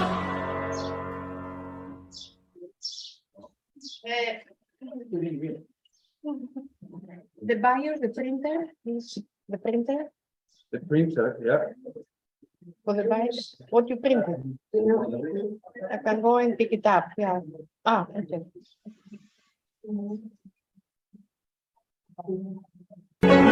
به خاک سرخ ایران قسم به عصمت این عصیان قسم به عشق کرد از بغض برون به غیرت همرزمان قسم که میدمم سپید دم دوباره بر فراز ایران من چو بشکنم طلسم شب دوباره میشود وطن این وطن آزادی به پای عهد باز و بسته میمانم تو یار گوش شب خسته میخوانم که از تو پشت شب شکسته میدانم آزادی به نای بارت صدا کردی ما دیگر ز راه رفته بر نمیگردیم که میشود یادگار است عاشقانه خفته در خون میماند پسند به دریای اشک و خون به جوشش سیلاب درون قسم به بغض مگشوده را به نعره های خشم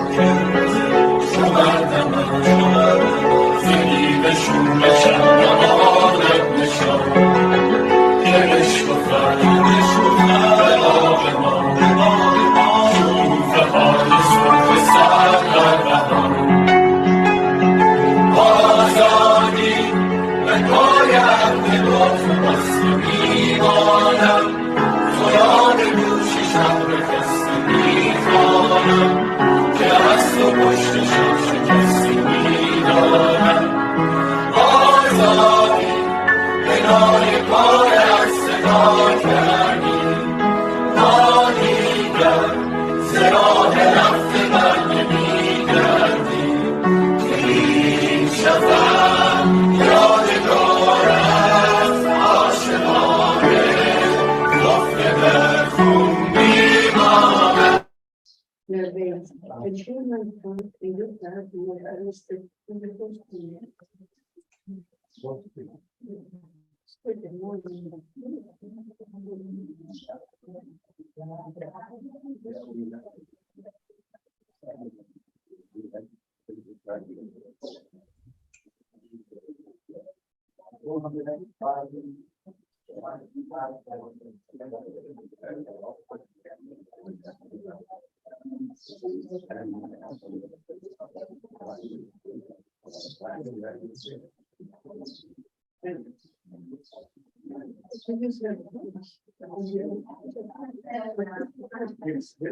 Very early to the time of between the two guys.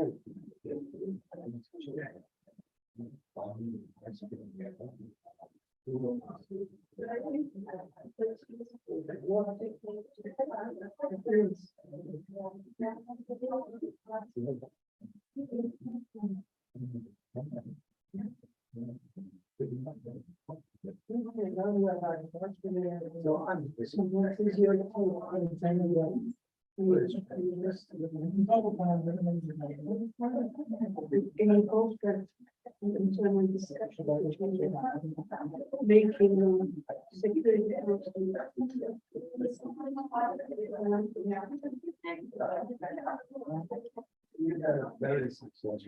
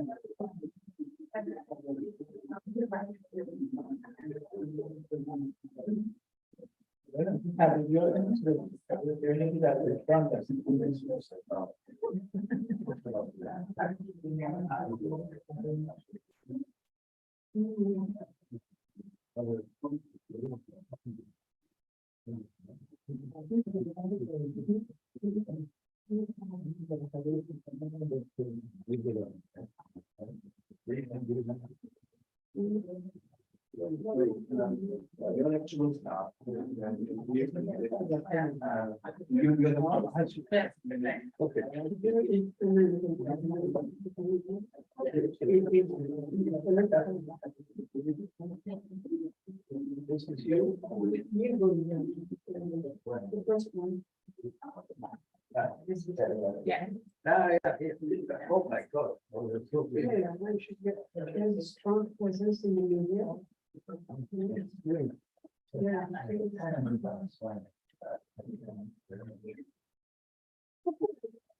Yeah, to take this up and put it. That would be a nice question.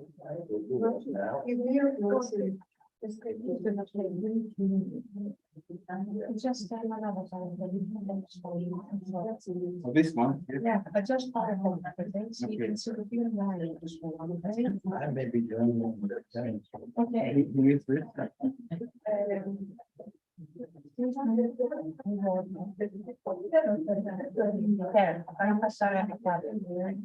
Relax. Okay, Shall I send it to you? What shall I do now? Shall I forward the email? on my mail. Or to Chris. Well, I can send it to you. No. Yes, we know each other. See, see. Where is she? I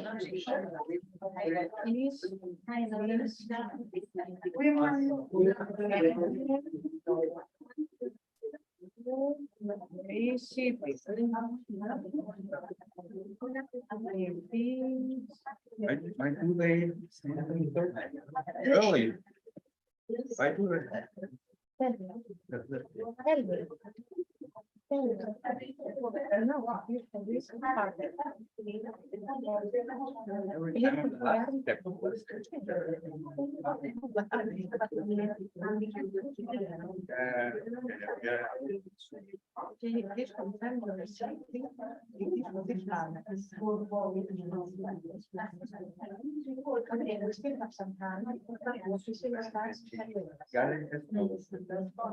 No, this is here. She's here.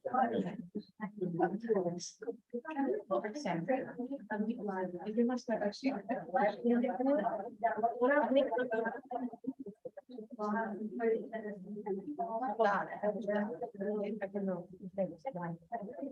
So yes, let's see. Because what about Maria? Because she said Maria. Yeah. So we only have this woman. But for the next time. So.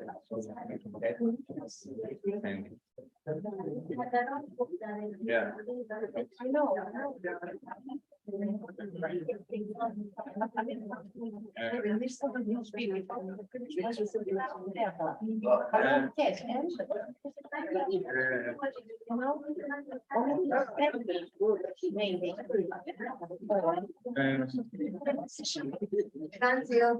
Please,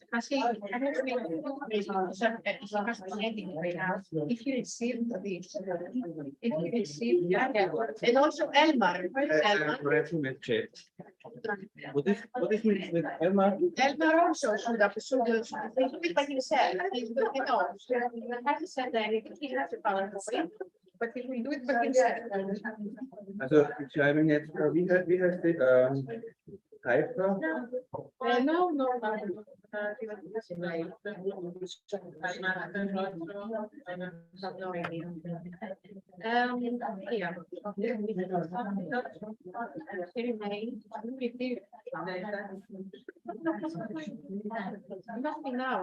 Maître de la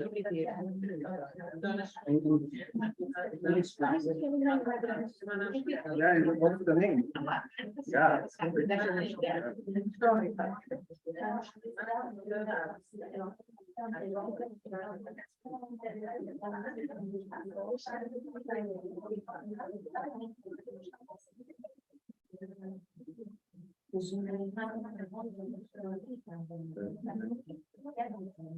En Hyper is online. When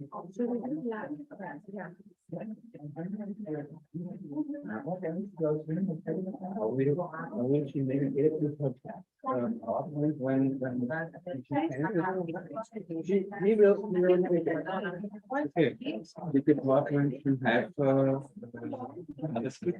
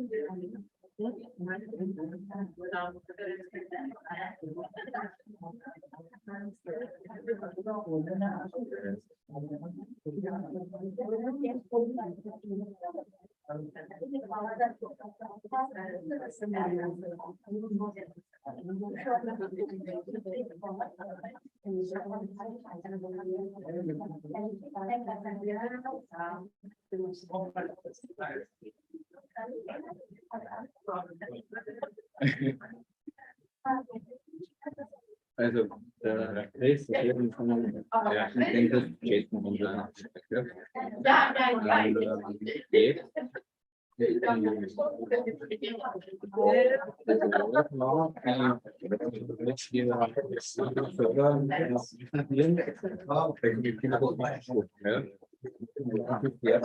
Dann wird nachholen.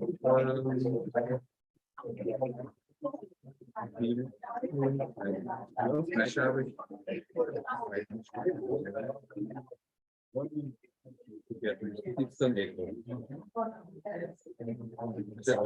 So, das ist die, also ich bin auch ein weniger, die startet fertig ist, ja, dann wird das vielleicht auch nicht so. Ja. Und dann kommen wir drauf. Jetzt wird vom Bericht in der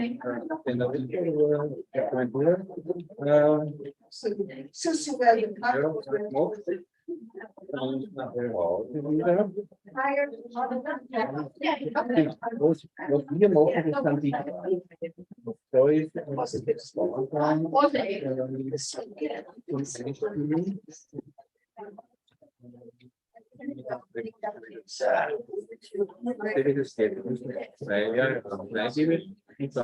dann kommt, dann kannst du es ausdrücken, da steht entweder Bildschirm oder das kennen wir, aber die PowerPoint ist ein bisschen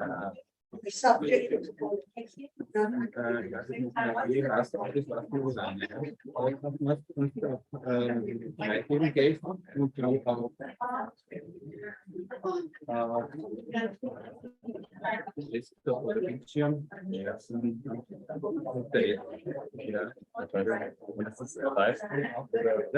gleich. Du willst dann Teil jetzt damit wieder. Ja, aber du kannst jetzt alles sagen. Ja.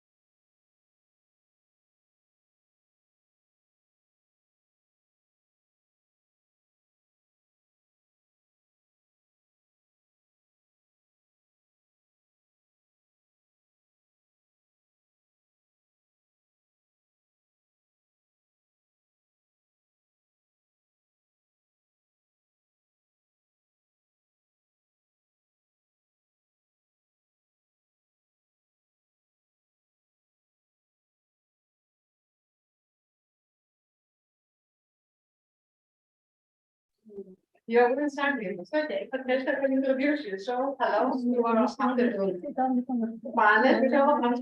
I'm going to introduce Dr. Michael Lasser, who's the co-chair of the Coalition of Faith-Based Organizations.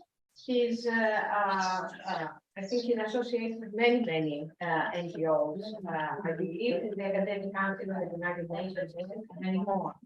Michael served 34 years as the United Nations Secretariat in various capacities. In the Office of the Secretary General, Human Rights, Technical Cooperation, Habitat, UNDP, UNODC here, and so on and so forth. So Michael is also a member of many societies, the European Society of Criminology, the Academy of Criminal Justice Sciences, the World Society of Criminology, and the United Nations Associations of Austria and Australia. He studied theology at the European Theological Seminary here and law at Cornell University in the USA. Michael has finished in Michael is setting up many NGOs here in Austria. And we have worked for the past few years very normally on issues related to gender-based violence and fight against femicide. Thank you very much. Okay, I enjoyed myself this morning. And I thank my friends for the interesting presentations, and I think I'm very for women, life and freedom. Okay. You know, I know the members there, and I'm amazed at the participants we have here. And I'm very pleased to introduce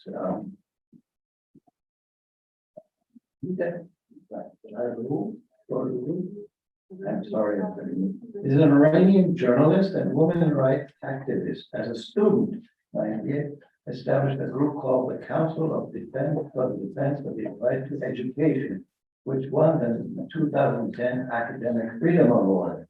Because of her activism, she was first arrested for participating in rallies in defense of women's rights.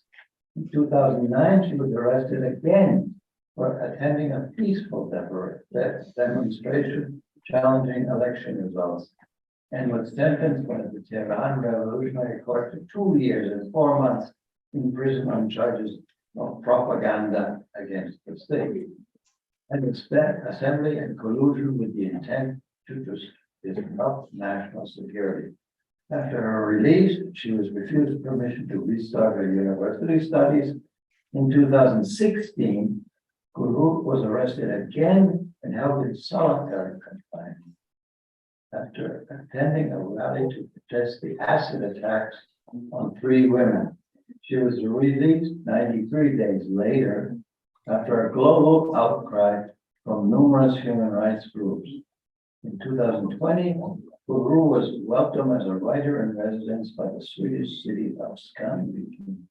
She works as a freelancer with many international media outlets like BBC, Radio Liberty, Arab Radios, Kamara, covering politics and human rights in Iran. Thank you very much. I'm very honored. We have that true revolutionary and the human rights activists on the streets. Women, freedom, life. Women like freedom. Well, okay. Oh, you know. I can do.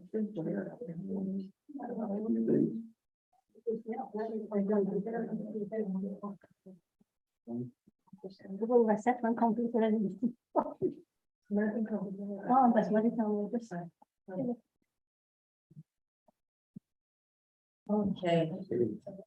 Yeah. Hi, everybody. The hardest part of all the seminar is the first part at the launch.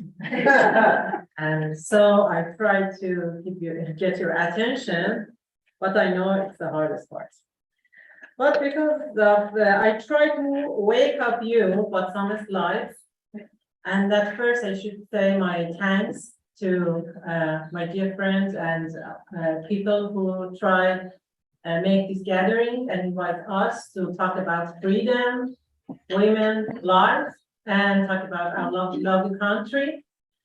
So for understanding each other more better, I think it's good show some slides to you for knowing more about Iran situation. Yeah, as you can see, it's a democracy index. In democracy index, there's an international index and something like election process and civil liberty and political participation is part of this. As you can see, Iran is dark part of the board, and we talk about this part of the board. And here, just 3% of women participate to the parliament. 3% of parliaments are women. So, about another thing that has affected on this index is civil liberties. For example, we as Iranian can change our religion, and we can have a criticize against something that we we are disagree with that. And about political participation, just mayor and mayor can go through most of the government and parliament and other things. So another slide is about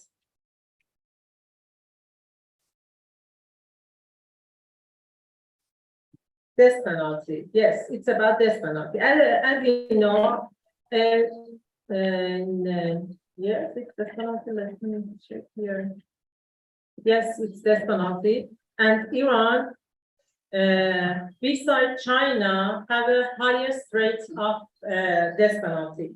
Just I want to say some kind of crime that punishable by death include murder, rape, homosexuality, drug trafficking, armed robbery, kidnapping, terrorist, burglary, blah, blah, blah, blah. And if you sell alcohol and you are arrested for 3 times for drink alcohol, death penalty will happen for you. Can you imagine it? So it's just about death penalty. Another one, child marriage. As you can see, Iran is the red one. It means, according to the Sharia-based Iranian law, it states that the legal age for marriage is 13 for girls and 14 for boys. But marriage can still carry out at a younger age with the father permission to the daughter under 13 years old.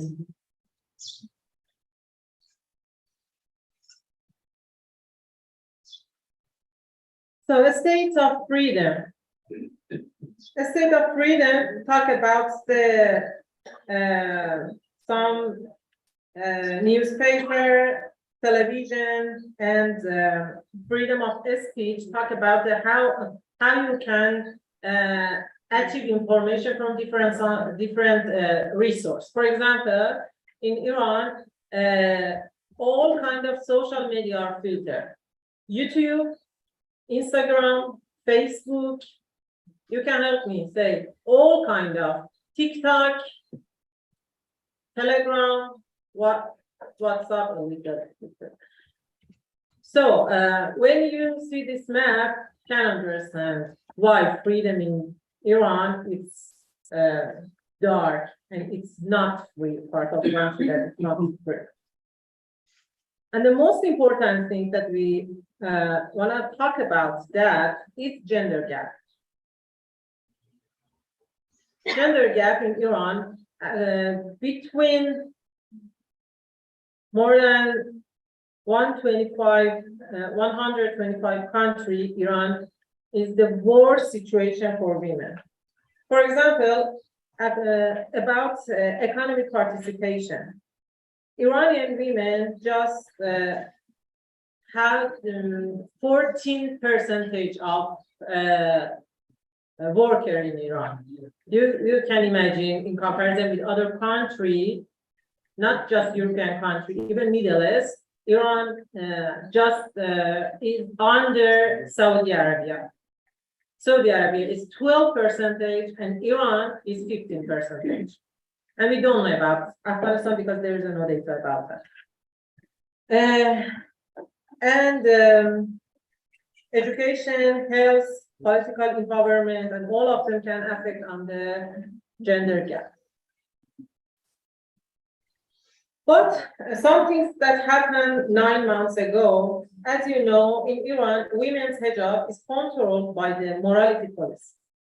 But it is more than mandatory hijab or morality police. Women are second-class citizens. We are even deprived of our basic rights.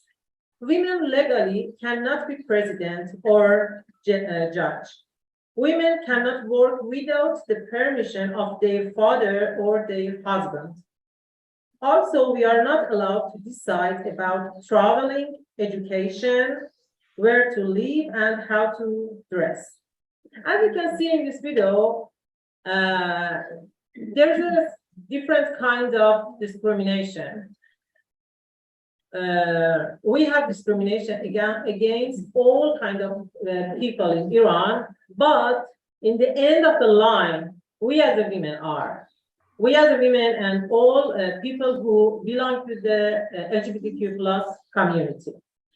And if you are Shia, if you are a man, if you belong to the just big city center of Iran, your situation and your condition is completely different with other women or men in around the country, like Kurdistan, as you heard about this, Balochistan or Khuzestan, Azerbaijan. So it's completely intersectional discrimination. But women cannot be the president or judge. Women cannot work without the permission of their father or their husband. Also, we are not allowed to decide about traveling, education, where to live, and how to dress. Obviously, when we cannot make a decision about how we can dress, we cannot be a president, we cannot be a parliament. And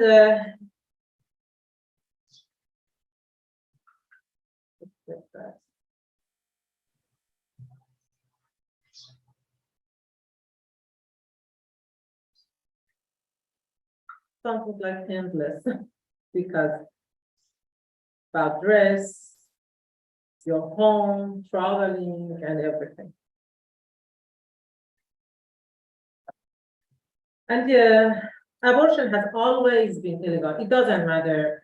Be a mother is dangerous for your body, for you as a human. According to Islamic beliefs and patriarchy in Iran, you as a woman should be a wife, and good mother. If you can't be a mother, or if you can't be a good wife, you are not human, you are not woman. So abortion is completely illegal, especially nowadays. The doctor and nurse, if they do that, the punishment is waiting for them. And that's why now it's very dangerous for women. In patriarchy and according to the Islamic rules, the women main role is be a mother. The law in Iran will not let women have custody of children after divorce.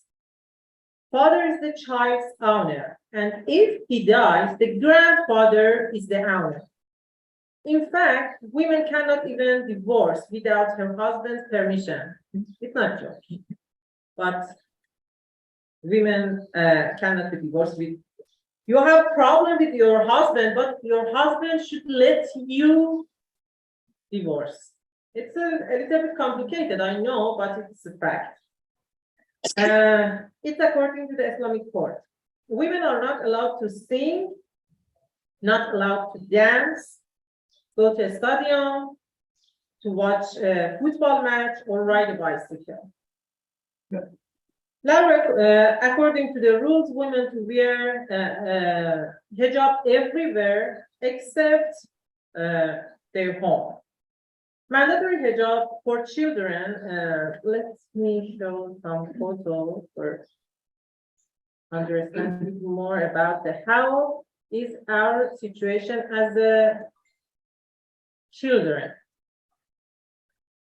As a woman who was born and grew up in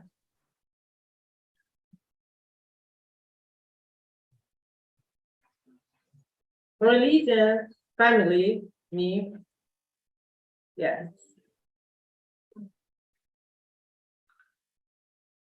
Yeah, you can see we have to wear a job. When I was in this age, if you see me and ask me, my father's mother, it's a little bit complicated. I'm here and I don't believe in religion, but yes, my father is some people who was in the first S-line with something. If in those times, you asked me, do you like hijab? I said, yes, I love hijab. Because my mother wear hijab, because my teacher wear hijab, because all the women around me wore hijab. Because my father told me, if you don't wear hijab, I don't like you. And all of little girl prefer to adore her father. So I wore hijab. And our teacher in the school told us, if you don't wear hijab, you will be burned in the fire. Do you like hijab or not? And we say, yes, we like it.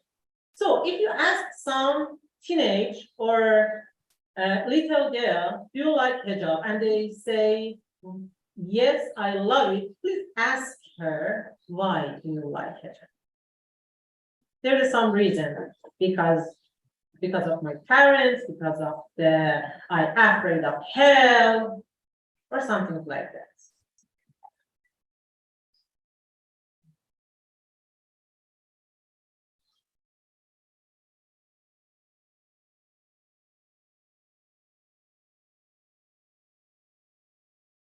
The ideology of the Islamic regime really abused the children, because children have to pray for the leader every day in school.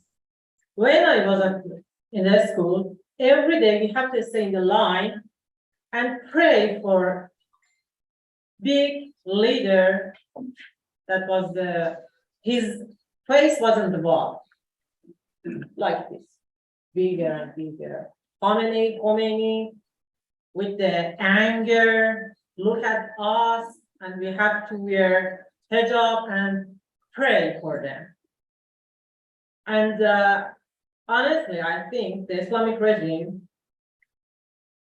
is a big dangerous for children, for these children. They can't be happy children just because of all the time they have to cry for some imam, some messenger, or even, I'm sure if you ask,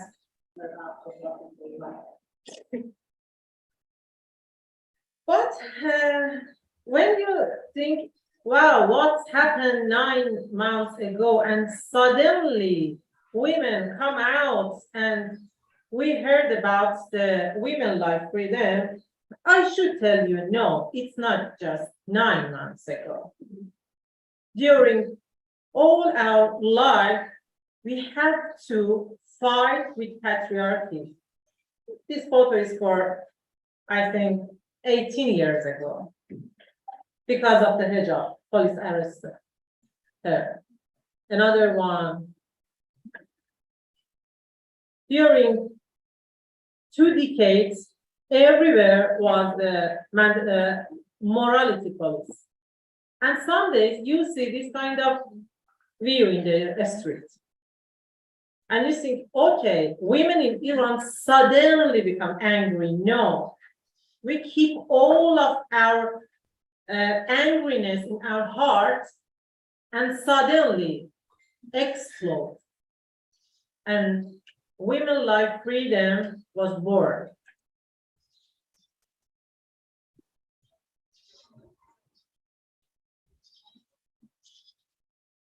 When women was arrested during last 9 months, and before that, they have to sit in front of the video camera and say something against themselves. It's confession against herself.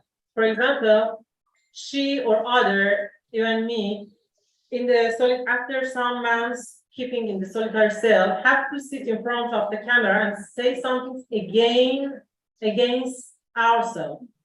For example, something like that, okay, some other country order me go out and come to the streets. I get some money for come here and say some slogan. And after that, maybe she can have a visit with her mother, or her family, or her husband, or talk with their children. But finally, just I want to mention that it's this part of video is part of protest against Islamic regime. what is important when you see kind of video, don't think, and women wear or dance with a scarf, it's just a scarf. It's symbol of Islamic regime. It's symbol of patriarchy. When women wear it and dance with that, honestly, I believe they are make biggest protest against Islam. And that's why I think it's not just belong to the women in Iran. It's a renaissance in the Middle East. And if Iranian women can change some things about women, maybe in Saudi Arabia, Pakistan, or other country, women follow women in Iran, and the patriarchy and the government have to change to the equality.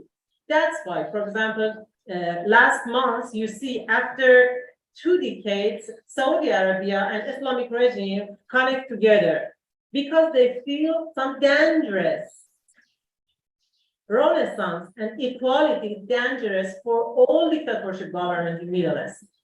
And you can see in the Venezuela, China, Russia, Saudi Arabia, and Khamenei, all of them are friends together because when one country do something against dictatorship, it can be some kind of inspiration for other people who live under dictatorship governments.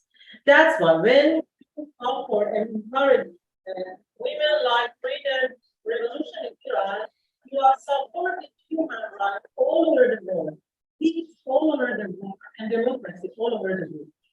Revolution, women like revolution in Iran, revolution doesn't belong just to the women and people in Iran. It belongs to all people who believe in human rights.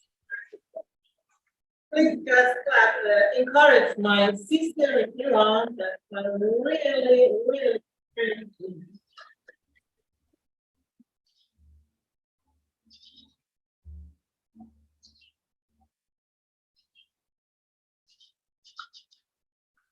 That was amazing. I'm deeply touched. I'm wearing your shirt. But thank you so much. You've been through so much, and now you've also educated us about the whole horrible things happening in Iran. But I'm glad you also linked it to the struggles in China and Russia and even here. We need you. Thank you for being you. I think we now going to go to a online guest. So we start with Rita Asadi. Do we have her? Yeah. Okay, please, can you speak? Hello. Sarah Asadi, can you speak, please? Yes, I can speak. Do you hear me? Now we can hear you, but we need to get the loudspeaker, I think. So let me tell you a little bit about Haifa Asadi. Maybe I can. Generation of Arab Iranian women.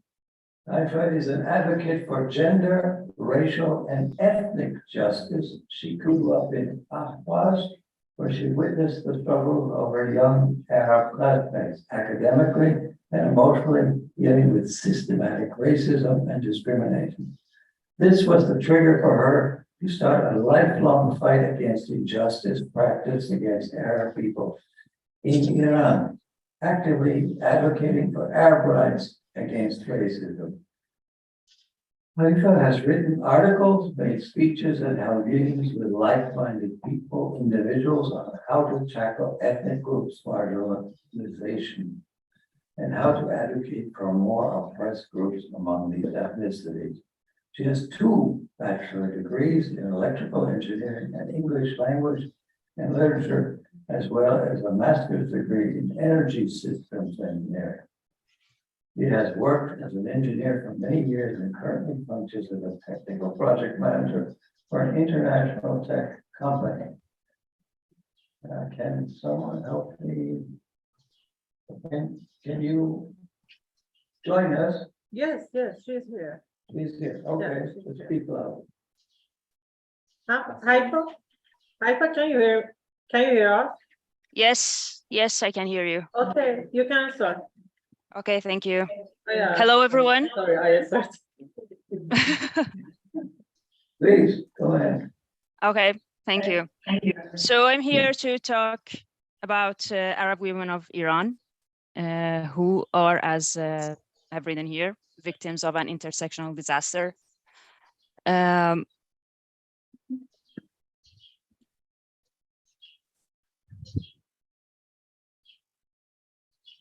Mainstream Persian relations that I have written here. So I'm gonna talk about how we have, as Arab women in Iran, we have suffered from racism, ignoring the central role of race and colonialism in all that goes on in the political geography of Iran, precludes an accurate understanding of the system of oppression.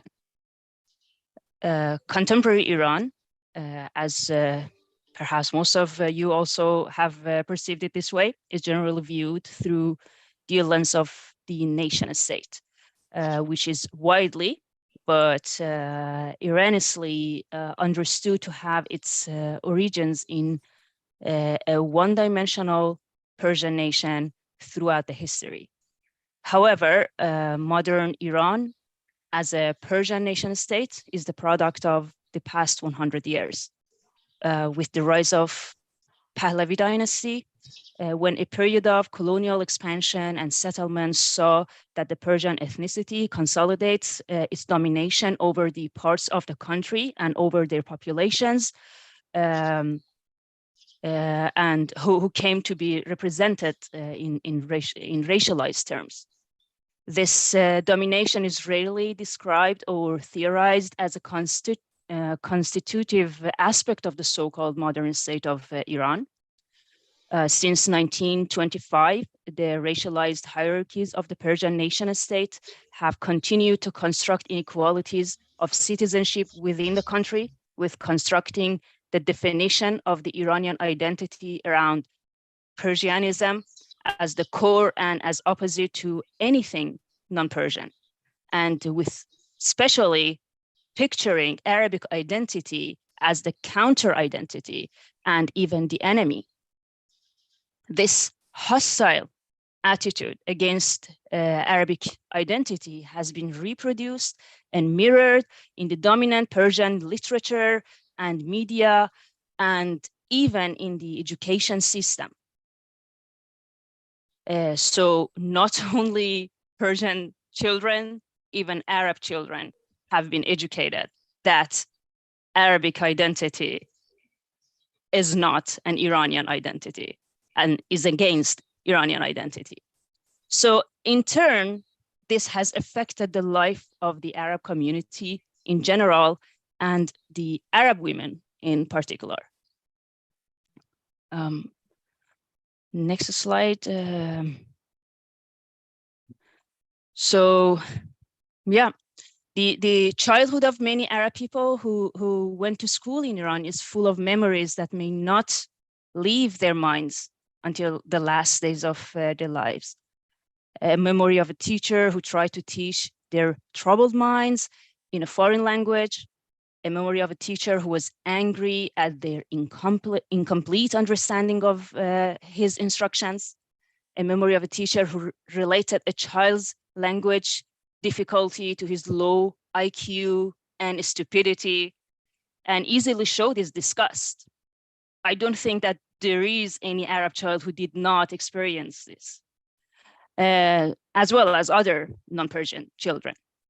A teacher who never wondered why only this group of his students didn't follow the class lessons like his other students. A teacher who never tried to understand.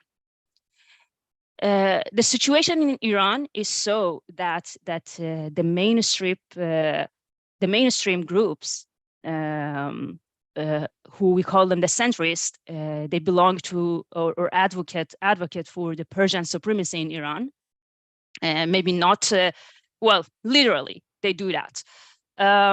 So the situation is that the centrists in a best case scenario are like this uninformed teacher who considers himself a good teacher, a better person, stuck with a class full of unintelligible and ignorant students, lower class.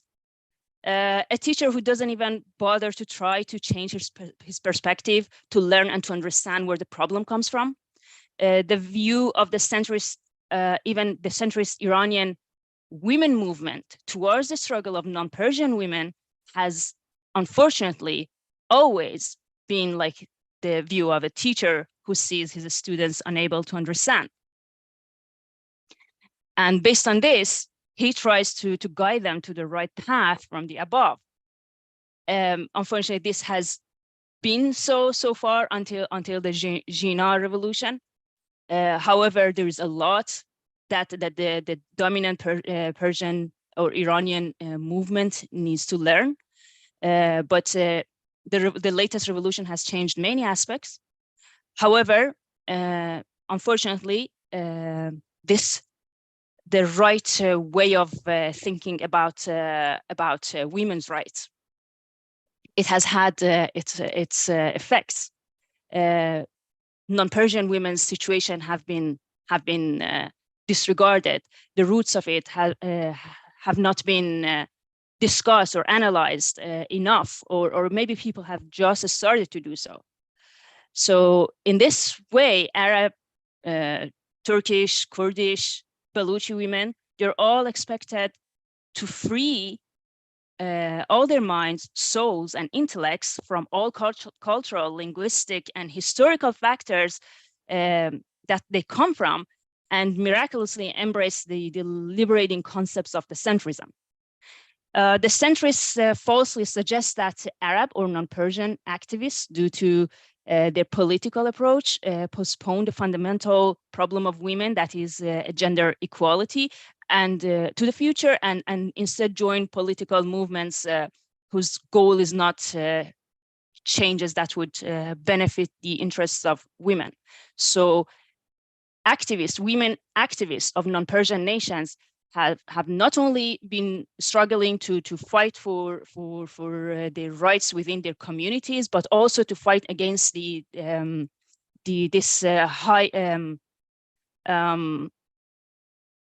to fight against, I could say, the racist attitude from the dominant opposition movements in Iran, unfortunately.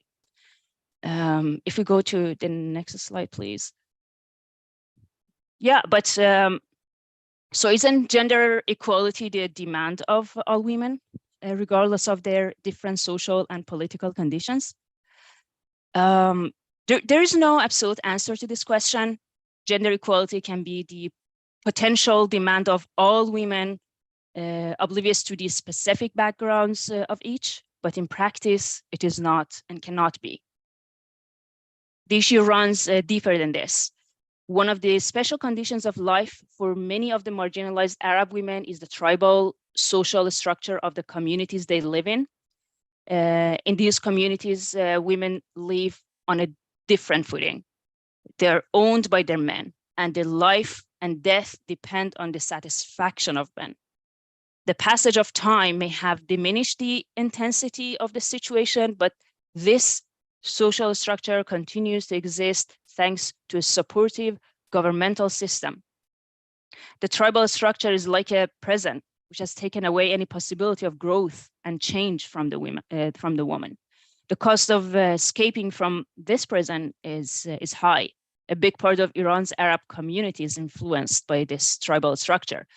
However, the regimes that have dominated contemporary Iran have not only refrained from offering any support to help elevate the situation of Arab women, but also have strengthened tribalism in various ways, as these regimes' main concern has always been to preserve their security and economy interests, which are concentrated in the oil resources of the Ahwaz region or Arabistan region. Arabistan is the official name of that region until It was changed in 1936 to its colonization name, which is Khuzestan. So many Arab cultural activists who have worked to eliminate the tribal traditions and to restore women's rights have been forced to abandon their activism under the pressure and threats from the intelligence services, from the intelligence service. We have had many cultural activists who actually were executed for their activism, for their purely cultural activism. On the other hand, during the election campaigns to attract Arab votes, the presidential or parliamentary candidates, instead of addressing the Arab public and trying to solve the social problems caused by tribalism and other socioeconomic factors, I would say colonialism, they go to the tribal sheikhs and who are themselves, well, symbols of the patriarchal and misogynistic system of the tribe, and try to attract the voice that way. So they strengthen tribal system. The system systematically, the regime systematically works on keeping the tribe, keeping the tribal structure, and keeping it alive, regardless of how the situation of people are, regardless of what women are suffering through the system. So although the issue of equality between men and women does not conflict with Arabic identity, it is an outright conflict with the tribal structure of Arab community. So it affects the equality question in general. Can we please go to the next slide? So we had the tribal issue, and then we have the life in extremely difficult situation in the poor, marginalized areas around the cities in Ahwaz region. And this is another acute problem that concerns the Arab women. According to the official statistics of the Islamic Republic of Iran, about 500,000 people in only Ahwaz city, that is almost 35% of the population of Ahwaz, and 100,000 people in Mashur city, and the total population of that city is 258,000. And similar numbers in other cities in the region of Ahwaz are marginalized.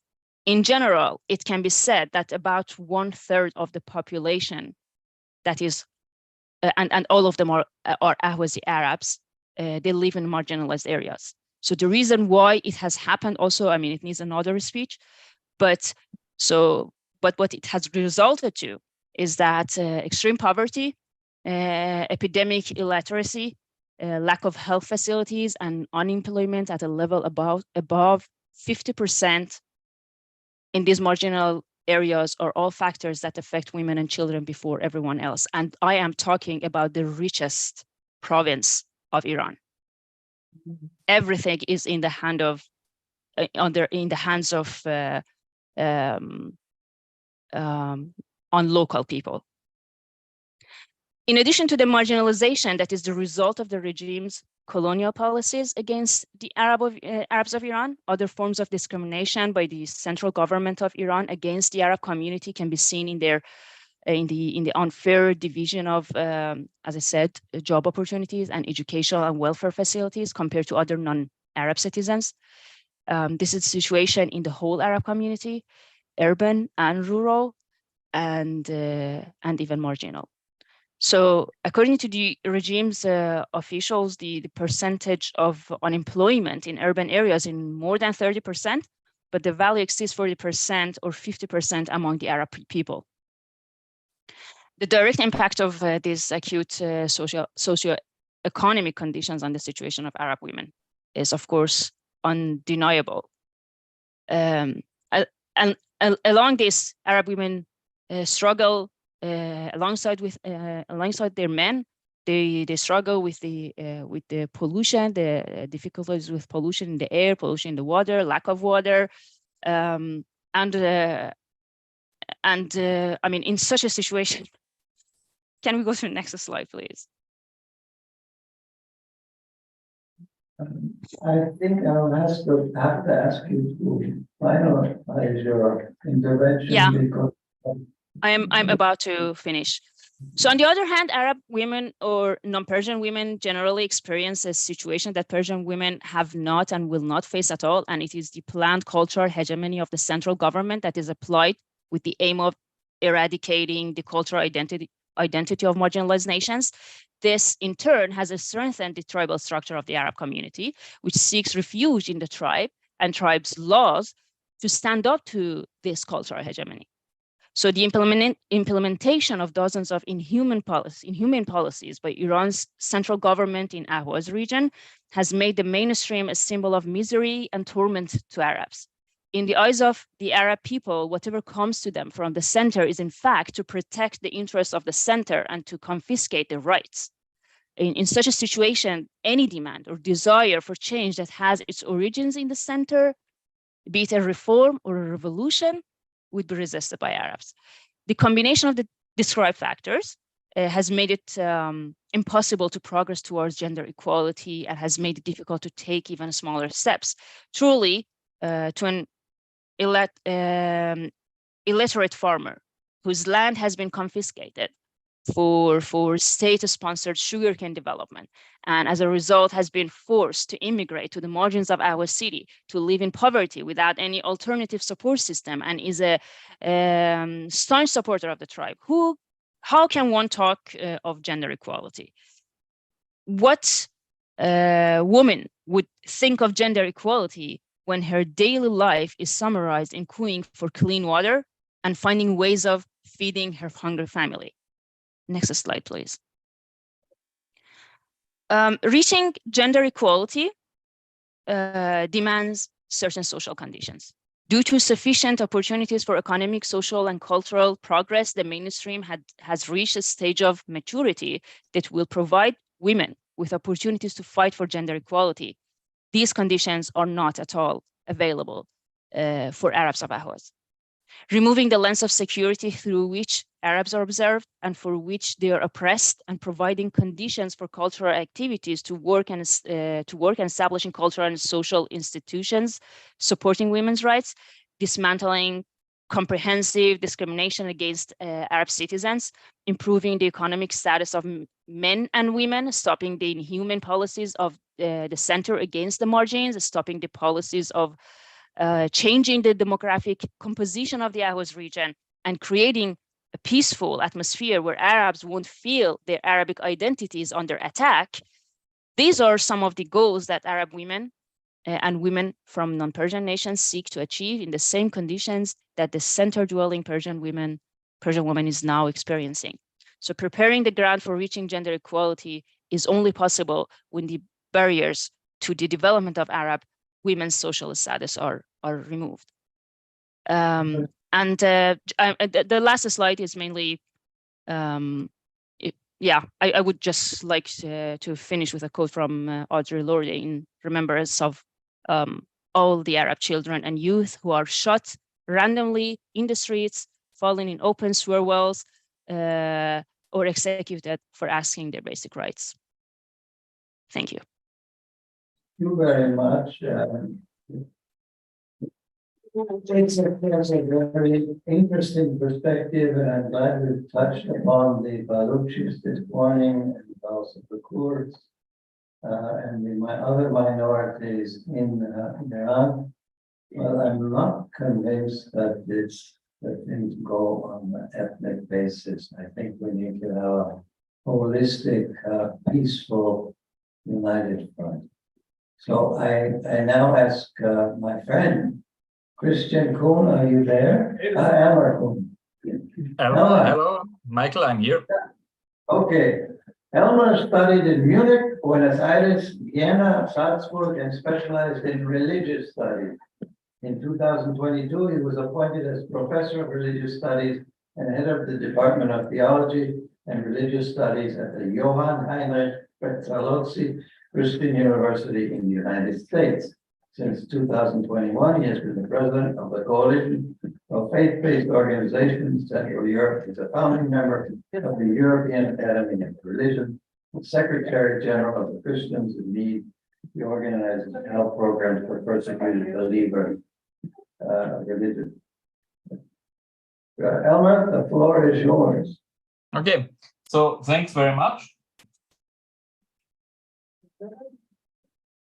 I'm deeply frustrated by what we have heard about the situation in Iran, but I'm following the situation in Iran since long time, since 2019, and it's getting worse.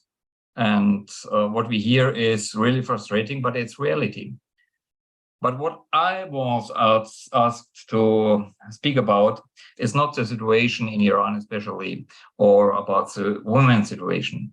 It is generally focusing on the role of religion as a force of cohesion.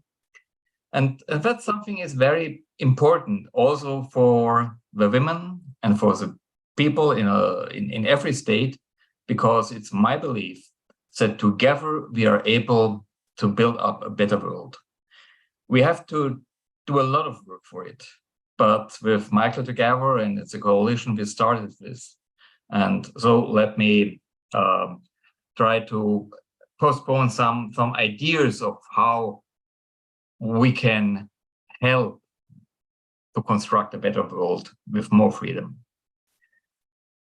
We have war crisis, hunger crisis, migration crisis, Iran crisis, energy crisis, women crisis, financial crisis, and you can go on with all this. But the reality is, we live in a tumbling world of fear and of darkness. So in my lecture, I will dedicate to the other side of the medal. What is the main question for the survival of dignity, humanity, and spirituality in our world? For me, that's a question of how eternal values can also be integrated into education. Education is the only task we have to do if we want that our children get a better life. This question will depend on how we manage to educate our youth and convince them of eternal values. Today's culture, secular or religious, must find new ways to deal with education in a positive and differentiated way. Our modern and globalized society is open to everybody, not only in high-tech cultures, but also in rural regions and in the deserts. We cannot turn back the wheel to a closed society. This is what the Catholic Church had to learn very, very deep. And now it's a turn on the Islam mullahs to learn this lesson. We cannot turn back the wheel to a closed society. We cannot educate by authority, not even by the authority of our holy scripts and leaders. Because, and so let me show you my PowerPoint.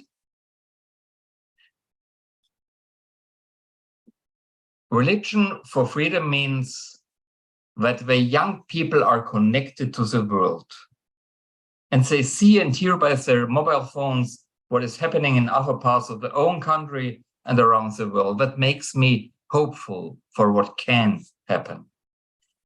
But all these young people still go to school. There they meet teachers and they believe teachers. But only when these teachers are credible in what they say. That's reality. And that's our chance as mediator of eternal values and words of God. We must integrate the spiritual wisdom and practice of the monotheistic religions into the school milieu. In this way, a new dimension of understanding of reality can emerge. Spirituality is the most effective gift of religions to humanity. And rediscovering these values of spiritual practice in our religious traditions is central to all future educational concepts. The rich sources of spirituality are a well we can feed the world with. All this is a question of the school milieu, how teachers and students work together, live together, trust one to the other. but teachers must be witnesses also for eternal values of monotheistic faith.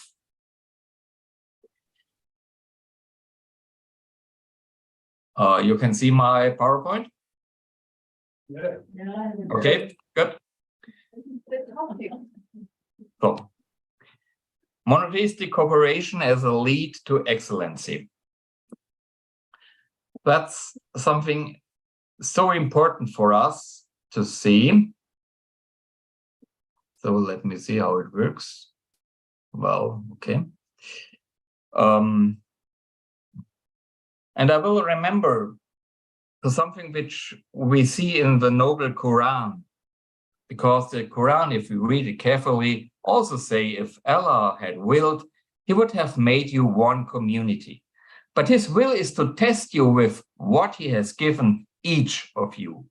So compete with one another in doing good. To Allah you will all return, then he will inform you of the truth regarding the differences. If we take this for serious, we know that all successful societies in history have evolved through encounters with other religions, often incorporating a variety of other cultures into their own. Our entire European journey from feudalism to cultural integration, where Jewish religious communities were tolerated in the Middle Ages, the economy flourished. In Muslim Andalusia, an almost modern social order celebrated great religious respect and an artistic awakening until 1492. It is a pity that the Ottoman Empire, a completely contrary path, has marked the face of Sunnite Islam and has fixed it until today. And I fear that today also the Shiite mullahs will follow this way of forgetting what humanity and spirituality means. Dealing with the young generation of today, I believe we have to observe two basic rules. The first is accepting other minds instead of judging. And that means for us as teachers and religious leaders, that means being always ready to clearly demonstrate what our convictions are, even in public discourse. We must put these fundamental values of our faith up for discussion and demand this discussion from other cultures in society as well. As in any discussion, however, this also means allowing injuries and not falling into the mistake of retreating into our own castle of faith. And the second rule is, in search for a common sense with other cultures, religions, and other beliefs. This includes a call for tolerance and respect. Under no circumstances must it become a search for the lowest common denominator. In a constantly changing world, only the sum of its cultures can generate peaceful coexistence. That is what you have seen in the other lectures before. There is not one only ethnic and cultural and religious society inside of a state. There is a mixture of everybody, and we have to come together to build up this society in freedom. To ensure this development, we must integrate these two basic rules Thank you, in our programs of educational leadership in schools. I have 5 minutes left. Oh, we've overdone. We're already in this new panel. Well, let me finish with something which I want to say. Implementation in educational activities is important because we have to be based on values in a real dialogue and integration of eternal values and integrated actions. That means a credibility of the teachers also. An interfaith harmony is essential for the credibility of religions to strengthen the peace in the world, but we need and we have to integrate in all our deeds an open dialogue, a self-reflection, a renewal of morality, an interfaith harmony, and education, therefore, is our most powerful tool. That is the interfaith cooperation, which is able to lead us to build up a better society in freedom and respect. We should always be aware that freedom is indivisible. No group, no ethnic group, no gender should be excluded from this call for freedom of thought, belief, and expression. And it's our task to convince and not to persuade. Thanks about. Bye. Thank you. And I think your message of tolerance and respect and interfaith cooperation is also needed in our discussions here. We do not want to become cultural nationalists. So I have one more speaker here, very, very tall. Thank you, Khaled Chalavani, President, Chief Executive Officer, and founder of the Association for the Defense of Human Rights of Azerbaijanis of Iran. And she'll talk about the situation of Azerbaijani.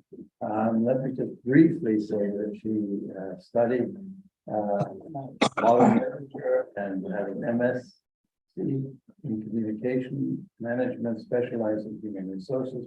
She's an activist and a human rights defender since 2008. She has experience working on human rights issues, as well as defending women's rights and children's rights. So we're very happy that she's here and stayed with us. It's very hot in this room, and I'm thankful that all of you have stayed. So please welcome Janet. Thank you. Before the human rights activist, I was a woman defender, and I was in the founder. I was in the honor woman union, France union, and I worked for the violation against the woman 2 years. And I was member of International Women for Emancipation. Okay, after I came for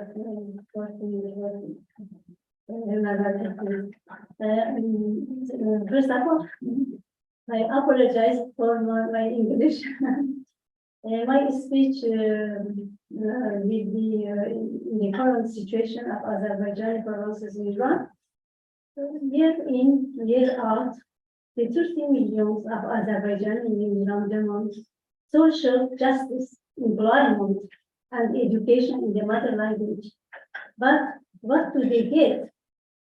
All they get is the label of separatists, non-Turkists, and the worsening socio-environment condition. Now I wanted to explore the width and the depth of the issues. The injustice suffered by Azerbaijani imposed by the discriminatory policy making in Iran as a result of the nation of Azerbaijan is suffered from economic, social, environmental, cultural, and political discrimination. Similar processes are also impacting other national, ethnic, and religious minorities. Iranian authorities violate international convention by removing the Azerbaijani identity from our culture and forging a false national identity.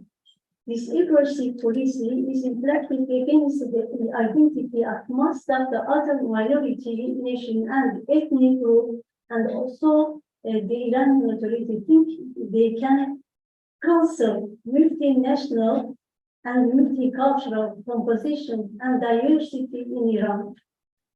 Azerbaijani women and girls in Iran are disproportionately impacted by poverty, ethnic prejudice, unemployment, social exclusion, and discrimination, social injustice, and governmental law encourage misogyny against Azerbaijani women. Employment stemming from the both discriminatory policy and misogyny is evident everywhere. Textbooks in school bear the mark of racist xenophobia and make our children wonder about their identity and worry about their future. My heart bled as I bear witness the Azerbaijani children are forced to study in language even at 5 years old in preschool that they do not speak at home or street. The Iranian authorities violate even their own laws by not implementing Article 30 of its constitution, which requires free education for everyone, and Article 14, which requires that the use of mother language in education and other institutions. The Azerbaijani Turkish language is subject to the humiliation and insult in school and the official media. Azerbaijan is rich in resources and natural wealth. However, Azerbaijanis do not see any benefit from them, as the Iranian authority compares the Azerbaijani natural resources to hard cash without reinvesting any proportion of them and their sources in Azerbaijan. Even taxes are not paid to local authorities in Azerbaijani provinces to compensate for the damage. The Iranian authority exploit minority nation and exclude for any decision making. We are witness the killing of children, women, and young men in the recent few months for the peaceful protest against the Montevideo. During the protest movements, many women and girls detained in Azerbaijan city were badly treated. We interviewed many families and young daughters of age 15, 16 years old who were imprisoned, making detention center outside prison. They were subjected to violence and some were even abused. Our report to the United Nations gave the names of the last 761 detained during the protest, 400 in Tabriz alone. Also, of the total, almost 400 were women. Unfortunately, the Iranian media boycott the voice of Azerbaijan Turk and failed to hear the voice of Azerbaijan to reach the world. But our organization heard their voices and report them to the United Nations. Azerbaijani girls are now deprived of education in the mother language and quality education, as many are likely to drop out of education for part of the gas poisoning at their school. Everyone normally failed to underline the fact that the protests were stronger among women in minority nations in recent protests. This is because they are at the burnt edge of injustice in Iran, and therefore they are better placed to understand injustice. The status of women in Iran is a secondary citizen, but among the minority nations are twice secondary for being a woman and for belonging to a minority nation. It means multiple discrimination. Discrimination in every sector of Azerbaijan economic is complex, and this has undermined employment in Azerbaijan territory and giving rise to migratory migration and internal displaced refugee. It is well known that provincial commerce officers in Azerbaijan provinces promote Azerbaijani to invest in Isfahan, Yazd, or Kerman at the expense of their home cities. One of my greatest fears is that the future generation in Azerbaijani provinces will not have a safe natural environment to live. This is because the discriminatory policy of the Islamic Republic of Iran have already given rise poisoned atmosphere, polluted river, and contaminated aquifer, and the aquifer are being depleted due to inept management. Lake Umiya was forced to dry up, and now it has shrunk to 95% of its surface area, given rise so strong.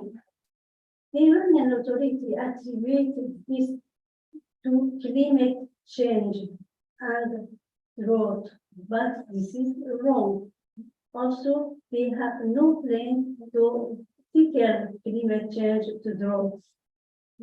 Human health in Azerbaijani provinces is at risk due to the discriminatory policy of the Iranian authorities. Some of the causes include poisoning atmosphere included burning black oil, a polluted environment and river, contaminated water resources, and poorly treated domestic water supplies. The poor are unable to afford medical care. The impact of increased rise are wide and include cancer and stem cancer, cancer-acquired respiratory problem, and various eye symptoms. The rights of the Azerbaijani in Iran to demand their full right as recognized by the United Nations for social justice and good governance. Iranian authorities should listen to these voices, but not conspire against them and stop the incited racial tension in some of Azerbaijani cities.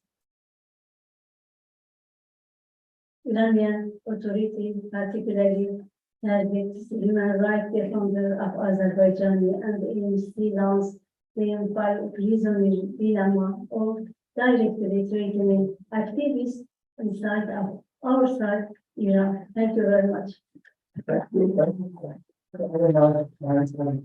This is another sad story of a group in Iran who are being targeted and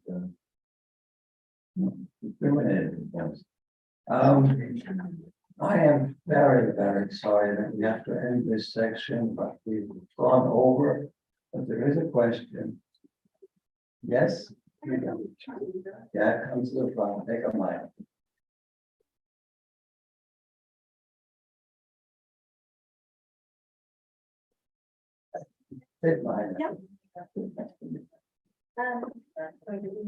Thank you very much for this opportunity. I know I'm not part of the panel. Just a little introduction.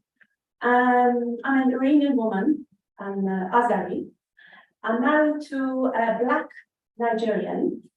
I've got 2 children. So what I'm trying to say is that I know how it is maybe to the minority.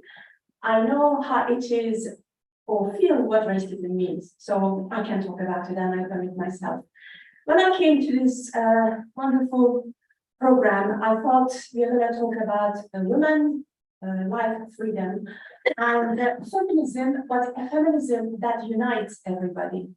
I thought, at least my generation, I'm 48, and I decided to come out of victim mode because my mom was a victim, my grandmother was a victim. I'm not a victim anymore. I'm not here to think that I've been marginalized. I wasn't allowed. I'm here to know as a feminist, how can I work with men? How can I acquire my right? I'm here to say I'm strong. I'm not here to talk about patriotism. Yes, there is patriotism in Iran. Yes, but my question is, in that photo, the woman who was, the hijab woman, the regime woman who was pushing the other woman, was she a man? Us women, it doesn't matter where we are, we have to take responsibility. I'm the one who is raising my son for the future. This my son might be the president. It's my duty to tell my son that his wife, his fellow women are the same human beings, they have the same right. My question is, shouldn't we come out of victim role? By the way, I was 7. I was only able to speak Azeri.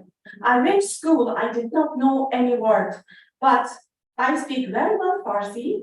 I have the best grade in Farsi. I speak German. I speak English. I'm a doctor. Okay, some of us, we don't have that opportunity.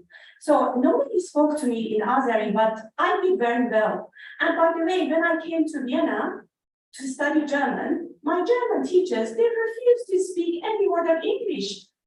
They said, bad luck. You have to. All I'm trying to say, yes, it is our right to be able to speak Azeri, Arabic, Kurdish, whatever. But this is not our agenda. When I hear that Farsi woman, I hope one of the Ahwazi friends, she's still listening. When I hear non-local people, the Persian poetry is full of Arabic hate, racism.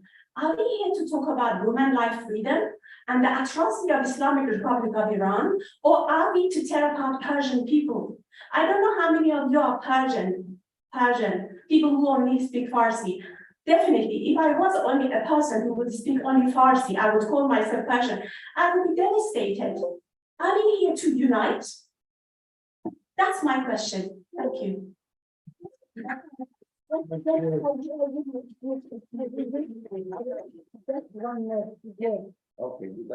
minorities, with women, and all the people here on your land. Thank you. Okay, I think we have some element of unity, and I thank all the participants in this panel. And I hope people can talk amongst themselves. I'm sorry for the people online, they won't be able to ask questions, but perhaps you could send them in on the chat. And we'll look at them and try to engage in discussion. But there is a panel waiting already here outside. So I will leave you now. I wish everyone well. I'm very impressed with the organizers and the speeches which have been given from different points of view. Thank you.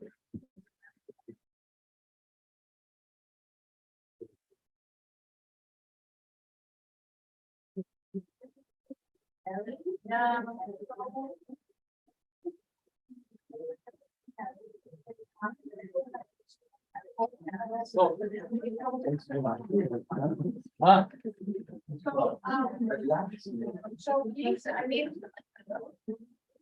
okay, because we finished a little bit earlier, have anybody who wants to have a little lunch or coffee and a cake, it's sweet, we need a little bit, sir. But we have to start at 4 because we have 2 participants from California, so we cannot start earlier. It's a bit early for them. Okay? Thank you.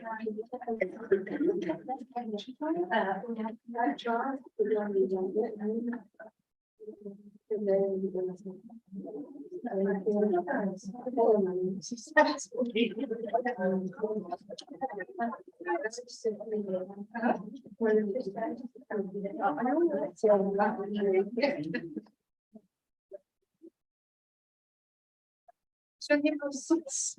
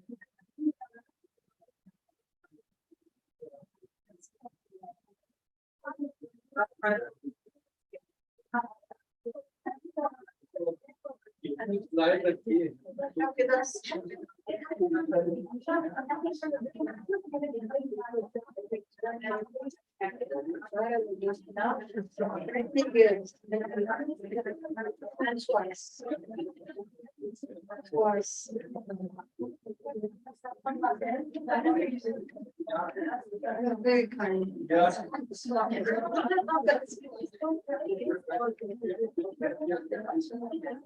last time you were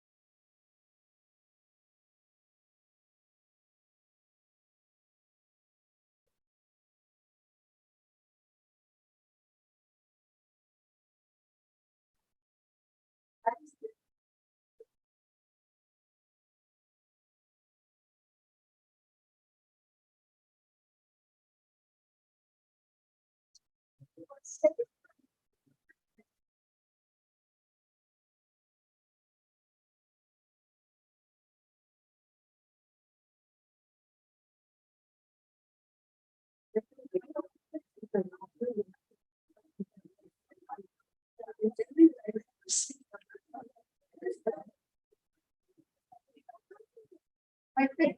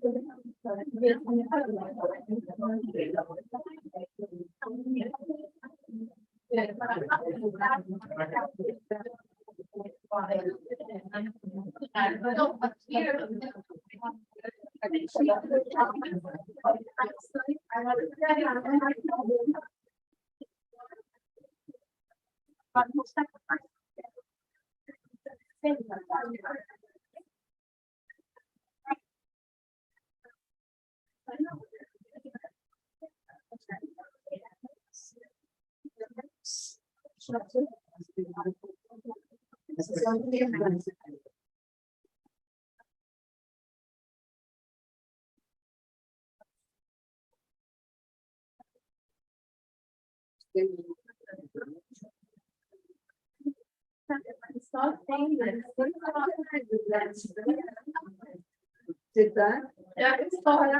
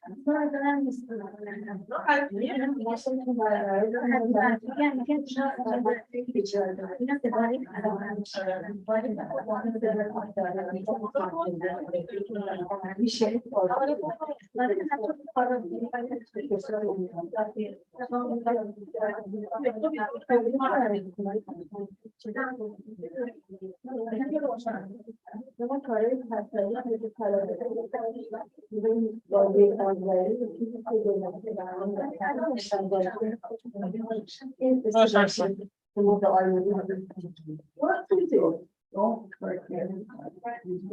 I don't forget you and your physiotherapy is good certainly. This is nothing important.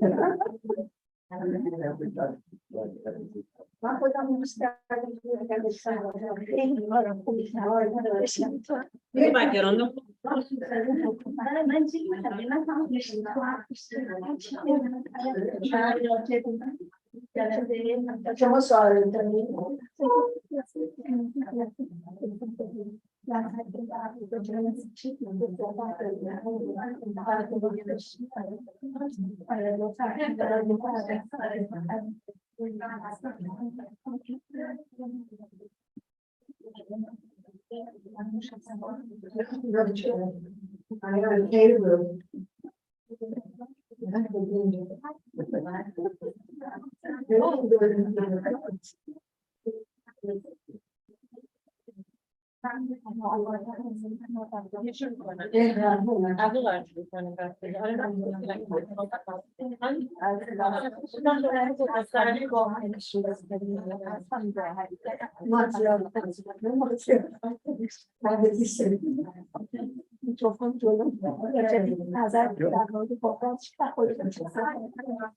That is the thing.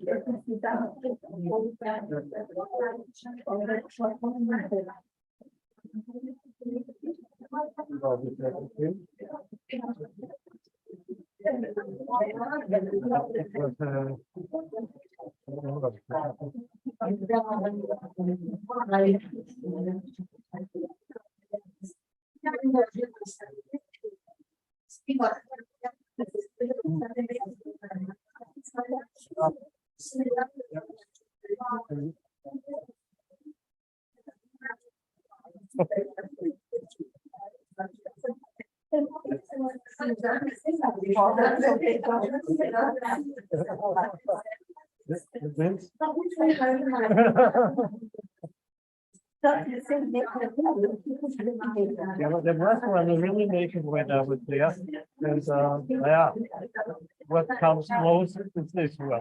It's still there. Of course, this is too realistic.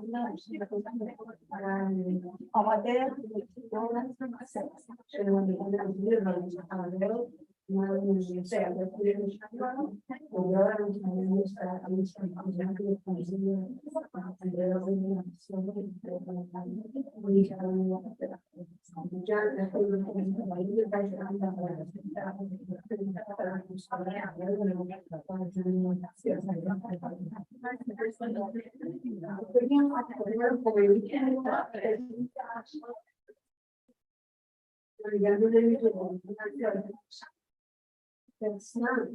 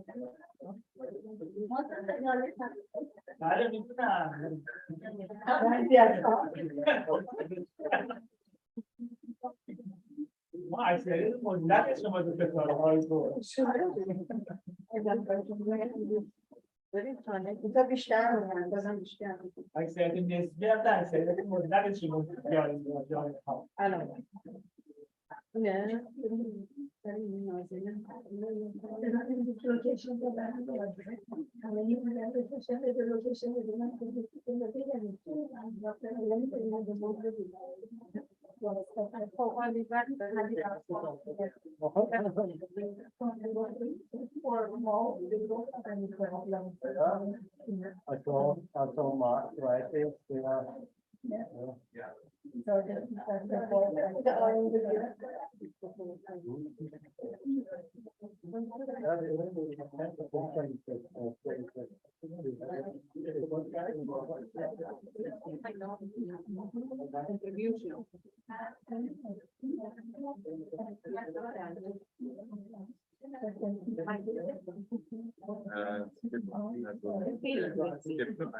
Ja, das ist Some did speak. This is my speech. No, no, no, yeah. Ah, okay, this is my speech. Yeah, this is my noise. Ja.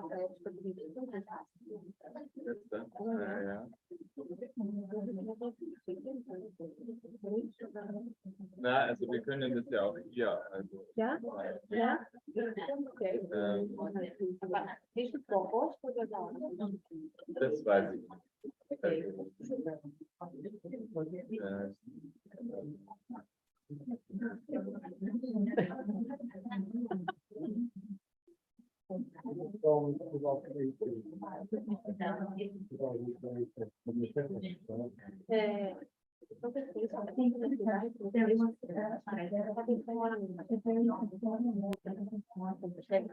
Also, es ist jetzt die Frage, wer spricht ja. Die Frage ist da. Ja. Ah ja. Ja? So viel. No other part of Ja, ja, genau. Also es ist jetzt,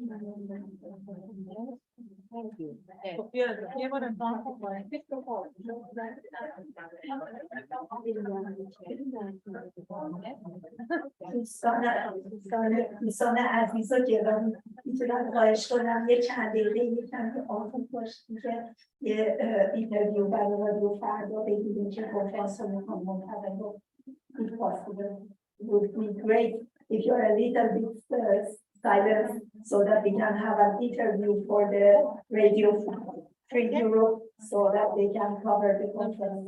Thank you.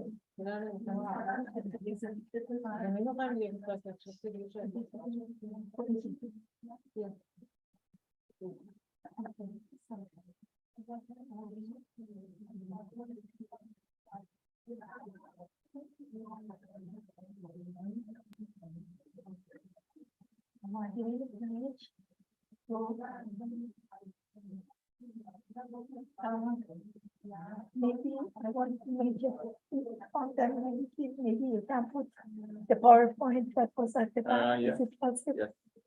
Yes. Just the PowerPoint that was prepared by her, not the Christian minority, but the one that was prepared by her. Thank you. But I don't know which was it. That's the problem. Like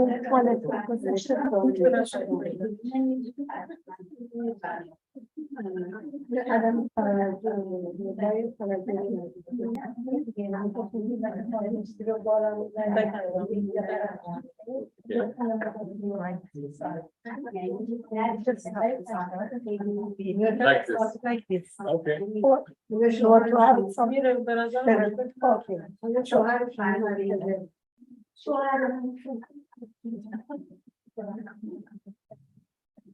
آمده نه پنل بعدی هم که هست فرق بزن که دفعه بزن یاد دیگه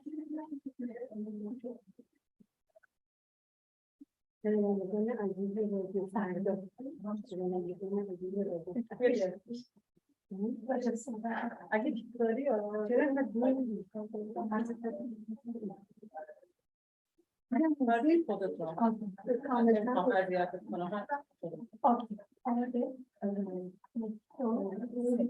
Pioneers as conference, international conference on women's revolution in Iran, women like then Jian Azadi, Zan, then the Azadi, as Jian, then we have to discuss این کنفرانس در قرار دادن و تمام روزگاه پنجشنبه ماه خرداد معلوم تیر داریم در چیز در اختیار کنفرانس بین‌المللی کسایی که اینجا هستن از طبقه‌های مختلف از ممالک مختلف و علاقه مثبت به این موضوعاتی که در ایران اتفاق افتاده رهبر همه قابل احترام نیست حضور دارن و جلسه بسیار بسیار مفید و خوبی نقشه که در راستای یاد گرفتن تصاحب و گفتگو با همدیگه باشه خیلی مثبته. ما اینجا چند نفر نشستیم که نوبت صحبت کنیم کرد در مورد این چیزی گفتیم و من خودم معرفی کنم زمین وانی هستم پزشک سالهای سال در سازمان ملل متحد و دانشگاهی هم کار کردم و صحبت من امروز بر اساس عقیده‌ای که در طول سالها توجه به مسائل حضور هنر به عنوان نماد جنبش آسیایی صحبت کردم و کتاب بگم از دو تا مثلث صحبت کردم. یکی مثلث زن هنر سانسور و دیگری مثلث سه نوع سانسوری که وجود داره به تفصیل میشنوم که این کنفرانس یکی دو روز دیگه در یوتیوب هست. صحبت‌های بسیار دیگری شد که شما میتونید بهش مراجعه کنید احتمالاً به همین عنوان International Conference on Women's Revolution in Iran Women Life Freedom. مثلث سانسور هست این که یک سانسور رسمی وجود داره در ایران که از طرف اول ارشاد از نهادهای موازی اطلاعاتی می آمد سطح دوم سانسور تربیت آدمایی که حرفی برای گفتن داشتن خود سانسوری بود و سطح سومش که به نظر من همه اینا خطرناکتر هم هست. مثلا میگم در باره موضوع هنری صحبت میکردم، تسلط همگانی به ناگفته سانسوری در جامعه و کنار گذاشتن زنان همکارشون. اینها استاد دانشگاه میشن، سخنرانی میکنن، دعوت میشن و زنها رو میفرستادن میکنن. این زنهای خیلی مهم و بزرگ هنرمند در همه بیتر فیلم، تئاتر، نقاشی، موسیقی، اینا و به خصوص نویسندگی که در مورد صحبت کردیم. این زنها حالا نه تنها با چند بود انجام کارخانه‌ایشون سعی کنیم انجام بدن، بعد از تمام مزایای مالی داشتن یک شغل دانشگاهی مطلبه محروم هستن. آخرین چیزی که میخوام بگم و بعد میگم به دوستانی که راست و چپ نشستن به براتون تعریف کنم که از اون چیزی که گفتن این است که در میان یک جشنواره سالیانه خیلی خیلی مهم است به اسم ویمن فستیوال. این جشنواره هر سال یک گروه تئاتر خیلی برجسته کوچک و پرمفهوم رو به میان دعوت می‌کنه. امسال تئاتر بود به کارگردانی خانم افسانه ماهیان، نوشته خانم نغمه صمیمی با شرکت تنها، تقریبا شرکت تنهایی خانم معتمد آریا و این قرار بود 4 شب در میان نشون داده بشه و تمام تدارک دیده شده بود و اعلام آگهی مفصل داده شده بود. واقعا جشنواره میگن که خب ببینید به شهر خیلی مشتاق بود. لحظه آخر نذاشتن کاملا معتمد آریا. چنگ سانسور ایران فقط در خود مملکت نیست، به بیرون در هم بستگی با ایشون بقیه هم نیومدن و این فیلم رو نشون دادن. اگر امکان داریم در دنیا این تئاتر رو یا فیلمش رو ببینید، شاید اینا به فیلم بیرون بیارن به اسمش هست بچه، موضوع مهاجرت و واقعا تفاهم بهندن. متشکرم میگم به خانم مهدی گلبو. مرسی.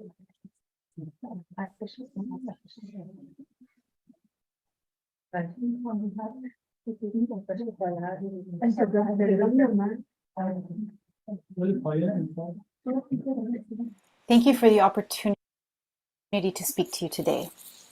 Members of the Baha'i Faith, Iran's largest religious minority, have been subjected to a particularly systematic campaign of persecution within the larger context of human rights violations that continue to be perpetrated against Iran's religious and ethnic minorities, those who speak up for human rights, and of course its women.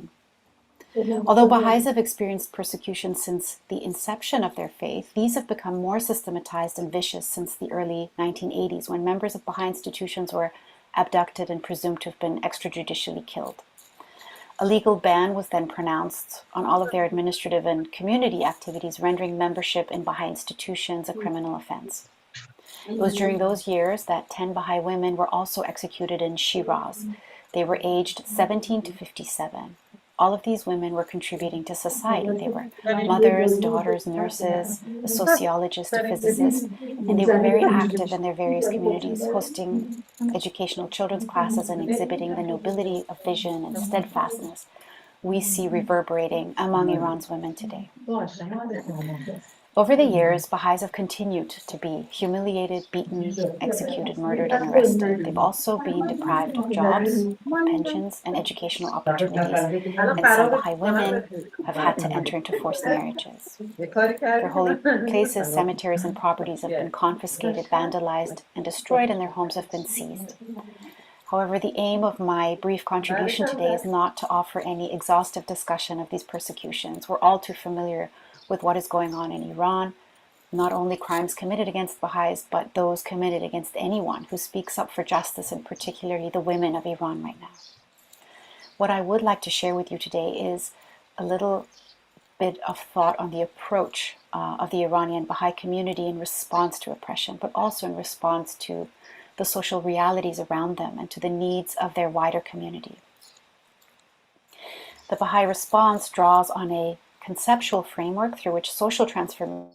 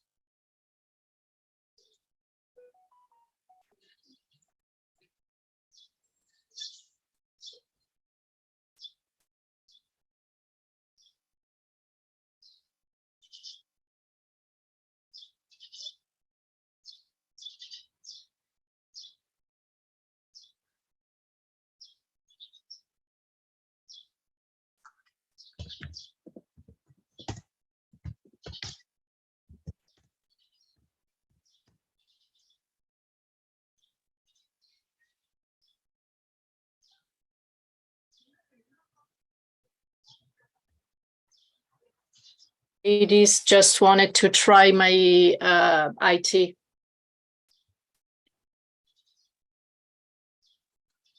We can hear you. It's okay. Okay, great. So should I enter with this or with another link? No, it's okay. You can stay here with this link. No problem. Okay, thank you.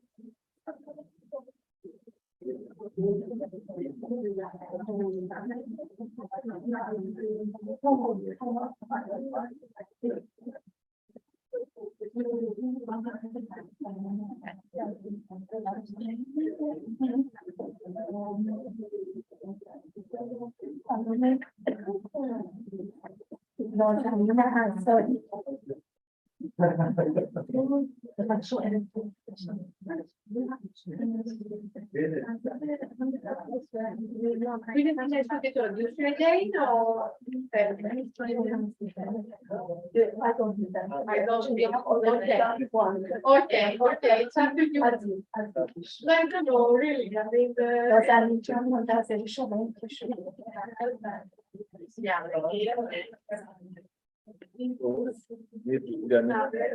It's not working anymore because somebody, What happened? I mean, yeah. I will play the video. But Okay, the so. presentation isn't how it should be. Now, the video is later. This is later. Yeah, okay. so, Okay, I see. Yeah. Okay, then, yes, fine. Yeah, okay. So this is the video. So I get to California, now I'm meeting here. Have nothing and home is here. So I think Nazarene, the one we have here. Maybe.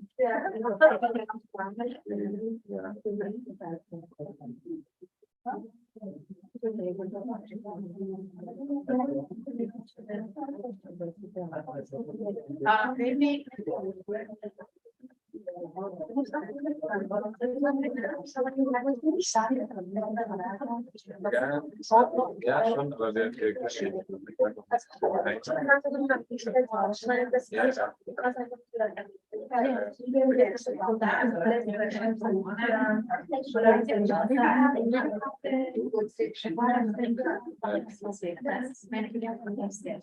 I think the first one play like that. So 1 second. So start with the video. We start with the video. He knows. And we see it produced now. Okay, it's time, I think, to start for our last panel. I know it's very hot and you are very tired, but you. Okay, thank you. Thank you very much. This is the last panel of the day. It's such a hot weather that everybody is standing from early in the morning. We all thank you. Our next speaker would be Dr. Leila Tabernaro Beidarian. She has sent a message here and we will see it on the photo. She is a consultant for various UN agencies, including the UNODC and UNSSC. She's also a senior research associate at the University of Johannesburg and an external lecturer for the Vienna University of Applied Science for Management and Communication. Her areas of expertise include communication, sustainability, gender, ethics, and governance. She serves on the editorial board of the Journal of Deliberative Democracy and is a member of the International Association of Media and Communication Research, as well as the South African Academy of Science. For the Austrian Malays community, she managed the social discourse portfolio of its Office of Public Affairs. Dr. Leila Tabernaro Beidarian. Thank you for the opportunity to speak to you today. Members of the Baha'i Faith, Iran's largest religious minority, have been subjected to a particularly systematic campaign of persecution within the larger context of human rights violations that continue to be perpetrated against Iran's religious and ethnic minorities, those who speak up for human rights, and of course its women. Although Baha'is have experienced persecution since the inception of their faith, these have become more systematized and vicious since the early 1980s, when members of Baha'i institutions were abducted and presumed to have been extrajudicially killed. A legal ban was then pronounced on all of their administrative and community activities, rendering membership in Baha'i institutions a criminal offense. It was during those years that 10 Baha'i women were also executed in Shiraz. They were aged 17 to 57.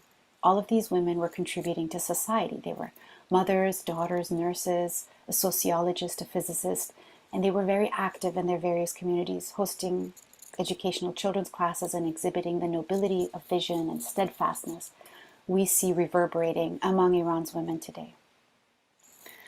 Over the years, Baha'is have continued to be humiliated, beaten, executed, murdered, and arrested. They've also been deprived of jobs, of pensions, and educational opportunities, and some Baha'i women have had to enter into forced marriages. Their holy places, cemeteries, and properties have been confiscated, vandalized, and destroyed, and their homes have been seized.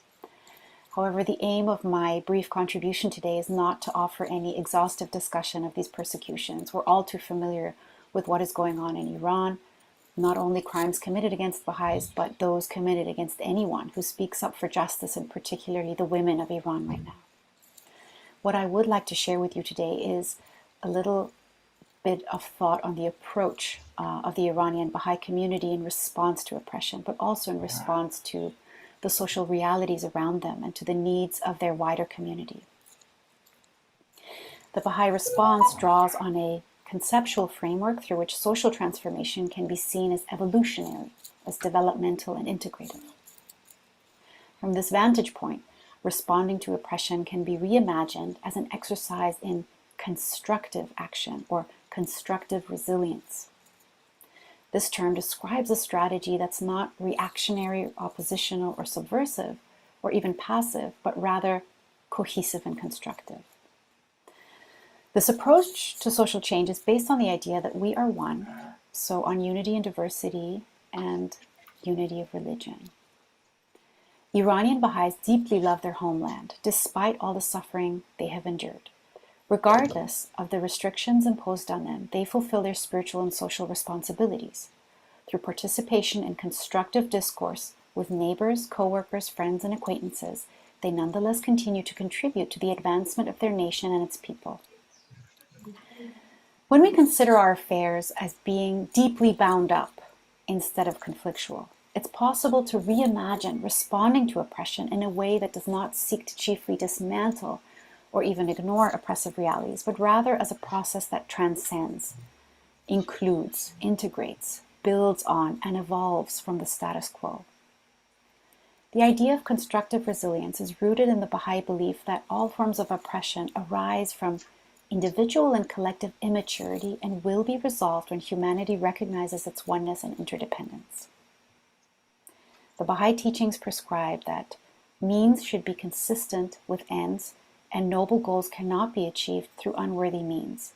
Specifically, it's not possible to build enduring unity through endeavors that require contention. This implies a reciprocal and co-requisite relationship between unity and justice. Baha'is are exhorted on the one hand to overcome complacency in the face of widespread injustices, and on the other hand, to work for justice in unifying ways that do not foster conflict. Every Baha'i is called to a life of consecrated action characterized by coherence between means and ends. This commitment does not mean condemning or criticizing those who pursue justice through conflictual or subversive means. Instead, it is viewed as a vital contribution towards lasting transformation, alongside various other movements that strive for social justice, and it may sometimes involve principled action that does subvert official orders, as is the case when Baha'is refuse to renounce their faith or refuse to act in ways that would intentionally harm another person. However, the idea of constructive resilience refers to an approach that is not primarily focused on reaction or opposition or subversion. In practice, this means that although Baha'is face hate crimes, although they are excluded from studying in tertiary institutions, although their businesses are regularly shut down, their homes raided, and their children bullied, they design and carry out various activities for their greater community, including literacy and empowerment initiatives for children and youth in socioeconomically marginalized or disadvantaged neighborhoods, as well as women's circles that extend to neighbors and friends. They have also found creative and lawful ways of educating themselves through a decentralized university system supported by voluntary faculty and staff from all over the world who teach through online courses.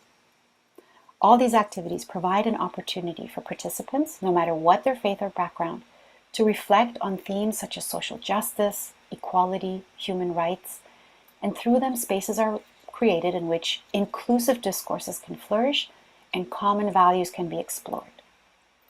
Strategies of constructive action or constructive resilience create slow and organic social transformation and encourage a diversity of voices that are built on a commitment to unity and a shared ethic of justice, where differences in political structure, legal system, and social organization do not stand as points of friction, but as sources of potential insight into new solutions and approaches. Baha'is are learning about what it means to transcend the onslaught of oppression with a surpassing energy of building, contributing, inviting, and including. The idea is that wherever change is brought about without a commensurate shift in values, such change is rarely durable or lasting, rendering constructive resilience attractive as a means of creating, sometimes slow, yet sustainable social transformation regardless of the political climate. I would like to end with an artistic piece inspired by the women of Iran today and created on the anniversary of the hanging of 10 women in Shiraz on June 18, 1983. Because our story is one. From the beginning of time, I have been forced to crumple myself to take as little, to hide from wondering eyes, still, silent, until I eventually vanish from every mind and memory. I have been ordered to obey and follow, to believe that I am inferior, that my soul, my heart, and mind matter not, and my purpose in this vast universe is predetermined by my superiors. Throughout the history of my existence, I have proved I am not what I was made to believe. I am more than flesh and bone, more than an instrument that would make others' wishes come true. My steadfastness, my resilience, my courage, my love, all have caused a storm around the globe, vibrating the east and the west time and time again. Evidence that I have a mind of my own, that I am capable of standing up for myself and my beliefs and making a choice that would make all the difference. From the moment I exit my mother's womb until I take my last breath, I prove that I am a living soul. From the moment I am alive until I no longer am, I testify for my worth in this man-made court. That my capacities are not limited, that I am not chained to others' perception of me, that I am not inferior. I am a woman. My steadfastness and resilience, my courage and my love are exemplary to all who have walked this earth. I create life within me and educate the generations to come. I am not your enemy. I am the faithful ally you have been waiting for, an equal soul to connect with yours. And when you allow me to walk with you shoulder to shoulder, you will see how a world blooms. I am the sacrifices of the women before me and the ones that come after. Our story is one. I will keep moving forward until you join me on this path. Not a few steps behind or ahead, but right by my side.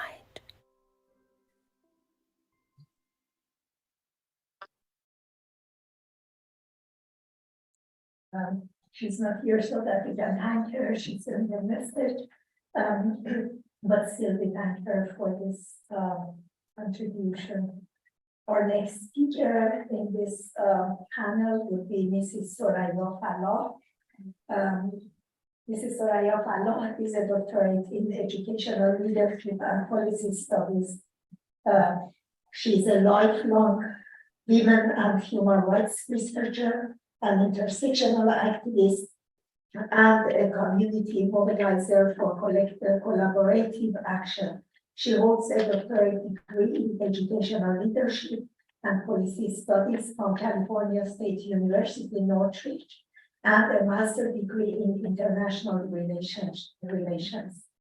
Dr. Fallah is a published author of books, peer-reviewed journals, literature reviews, and other professional works in English, Farsi, Persian, and Kurdish. She is the author of the research study chapter book of Kurdish women, challenges and struggles at the time of conflict and post-conflict. Her research-based reference book, Learning Challenges for Culturally and Linguistically Diverse Students with Disabilities, recognized as groundbreaking research on students and disabilities that should benefit students across the world. She worked with CSUN's Center for Teaching and Learning as a researcher and an educational consultant in 2 teacher educational consulting company focusing on the Middle East, North Africa, and South Asia populations. Mrs. Fallon, you have the floor, please.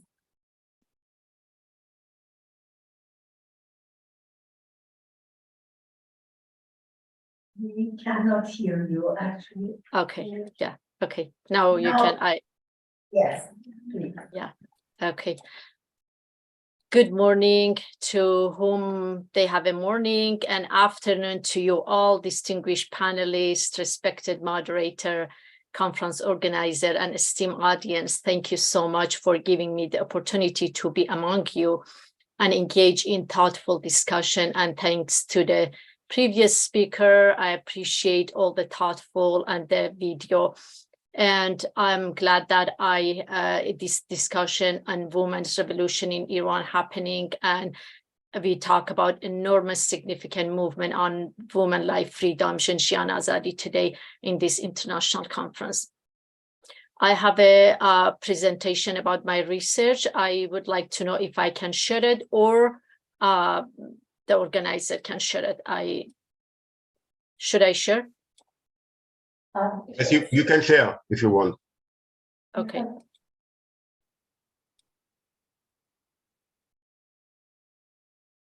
And you will have 20 minutes. Yes, okay. So let's see.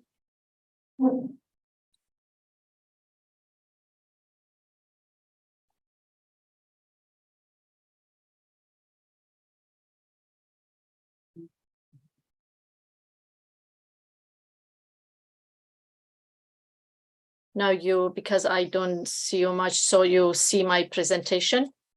Yes, yes. Okay, great.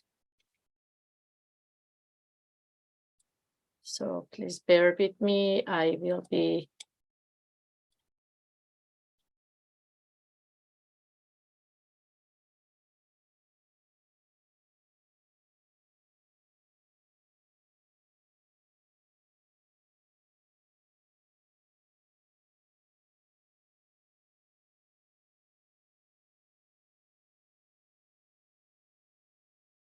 I actually want to see my notes. It doesn't allow me because I have some statistic that I should read it. Okay, great.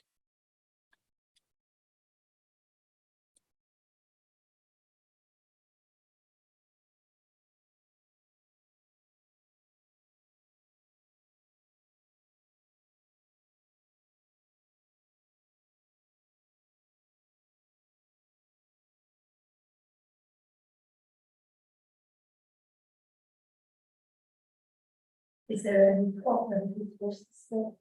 So all right. So what I'm going to cover today an introduction of the subject matter. I give you a brief review of the subject matter, and then some literature that I used, and my research question, research methodology, and I'm going to tell you what research methodology, what theoretical framework I use for my research, and then I share my finding and emergent of the theme with you, and then I try to keep aside some time for question and answer. I try to wrap it up very fast because I know we have only 20 minutes, so I appreciate the time that I was given. my aim is to contribute to the broader understanding of the challenges faced by Kurdish women. As you know, my subject is about a struggle of hyphenated identity in the woman life freedom, Janjian Azadi movement, and I'm focusing on Kurdish women. I would like a feedback if you still can see my full screen. Yes. Okay, great, thank you. So first, as I promised in my title, I should give you a short overview of the women in Iran. So I'm gonna like the woman within the context of women life freedom revolution or movement in different way that people and then analysts talk about it. Like the woman life freedom revolution is a social and political movement that emerged among Iranian women in response to killing of Jina Mahsa Amini. How many times you heard it today? I'm sure many times, and I don't need to be repetitive about it, but the importance of this, like talking about that or naming it or telling you about this matter is that this is part of a history that is not going to be gone, and we are not going to go back to the 0 point. So she was the 22 years old young Kurdish woman, and broader concern over gender-based violence and discrimination, encompassing a range of issues affecting women across Iran.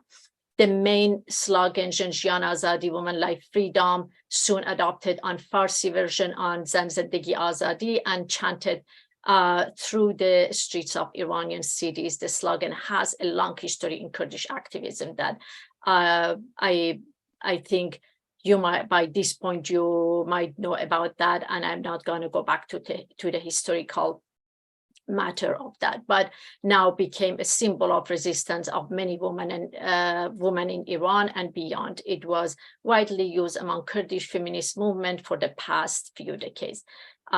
In fact, during 2013, when I went to a conference in Diyarbakir in Kurdistan, in Kurdish area in Turkey, and we had a delegation for a conference called Janjian. It was for Janjian Azadi, and I am like very excited when I see how these powerful words traveled around the globe. And during women life freedom, Iranian women have played a significant role in shaping one of the largest feminist movements in world history. I give you some key points, highlight the importance of the Iranian woman in this movement.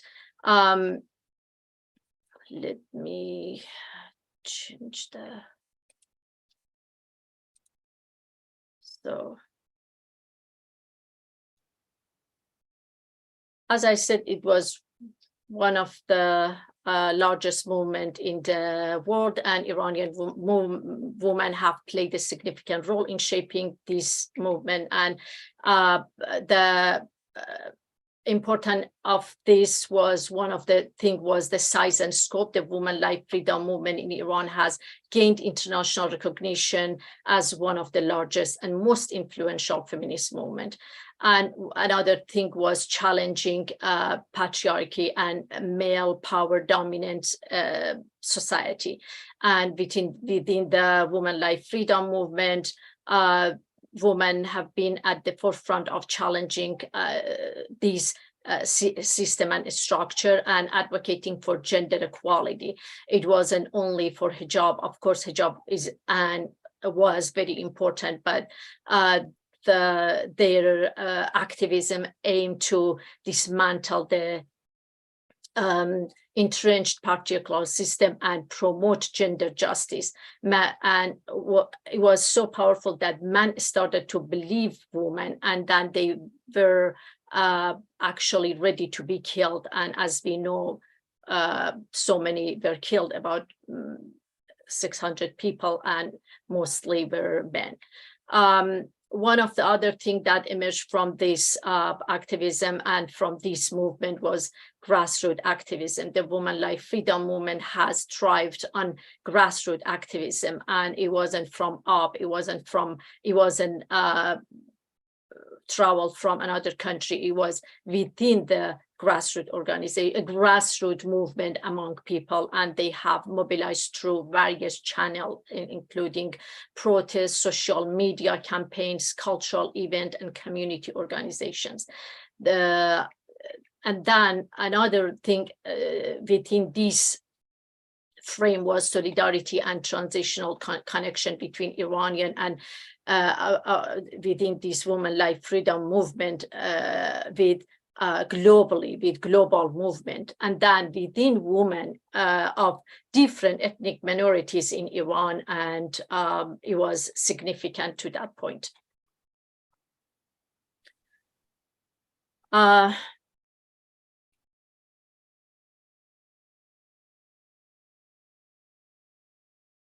So the Kurdish woman in Iran, like as I said, I promised to emphasize on Kurdish women in this movement.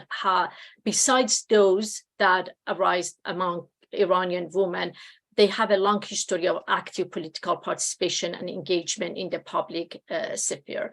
Compared to the other women in Iran, Kurdish women have often been at the forefront of political movement, advocating for their rights, cultural preservation, and greater autonomy. Historical Kurdish women have been involved in various political parties and organizations, and even took some military action. They have played crucial roles shaping Kurdish political movement and advocating for Kurdish rights within the largest Iranian context. So Kurdish women were always apparent, but there was another layer of problem about like Kurdish women within the Women Life Freedom, which I'm going to talk about it.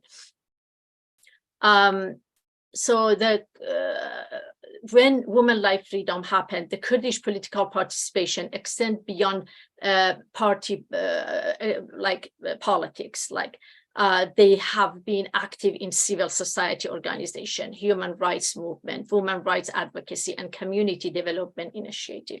So Kurdish, as I'm not sure how much you know about Kurdish women activism and how they do the work, but there are plenty, I can call it plenty, but some Kurdish women organizations that they work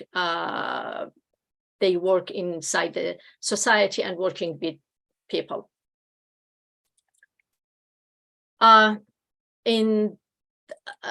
When we talk about Iranian women, which includes Kurds and like all other nationality, we cannot ignore that there are some other factors is important. Women in Iran face various struggles and challenges, many of which are rooted in gender apartheid, inequality, and discriminatory practices.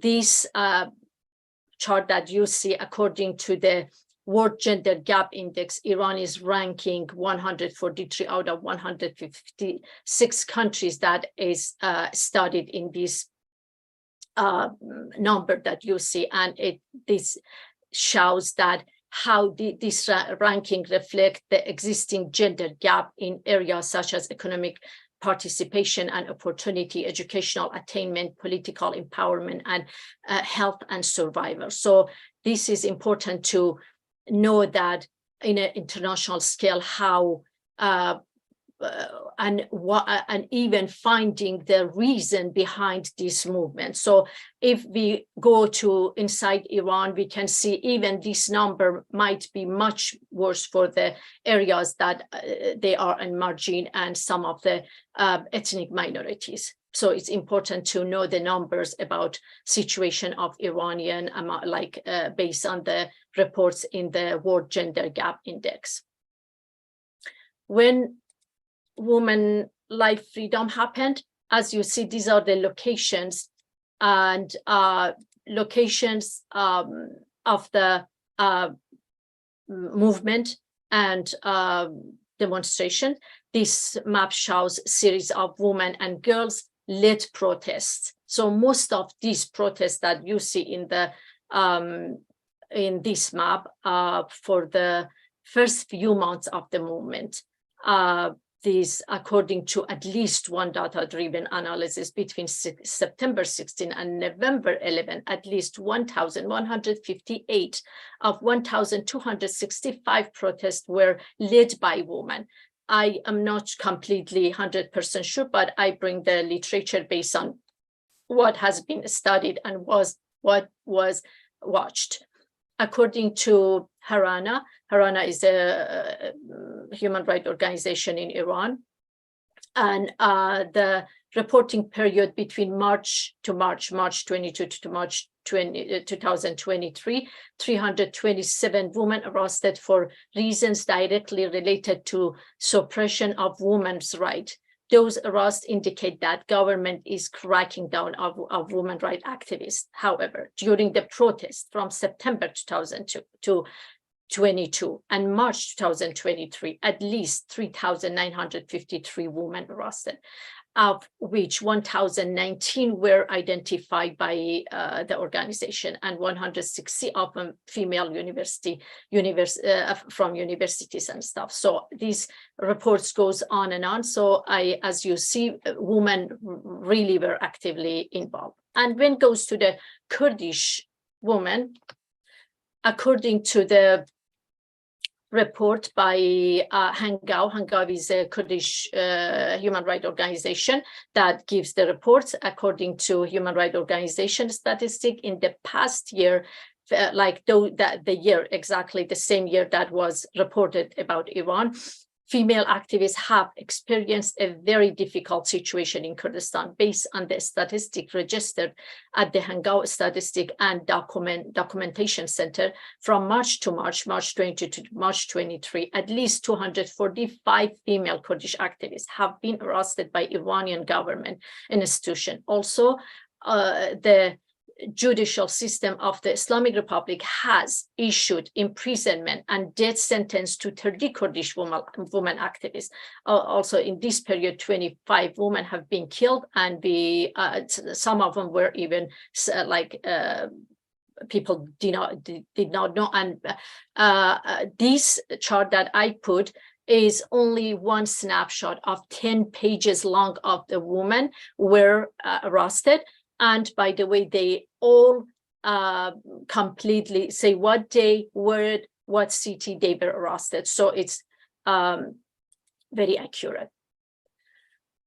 So this was a little bit of background about Iranian and also Kurdish women but for my study, for me to study about this population and about this issue, it was important for me to answer two questions. Like I had many questions, but for the sake of the research, I wanted to know how do Kurdish women in Iran negotiate their multiple identities, including their Kurdish ethnic identity and their gender identity. So this is where the hyphenated identity comes from within the context of the woman life freedom revolution. So those multiple and multi-layer identities. And then I wanted to answer what are the specific challenges and forms of discrimination faced by Kurdish women in Iran in their pursuit of gender equality and freedom within the broader social and political landscape. For me, it's very important to know the clear research question, because otherwise I'm going to go on and I don't know what to look for. So within those questions, I find out that there are some. Is there anything? You still have 3 minutes. Pardon me? You still have 3 minutes left to give us the answers. Thank you. Oh, to give you, the answer is within the research. So the major issues, limitation the major issues, limitation, and obstacle in their activism and pursuit of rights. What were they? There were plenty of the issues and problems. I'm gonna just point them out because apparently within the time frame, and it was very generous time frame, by the way, but I cannot completely explain every and each of the issues, but I'm gonna point them out. Like as you know, Kurdish women in Iran face various limitations and obstacles in the activism and pursuit of rights. These difficulties can stem from societal, cultural, legal, and political factors. The Islamic Republic of Iran imposition of pursuant on Kurdish women in the name of security and territorial integrity. So not only the problem that exists for other women in Iran, but also the security issue that they talk about, and they always, in the name of those territorial integrity, they go after Kurds and after Kurdish women. So they facing security risk. Engaging in activism as Kurdish women in Iran can carry significant security risk, and they may face harassment, surveillance, intimidation, arrest, and imprisonment. So fear of death, and without even knowing and without telling the families. Marginalization and discrimination. Kurdish women often face marginalization and discrimination within even Iranian especially other communities and non-Kurdish societies. So this is also one of the problems. How many of you from different ethnicity and different nationality in Iran are familiar with this? I'm sure, because we had a conference, and every single person who talked, and they were from different ethnicities and different nationality in Iran, they talked about that they were facing double discrimination even within the society in Iran, and they're facing ethnic and cultural differences. And by itself, the differences of culture should, and even differences in body and language, and none of them should be any problem. But when we human beings, we create those problems basically. Geographical consideration, Iran shares border with several Kurdish populated region, which can impact regional and geographical interest. The government's pressure on Kurdish women may be influenced by concern over cross-border Kurdish movement. As you know, there are Kurds are living in 4-5 countries, so they may pursue the Kurdish activism as transnational threat and respond to increased pressure. And they're facing state control and authoritarianism. The Islamic Republic of Iran maintained a centralized and authoritarian system of governance. So there where dissent and opposition are often met with the harsh measures. So Kurdish women facing those problems. And as you see in those boxes, there are, I just pointed some of the issues, because for all of them, there are some literature that sometimes I publish, this is an ongoing research. So when I publish, I'm gonna point them out in a detail. So there is be able to hear the whole research, unfortunately, but we are already over your time. So if you have some 1 or 2 sentences to finish your speech. Okay. All right. So yeah, I am gonna wrap it up. So for this research, I used center margin theory by Bell Hook, and I used intersectionality, which is very important. And also, for me, it's important to share with you my research findings, because I found that Kurdish women are resilient. They have found their agency. They found they should be advocate and advocacy. They should empower themselves, and they found a vision, and they had a vision, and they strengthened their vision, and they found necessity of unity and solidarity and collaboration. Thank you very much. You're welcome. Again, I am thankful for the time given. I try to wrap it up. If you give me a few seconds, I'm gonna finish it. So Actually, no, and I really have to be fair against the other speakers. absolutely, I completely understand, and I would like to thank you again, and thank you for listening to the partial part of my research, and I hope we get a chance to see you in person. Go ahead, please. I'm gonna the discussion, and then we will come to you with all questions. Thank you. Sure. Yeah, of course.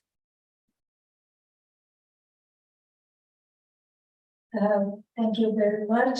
I'm sorry that I really had to stop you. I'm myself very eager to go through the whole research as well, but then I have to give the floor to our next speaker, Mrs. Nazanin Ansari. Of course. Yeah, I understand, and thank you. Tali has been a Christian since the 90s, and for many years an active member of the Farsi-speaking Christian communities in Vienna and London. She studied law at the University of Vienna and Christian theology at Fars School of Theology, and most recently completed a bachelor's degree in arts. Previously, she has worked with different state authorities such as the Interior Ministry, Federal Administrative Court, and different police headquarters in Vienna as an advisor in cultural and religious matters. Nazanin now lives in London with her husband, where she works with the Christian human rights organization Article 18, involved in documenting religious freedom violations committed against Christians in Iran. So you have the floor. So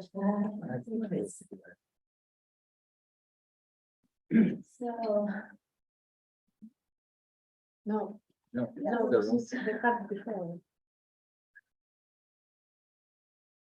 Yeah, that's one. Yeah,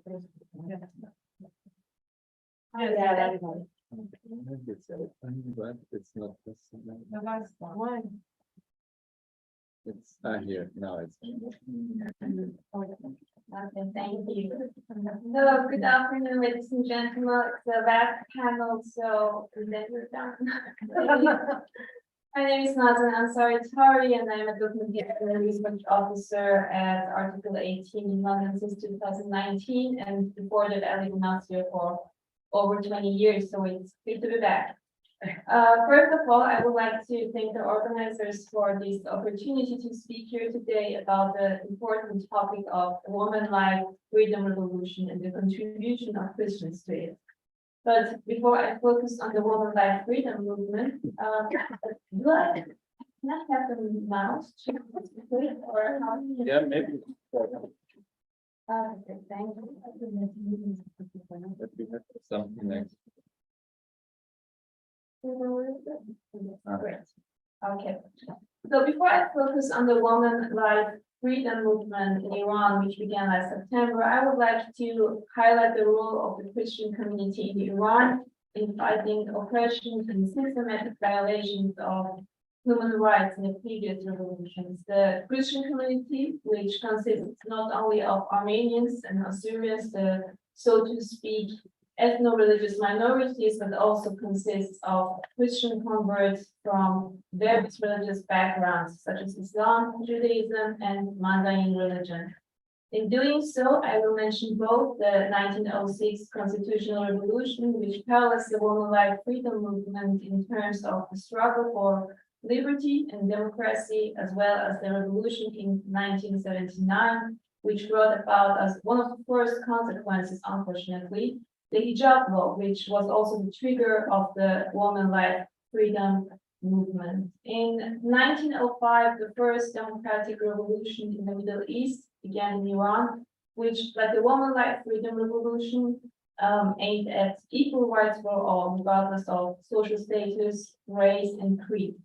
But as many have argued, it was unfortunately the Muslim clerics who emerged as the image of the entire nation, even writing letters to the West as self-proclaimed representatives of the entire nation of the Iranians. For example, in the city of Tabriz, in the south and northwest of the country, they wrote to the Western countries, to all who seek justice in 5 continents. Though we Persians in religion and nationality differ from you, in humanity and justice, in humanity and justice and the seeking of righteousness, we are all alike. Forget for one moment the bigotry of creeds, the prejudices of nationality, and give us the justice of your unbiased conscience. This is just one of the letters that reveals from the early stages of the constitutional revolution that the Muslim clerics regard the Iranian population as a unified Muslim nation, distinct only from the West, without considering the diversity of beliefs in society and the existence of Christians, Jews, Baha'is, or all other religious groups. But it should not go unmentioned that inside the country, in the fight for democracy, equal rights, and freedom, people with the most diverse beliefs and from different ethnic groups were involved. Armenians, Arabs, Azeris took up the cause as their own. 2 Persian Jews served as commanders in the ragtag constitutional army. Christians and Muslims, Zoroastrians and Baha'i fought alongside one another. Women joined the revolutionary ranks. They threw off their veils, put on pants and vests, picked up rifles and fought shoulder to shoulder with the men. The revolutionaries came from different ethnic backgrounds, spoke different languages and dialects, and worshiped in different ways or held different beliefs and creeds. But this is what the West was taught and what the Western press reported. Merchants and mullahs compelled the Shah to grant reforms. This is the New York Times. But now to the 1979 revolution that led to the replacement of the Shah by the Islamic Republic. In the same year, one of the first statements by Iran's Supreme Leader Khomeini was that women should observe Islamic dress codes. But this met with strong opposition from the women.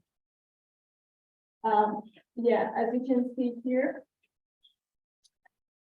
the law is not strong opposition from the women. However, in 1983, wearing hijab became mandatory by law. Again, the New York Times about the opposition from the women. The law is not only gender discriminatory because it focuses on women and deprives them of the right to choose their clothing, but is religiously discriminatory as well. Because with the hijab, some Muslims can express their religious identity, but those of other faiths are robbed of their religious identity. Since 1979, laws have been passed in the Islamic Republic that have been justified with Islamic creed or jurisprudence. Often these laws contradicted the human rights covenants ratified by Iran, particularly Article 18 of ICCPR, which provides for freedom of religion or belief for all.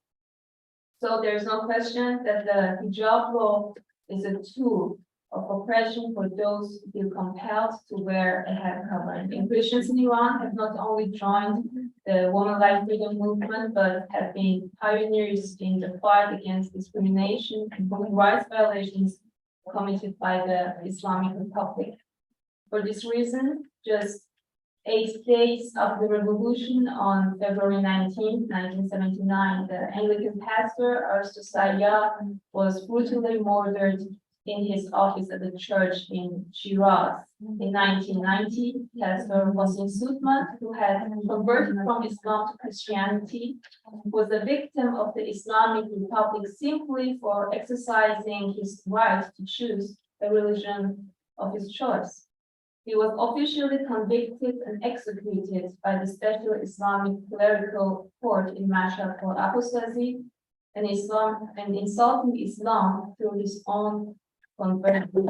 According to Article 13 of the Constitution of the Islamic Republic, Armenian and Assyrian Christians are the so-called officially recognized Christians, yet there are no exceptions to state tyranny. Once they speak about their Christian faith in Farsi, which is the official language of Iran, they are persecuted by the government and punished by law. One of the most recent cases in which an Iranian citizen of Armenian ethnic background was sentenced to prison is Joseph Shahbazian. He was sentenced to 10 years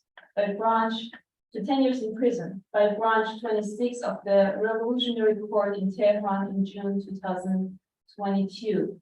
It should be noted that the allegations against Christians arrested for their faith are often political. Action against national security, propaganda against the regime, and let's not forget the infamous allegations of Moharbe, waging war against God and spreading corruption on earth, which were made against two Christian converts, Reza Rabbani and Abdul Reza Ali Haknejad, as early as 2014. Years before, in the course of the Women Life Freedom protest, the popular artist Tumash Sadehi would be arrested, and Mohsen Shekhari, the first victim of Iran's state killings, will be executed on the same charges.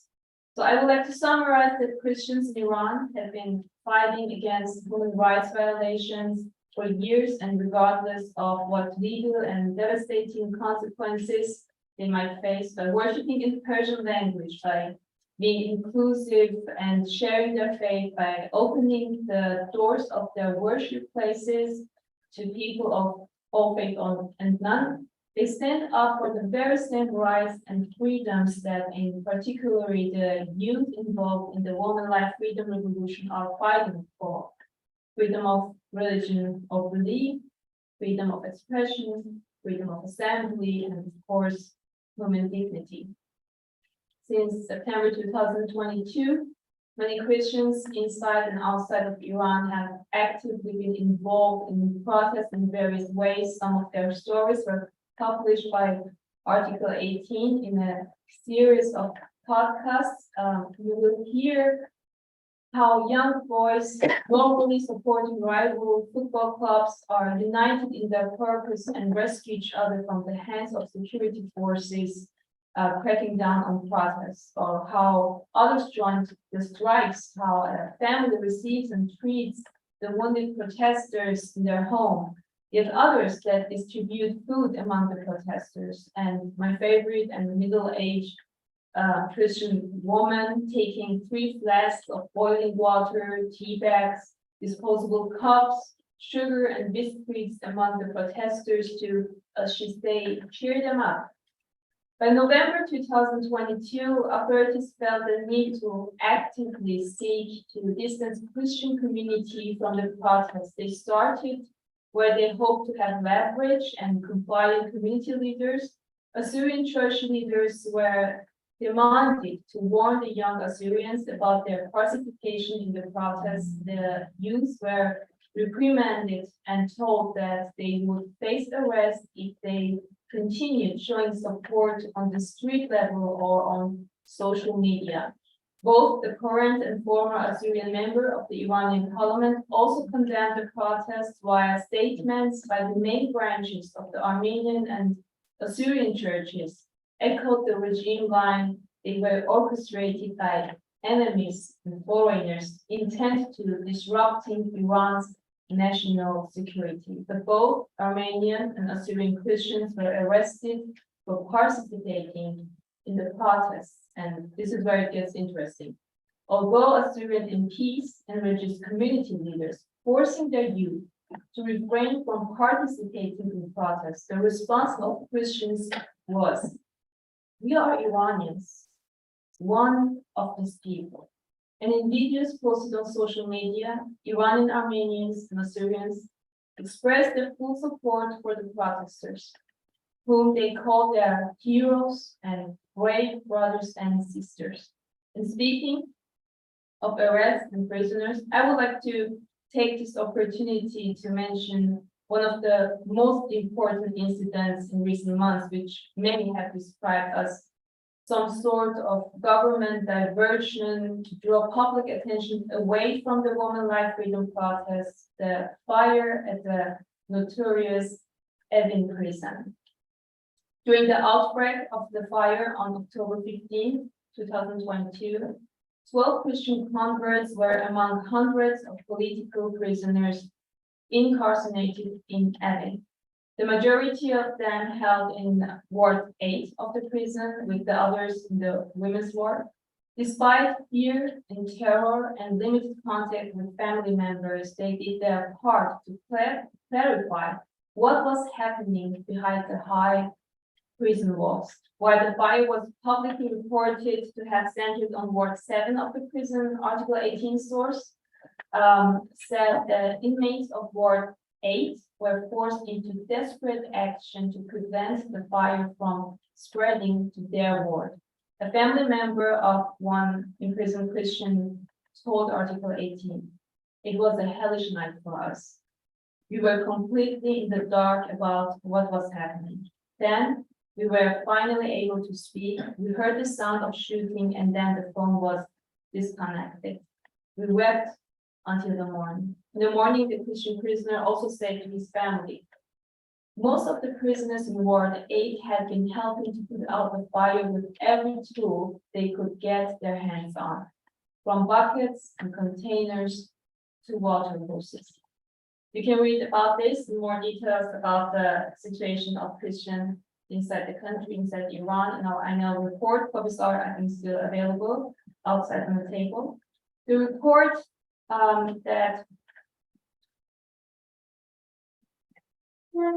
highlights that in 2022, a total of 963 months of imprisonment were imposed on Christians in Iran.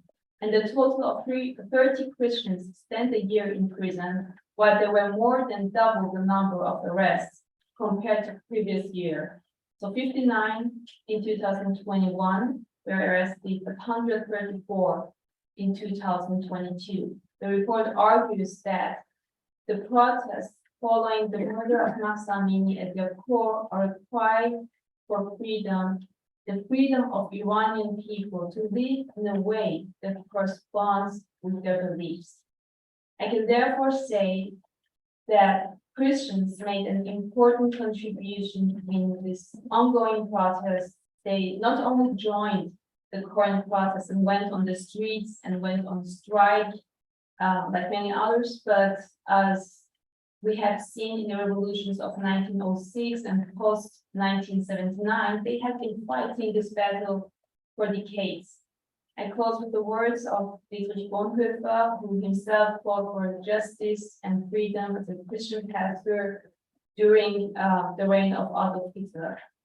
Es reicht nicht, die Opfer unter dem Rat zu verbinden. Man muss dem Rat selbst in die Speichen fallen. We are not to simply bandage the wounds of victims beneath the wheels of injustice. We are to drive the spoke into the wheel itself. Thank you.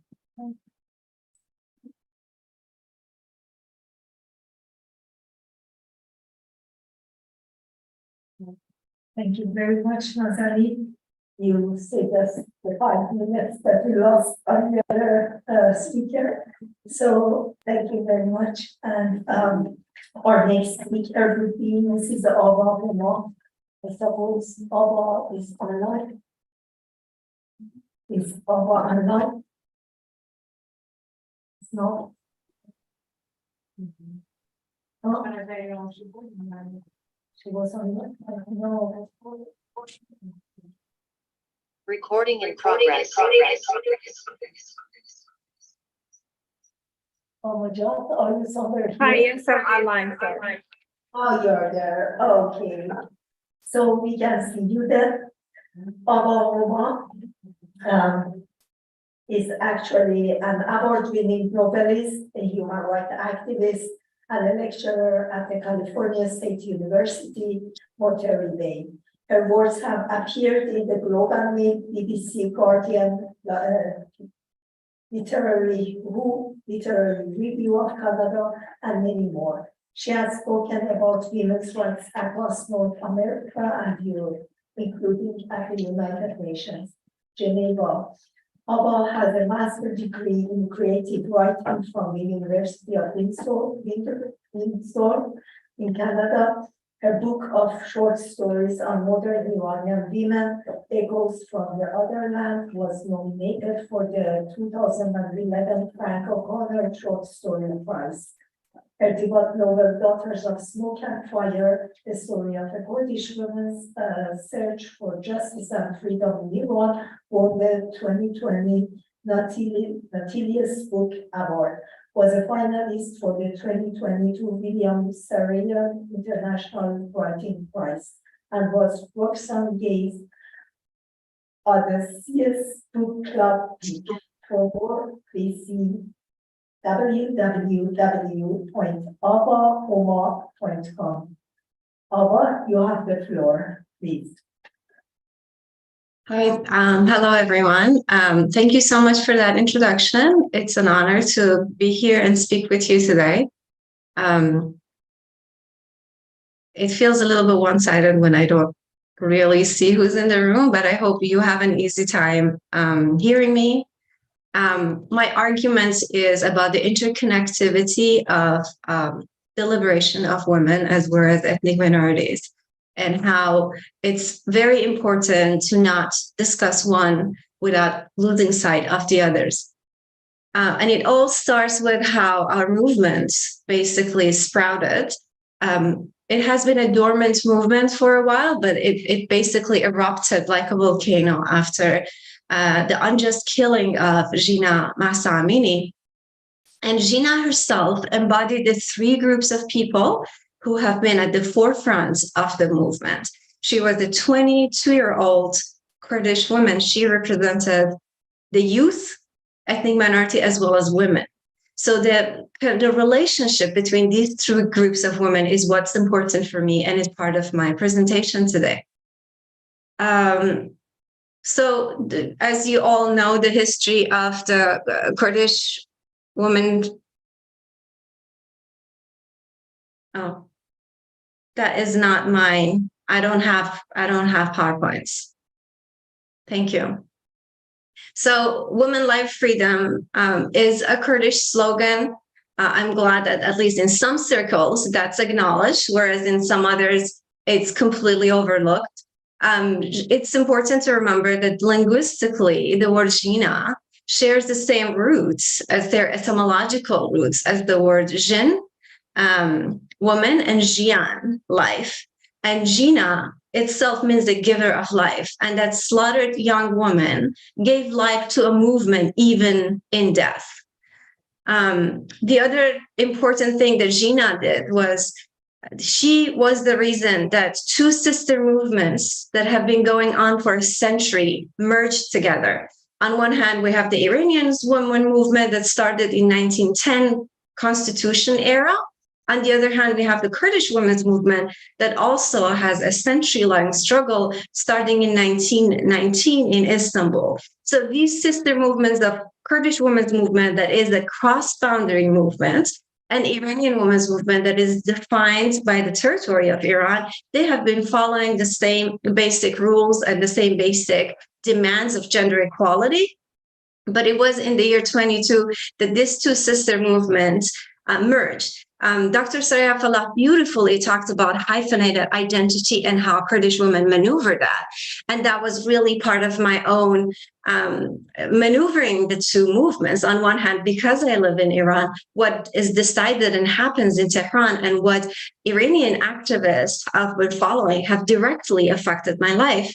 On the other hand, because I was born Kurdish, and so I was born with a cross-border mentality. I wasn't born considering borders as sacred.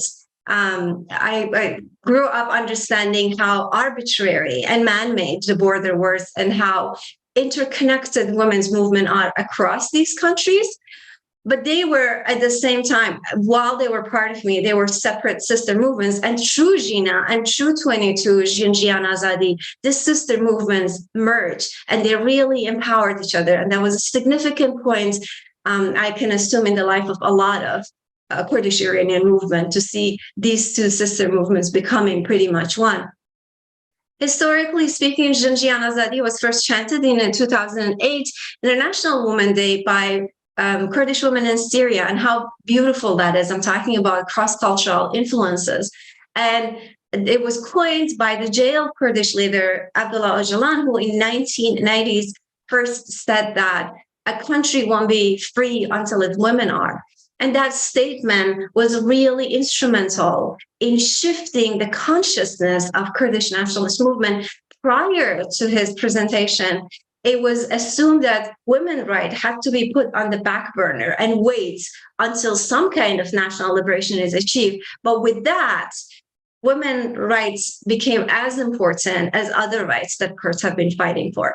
And it's through that consciousness that, like I said, they build on each other, they empower each other, and we saw it in 22 in Iran. So Jina was one of the millions of Kurds whose life have been defined by both oppression and resistance. And that's really important. A lot of time, Kurdish women are presented as only victims, but as Dr. Soraya Fallah said, we have learned to be resilient. We have learned to be active participants in our societies and in our communities, but very strong forces that have tried to muffle us. So Jina and millions of Iranian women, their life has been defined by oppression and resistance, the both sides of the same coin. And it's important to know that Kurds have been one of the first groups that rejected the reactionary Islamic Republic since its very inception in 1979. And that has resulted in their continual surveillance and targeting. And as we saw in mid-November, the IRGC sent a convoy of armored vehicles loaded with troops to the city of Mahabad. People were using pots and pans to protect themselves from the bullet there. And in addition to those clashes, the state stopped even blood donation to the Mahabad Kurdish hospital. And that stopping blood donation harmed dozens of injured protesters. Now, this is a war crime, and yet people managed to remain peaceful and unshaken in their protests. As we know, that one of the powers of this movement was how the funeral for each fallen protester became into an occasion for further rallying, when people chanted, "Your bullets are few, we are many." So for decades, though, even though Kurds started this back in 1979, for decades they were alone. They were alone in their resistance to this authoritarian regime. But what changed in 22 was that for the first time, the rest of Iran, on a larger scale, accepted the torch after Jina's funeral and chanted its support of Kurds and other ethnic minorities. Now, that was a very important moment in the history of Iranian resistance against authoritarianism, because Iranian society as a whole has been really starving for this unity. And that sense of unity, when it first sprouted, it was minor, but it was important. It wasn't sustainable, but it was really, really important.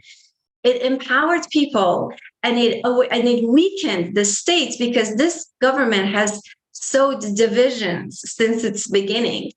So, and what united Iranian on a broad scale were several reasons. One of them was a stagnant economy, the staggering rates of inflation, the state-sponsored corruption, lack of basic welfares for citizens, and unreliable infrastructure, social and political oppression, and international isolation. So people in Iran, regardless of their background, they have all these elements that I just mentioned in common, and people realize they only have themselves to rely on. They can't rely on foreign forces. They can't rely on the understanding of their brutal government. So once this awareness really, really settled in that we only have each other, something shifted, and really Gen Z were the pioneers in in articulating what maybe some of previous generation had understood, but were afraid of articulating, or they articulated and received a really heavy backlash from society for presenting unity.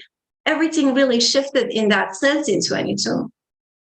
So as we know, the price that families and individuals have paid and communities has been really heavy, but the silence is really not an option. So when that fresh and fragile sense of solidarity sprouted, it really encouraged people. And then unarmed protesters started putting their lives online in pursuit of justice and freedom. The government's response, I don't need to remind you, has been defamation, bullets, beatings, detention, forced televised confession. But the crackdown has continued. The crackdown has been much severe in Kurdistan, and that's really important fact to look at in terms of how Iranian government has always treated minorities versus the rest of the people. So while blanks were used in Tehran, real bullets were used in Kurdistan. Several hundreds died, and a lot of them were minors. And Amnesty International released a report saying more than 60% of the children who were killed by the Iranian government were from Baluch and Kurdish minorities. That in itself should speak volume. And then I'm going to get back to how our people didn't give up, and they started chanting that our rage is mightier than your army. So the wrath was so fiery that people no longer fear state violence. And that's really a turning point. That's how revolutions happen, right? In normal life, in normal day, we have so much to lose and we have so much to protect in terms of ourselves and our family that we don't have that tipping scale, but that we have this wrath, this fiery wrath. But the courage itself is not enough. In addition to courage, we need a lot of clarity. If we have courage without clarity, the revolution would be hijacked the same way it was previously. Now, what do I mean by that? So millions of Iranians today are willing to really make sacrifices for a better future, one that would give their children some of what they have been denied.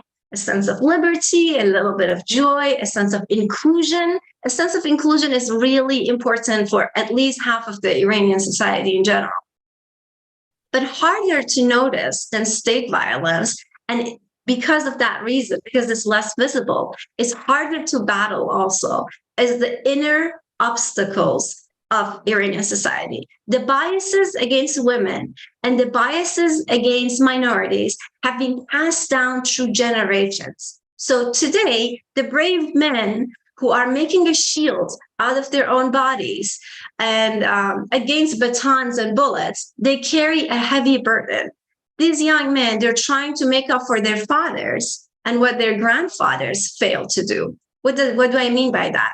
Their fathers and grandfathers failed to recognize and support women and minorities' struggle for justice, and they are completely interrelated. I will give you two historic examples of when Iranian population's apathy reinforced state violence.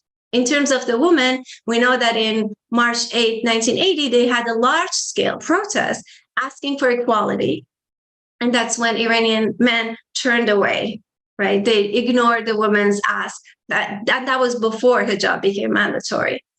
At the same time, the Islamic Republic bombed Kurdish hospitals with impunity. They looted shops. They shot fathers before the white of the children and summarily executed the opposition in 1979. And again, the rest of Iran stayed silent. So there was gender violence, there was ethnic violence, and the rest of Iran said, that's not our problem. They failed to see the interconnectivity. And what happened was in no time, demands for economy, demands for autonomy, demands for gender equality were criminalized, and misogyny were justified in the name of religion. So imagine if back then, back in the 1980s, we had a society that wouldn't stay silent against gender oppression and ethnic oppression. And we know that what happened, the laws officially denied women the right to choose what to wear, the right to choose who to marry, where to work, where to travel, even the right to have the custody of their own flesh and blood, their children. So Persians specifically failed to see that injustice to Kurds was a clear indication that in no time state would come for them too. And men failed to see that rulers who had established power by subjugating female bodies would extend the same policy to male bodies too, by policing their clothing and hair and denying them personal and political freedom. So today, though, our young protesters really understand the urgency of bridging ethnic and gender gap, but they don't have the necessary intergenerational support. They need to diligently fight two battles. On one hand, they fight the brutality of the state with their tanks and drones and gassing and everything, as well as the limiting beliefs of their own culture that still fails to see how people win when they empower and include historically marginalized groups. So the path to Iran's emancipation goes through the populations that have been previously feared, silenced, and excluded. Women are at the forefront of the movement because they are the closest to the problem. They have suffered the most. Kurds are at the forefront because they have seen the most brutal face of the government. They have suffered the most.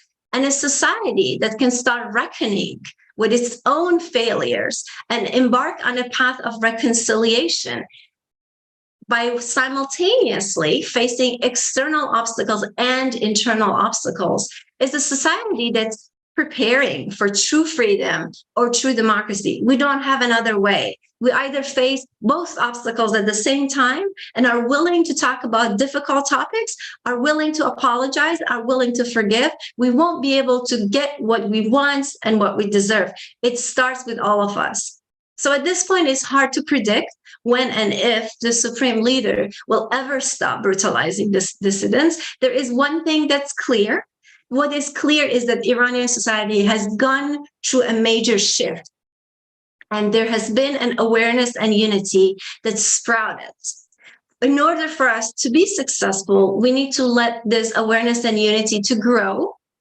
And if it does, if we support that awareness, then slowly, but certainly despotism will fall down. Thank you so much for listening to me.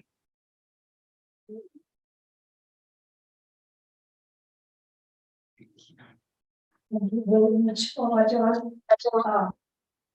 Yeah, such rich contributions today here. And we come to the last speakers of this panel, as well as the last speaker of today's conference, but not the least important one. So we are going to have Homa Bazarkan. Homa Bazarkan also there is your order. You have to introduce yourself because I can't find your. Oh, I don't have it. Okay, no problem. I can. Sorry. Okay.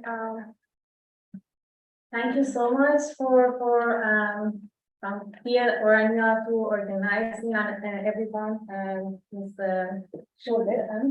for moderating. I'm Homa Bazarkan. I did my master here in international development and I'm actually a PhD student in the gender studies.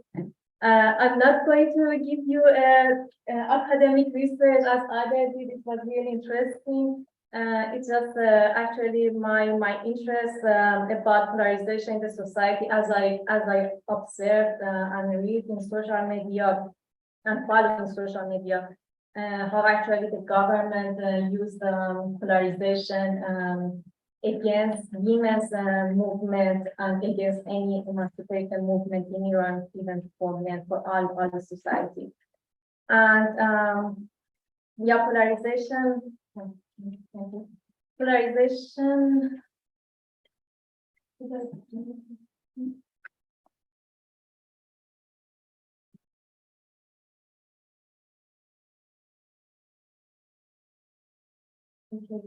Okay, polarization in society means that the general citizens are actually made of different social political value groups that are often opposed to each other, and actually the government, the central government here, Iran, tries to actually suppress different value group and actually promote one. I think and support another group which is actually aligned with its political agenda and social agenda or political acts, and even involve and try to gain the trust of other social political values to actually involve people with religious or any other ideological problems, through that to look other the opposite groups, actually the enemies of the government, the enemies of the national security, and through that to incite public sentiments. And there are so many different political research on how actually polarization occurs in the society as citizens feel themselves fully left behind it, that they are not represented in the parliaments, they are not represented in any social political acts, and through that they create their oppositions group, as we have for minorities, we have women, and yeah, any minorities, religious and language minorities. Polarization in society has been one of the political instruments of government, and sometimes the last possible instrument actually to save government from the collapse. For example, in Iran, by involving religion in any kind of political decision, the Iranian regime tries to actually use the most important decisive card in playing with people's emotion to make the right choice, through placing them in the right front mostly from the 2000 demonstration of green movement to the mass revolution, which is peak to import the people again to Westernization discourses, to Sharia discourses, all about the cultural invention of the West, and all these discourses that actually led to the revolution in 1979, that it was really high at that moment, and even after that, the war, Iran-Iraq war, that actually people paid their life for that. And through that, to put itself on the savior side and as the right implementer of Islamic laws, and the opposite group as the attack to the ideals of Islamics or whatever that it was the reason for the revolution in 1979. Actually, polarization is an engineered programming political psychology to gain the trust of people to believe in having security and a society that's based on ideals and correct cultural beliefs. And through the polarization and promoting polarization, the central government tries to put people in front of each other without coming into the military scene, without involving any military scene. Only to involve people in religious belief, in other topics that they just involve in their struggles, and the government is on the background. And through that, attributing the riots and insecurity in the society to the opposing groups, and by creating after that beautiful slogan for the sake of security and national unity, through that to gain the trust of the people. However, as I said, polarization could be the last choice of a dictatorial government to gain the people's trust, so that without any military scene, people are involved in religious belief or ideologies, such as the issues of honor and cultural unrestrainedness regarding women's and violence. But it could be even destructive, and could have a destructive effect on the central government, because the polarization in the society for different socio-political value groups proceed parallel, and socioeconomic condition in the country, like the sanctions that we have, doesn't let all the groups, even the religious group, be always at the side of the central government, and not anticipating the improvement of economic condition, like Iran's economy now puts people not in the religious confrontation, but rather saving their lives. Therefore, although it is the last choice of the dictator government for saving itself from the collapse, but it also accelerated the destruction of the dictator government. And an important issue that it was also mentioned before, that the revolution 1979 was not at all a cohesion revolution. It was a revolution that although had one similar aim to end the monarchy, but not one mutual political conclusion for the future of Iran. It was different social political value group, even leftist group, even minorities, that they just fight, and they were involved, contributed to the revolution. But at the end, it was the religious group that they created and actually the revolution. And even after the revolution, so many of the those influential political and religious actors were killed, that they had not paid trial. And we had also in the late 90s the reformists and the under leadership of at the time of Khatami president. And that it was for the first time that we had women's movement in Iran. Actually, it was in the late 90s that the International Women's Day was celebrated in Book City in Tehran, and it was a short and really nice time, can I say, for the women's movement in Iran. And there was so many publications at this short time for even the Zane Emruz or Women's Today. Was a publication that was the continuation of the last version of the publication about women in this time of Pahlavi. And this during this reformist time, we had at university important bases as Islamic Association for Students, and actually for my generation, it was really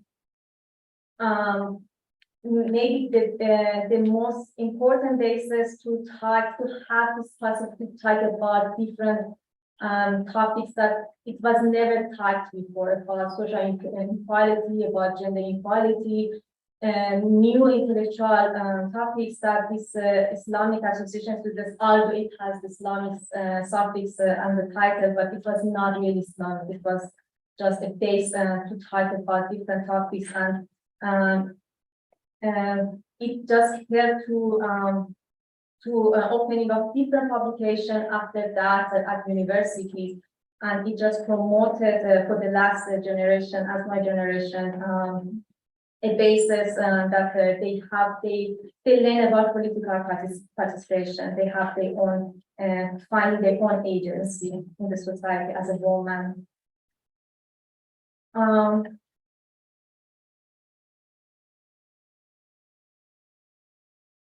Yeah, that's as we all know that women is actually relying in policies of the Islamic regime and one of the essential pillars of the anti-Western policies, and because of this, they could actually participate the revolution in their name, which is very important for the Islamic regime, since the liberation of the women, it means liberation of.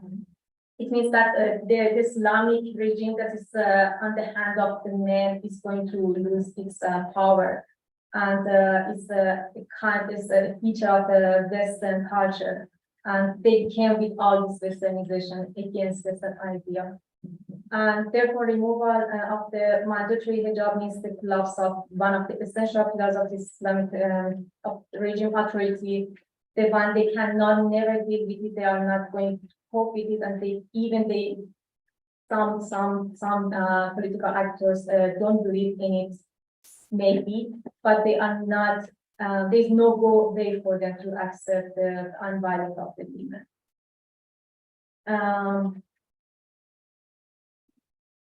But I want to actually talk is about how Islamic regime use polarization directly or indirectly against women in Iran. The first part is about ideological education that we had at the school, at universities.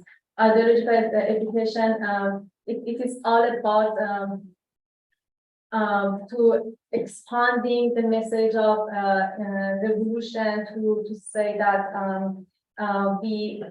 we need to have a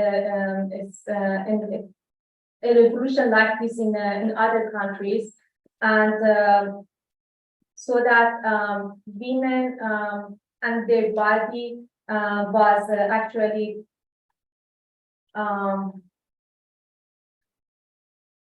that they I don't know, so it's really no. All is about that they just embedded the ideology in every matters of education for us, that we women believe that we are not we don't have any agency, we don't have any voice to articulate ourselves.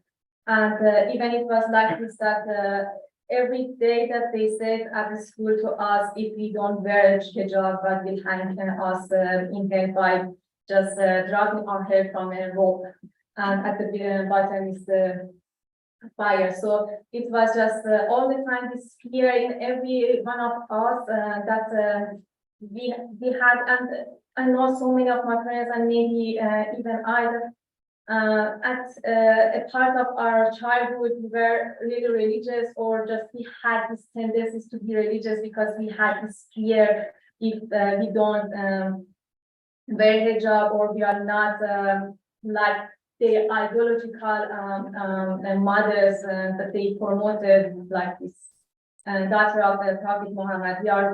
We are in trouble. So it was a psychological pressure on the woman. But even it was for the youth, for boys, that they just widen this gap between boys and girls, and boys even at the higher position they have the most hand actually in the society. Even we have it in the relationship with sister and brothers, and education for the family. And another things it's not is hiring women with hijab and actually promising them if they wear hijab, they have this opportunity to hire in public jobs, because in Iran, because of the economy, we don't have so many opportunity for the private sector, and there are mostly public jobs. And it was actually a contradiction that they just promote and promote women and actually force them to wear the job or be ideological or be aligned their ideology if they want to be hired at any job. So it was so many advertisement and privilege for women with hijab, and it was inciting women against women by actually placing by women as the commanding officer to attack another woman about hijab at the streets. So it was that if they had the job, they had this privilege that they could be they had a job, or they could be I don't know, just security like this, and just promoting or attracting some women. And I know from my colleagues at the university that some of them even just joined Basij because of that, because it was fun for them. And points for opposite women, with women that they are not accepting the hijab to up to if they don't want to go with hijab outside, they have to pay fines, or up to revocation of any professional certificate in any job school. And another thing is appreciating and promoting violence against women in the name of religion, as we know under the Ma'ruf, that they just it happens in the mosque. The religious clerics say that if the woman go out. Okay. Okay. Okay. If women go out of outside without a hijab, so it's just an attack to our values, Islamic values. So they just inciting the people to attack in the name of religion and to defend this Shia community. And even I know from the youth that they are not really religious, so in the last protest, even youth with tattoos, they were among these people. And maybe money was in between, maybe it was fun for them, but they just promote this kind of violent acts against women in the name of religion, but it's always for the security in Iran. And abusing criminal incidents at the community level, any criminal incident could be just stealing a women's wallet bag at the street, and to say that it happens because the woman doesn't have an accurate clothing dress. So they just abuse any criminal incidents to attribute it to women's clothing. Attributing women's liberating activities to Iran enemies and Iran separatist ideas and Western aggression, and through that inciting peoples and combating them without involving themselves with the subject of women's clothing. Another is limiting the admission of girls in art piece, because art is in the nature is about liberation and it's about communicating freely, and it's the feature of Western culture. And even about removing humanities courses, because through that they just close any doors in the society and just restrict them to Islamic values and doesn't allow them to any enlightenment discourses. And most importantly, this limiting women access to contraceptive facilities, because the population pyramid in Iran is going to be out, and they have all these forces that we need. Women should be bring children for the expansion of Shia community, and it's about controlling women's body and the decision for the life. And of course, it was moral policy that as we know that this tragic incident about Mahsa Amini happened, and it was actually the turning point of the loss of society tolerance towards silence. There's of so many similar cases, and that actually suppressing women's femininity and body and identity in 4 years. I think I should go to the conclusion. As what I want to say is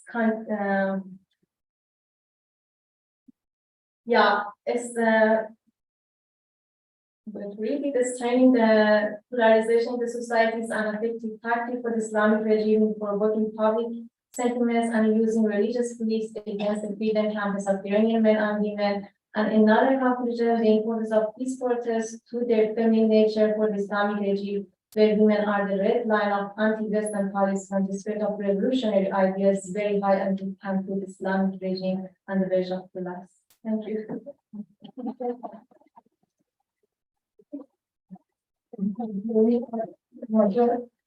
You have the very difficult task of being the last speaker in such hot weather. So, but then I just open the floor for questions.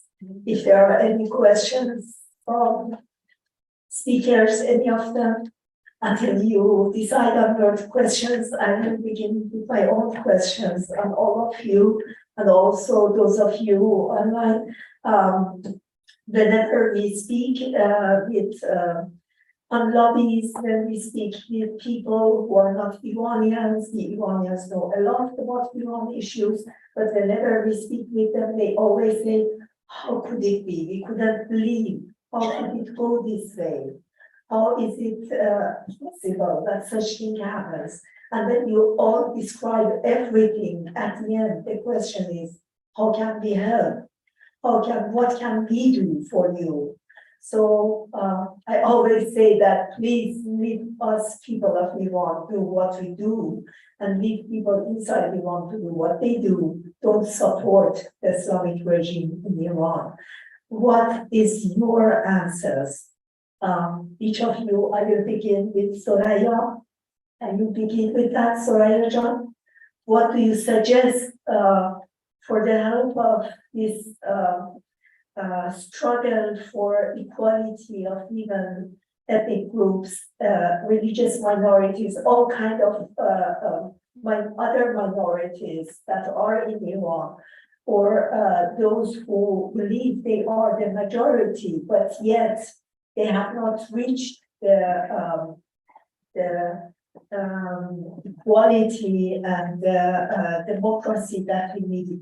What do you suggest? I would really ask you all to stay in the 3 minutes maximum of answer. Thank you very much.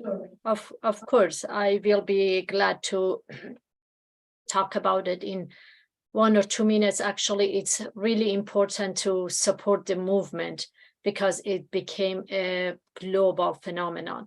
And I think academic research and awareness can be very helpful. I invite everybody to promote research on minorities, on Kurdish women, on Baluchi women, on Azeri, Turkish, and religious minority in Iran, to be part of it, to participate and disseminate research findings. And when you see somewhere somebody published and it really strikes to you and it tells you the story, what's going on, because everybody that we talk about, from 200 to 2,000 to 20,000 people who were arrested or imprisoned, they have a story and they can be part of a phenomenological research. So it's very important to do that.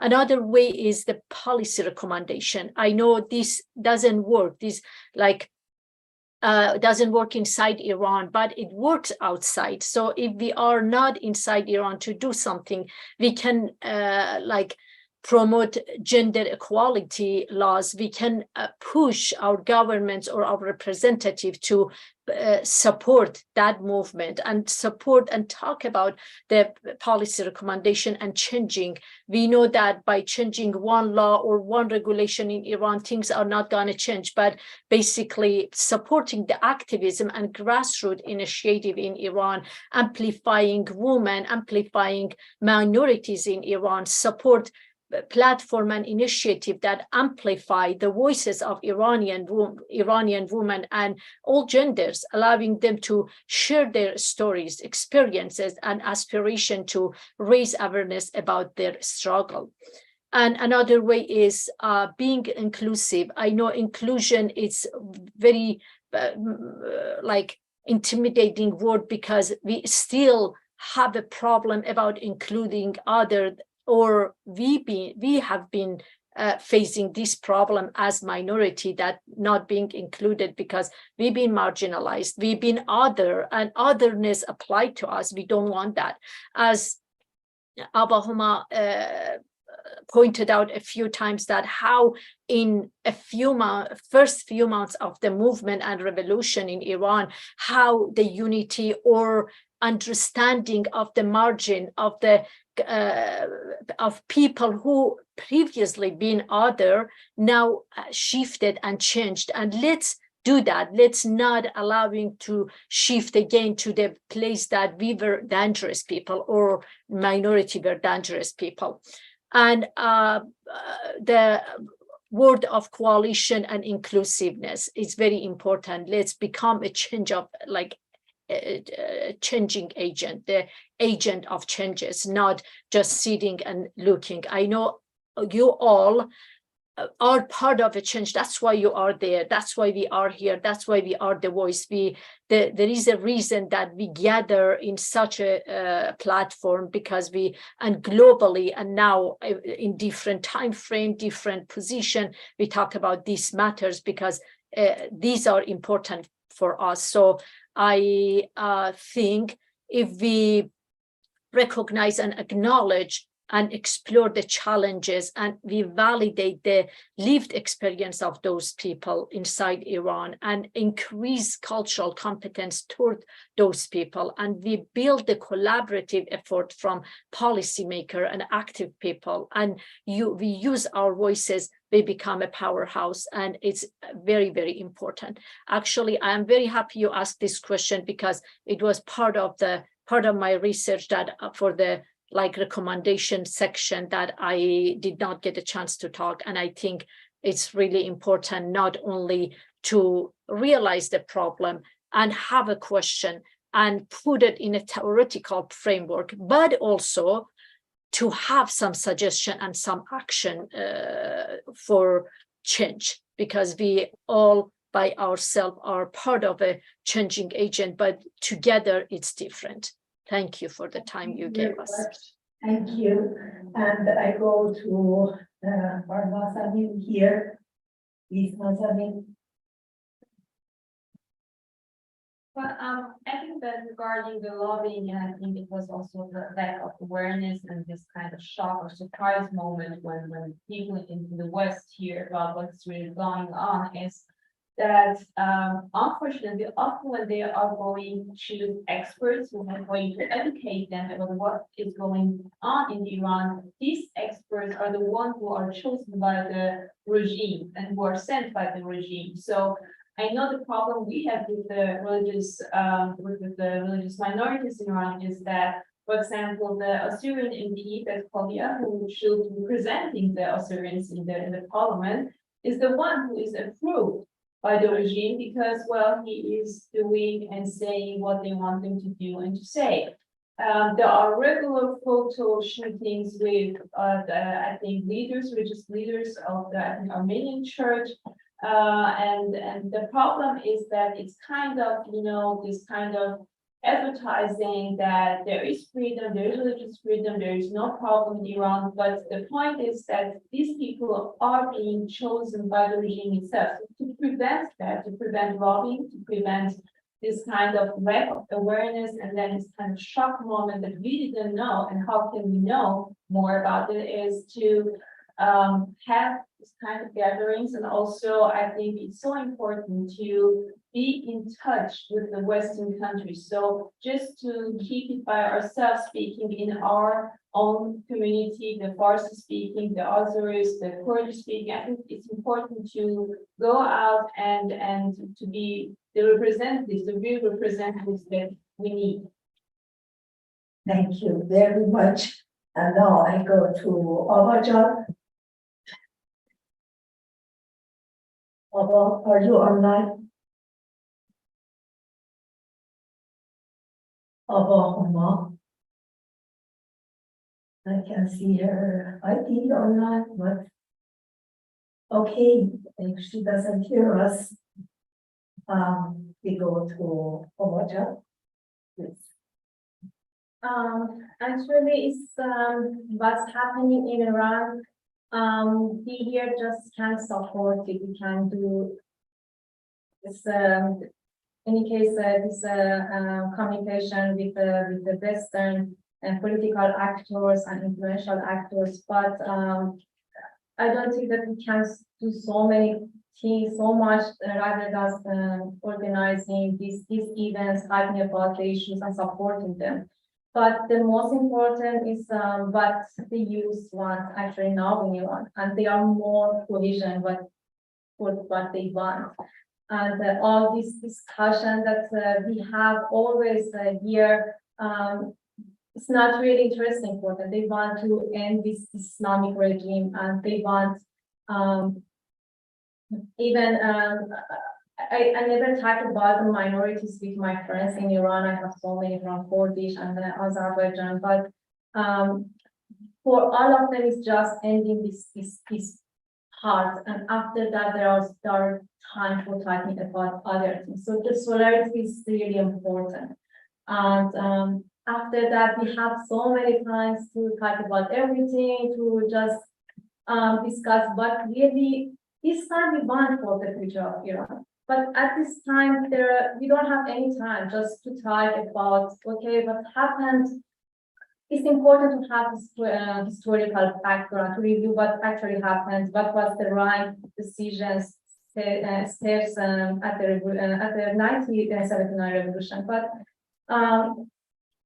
I think that for that, this step is the last step, maybe months before that we know that the regime is going to be collapsed. But now it's really soon, and we need to put our energy just to end this regime, and after that we can talk about everything.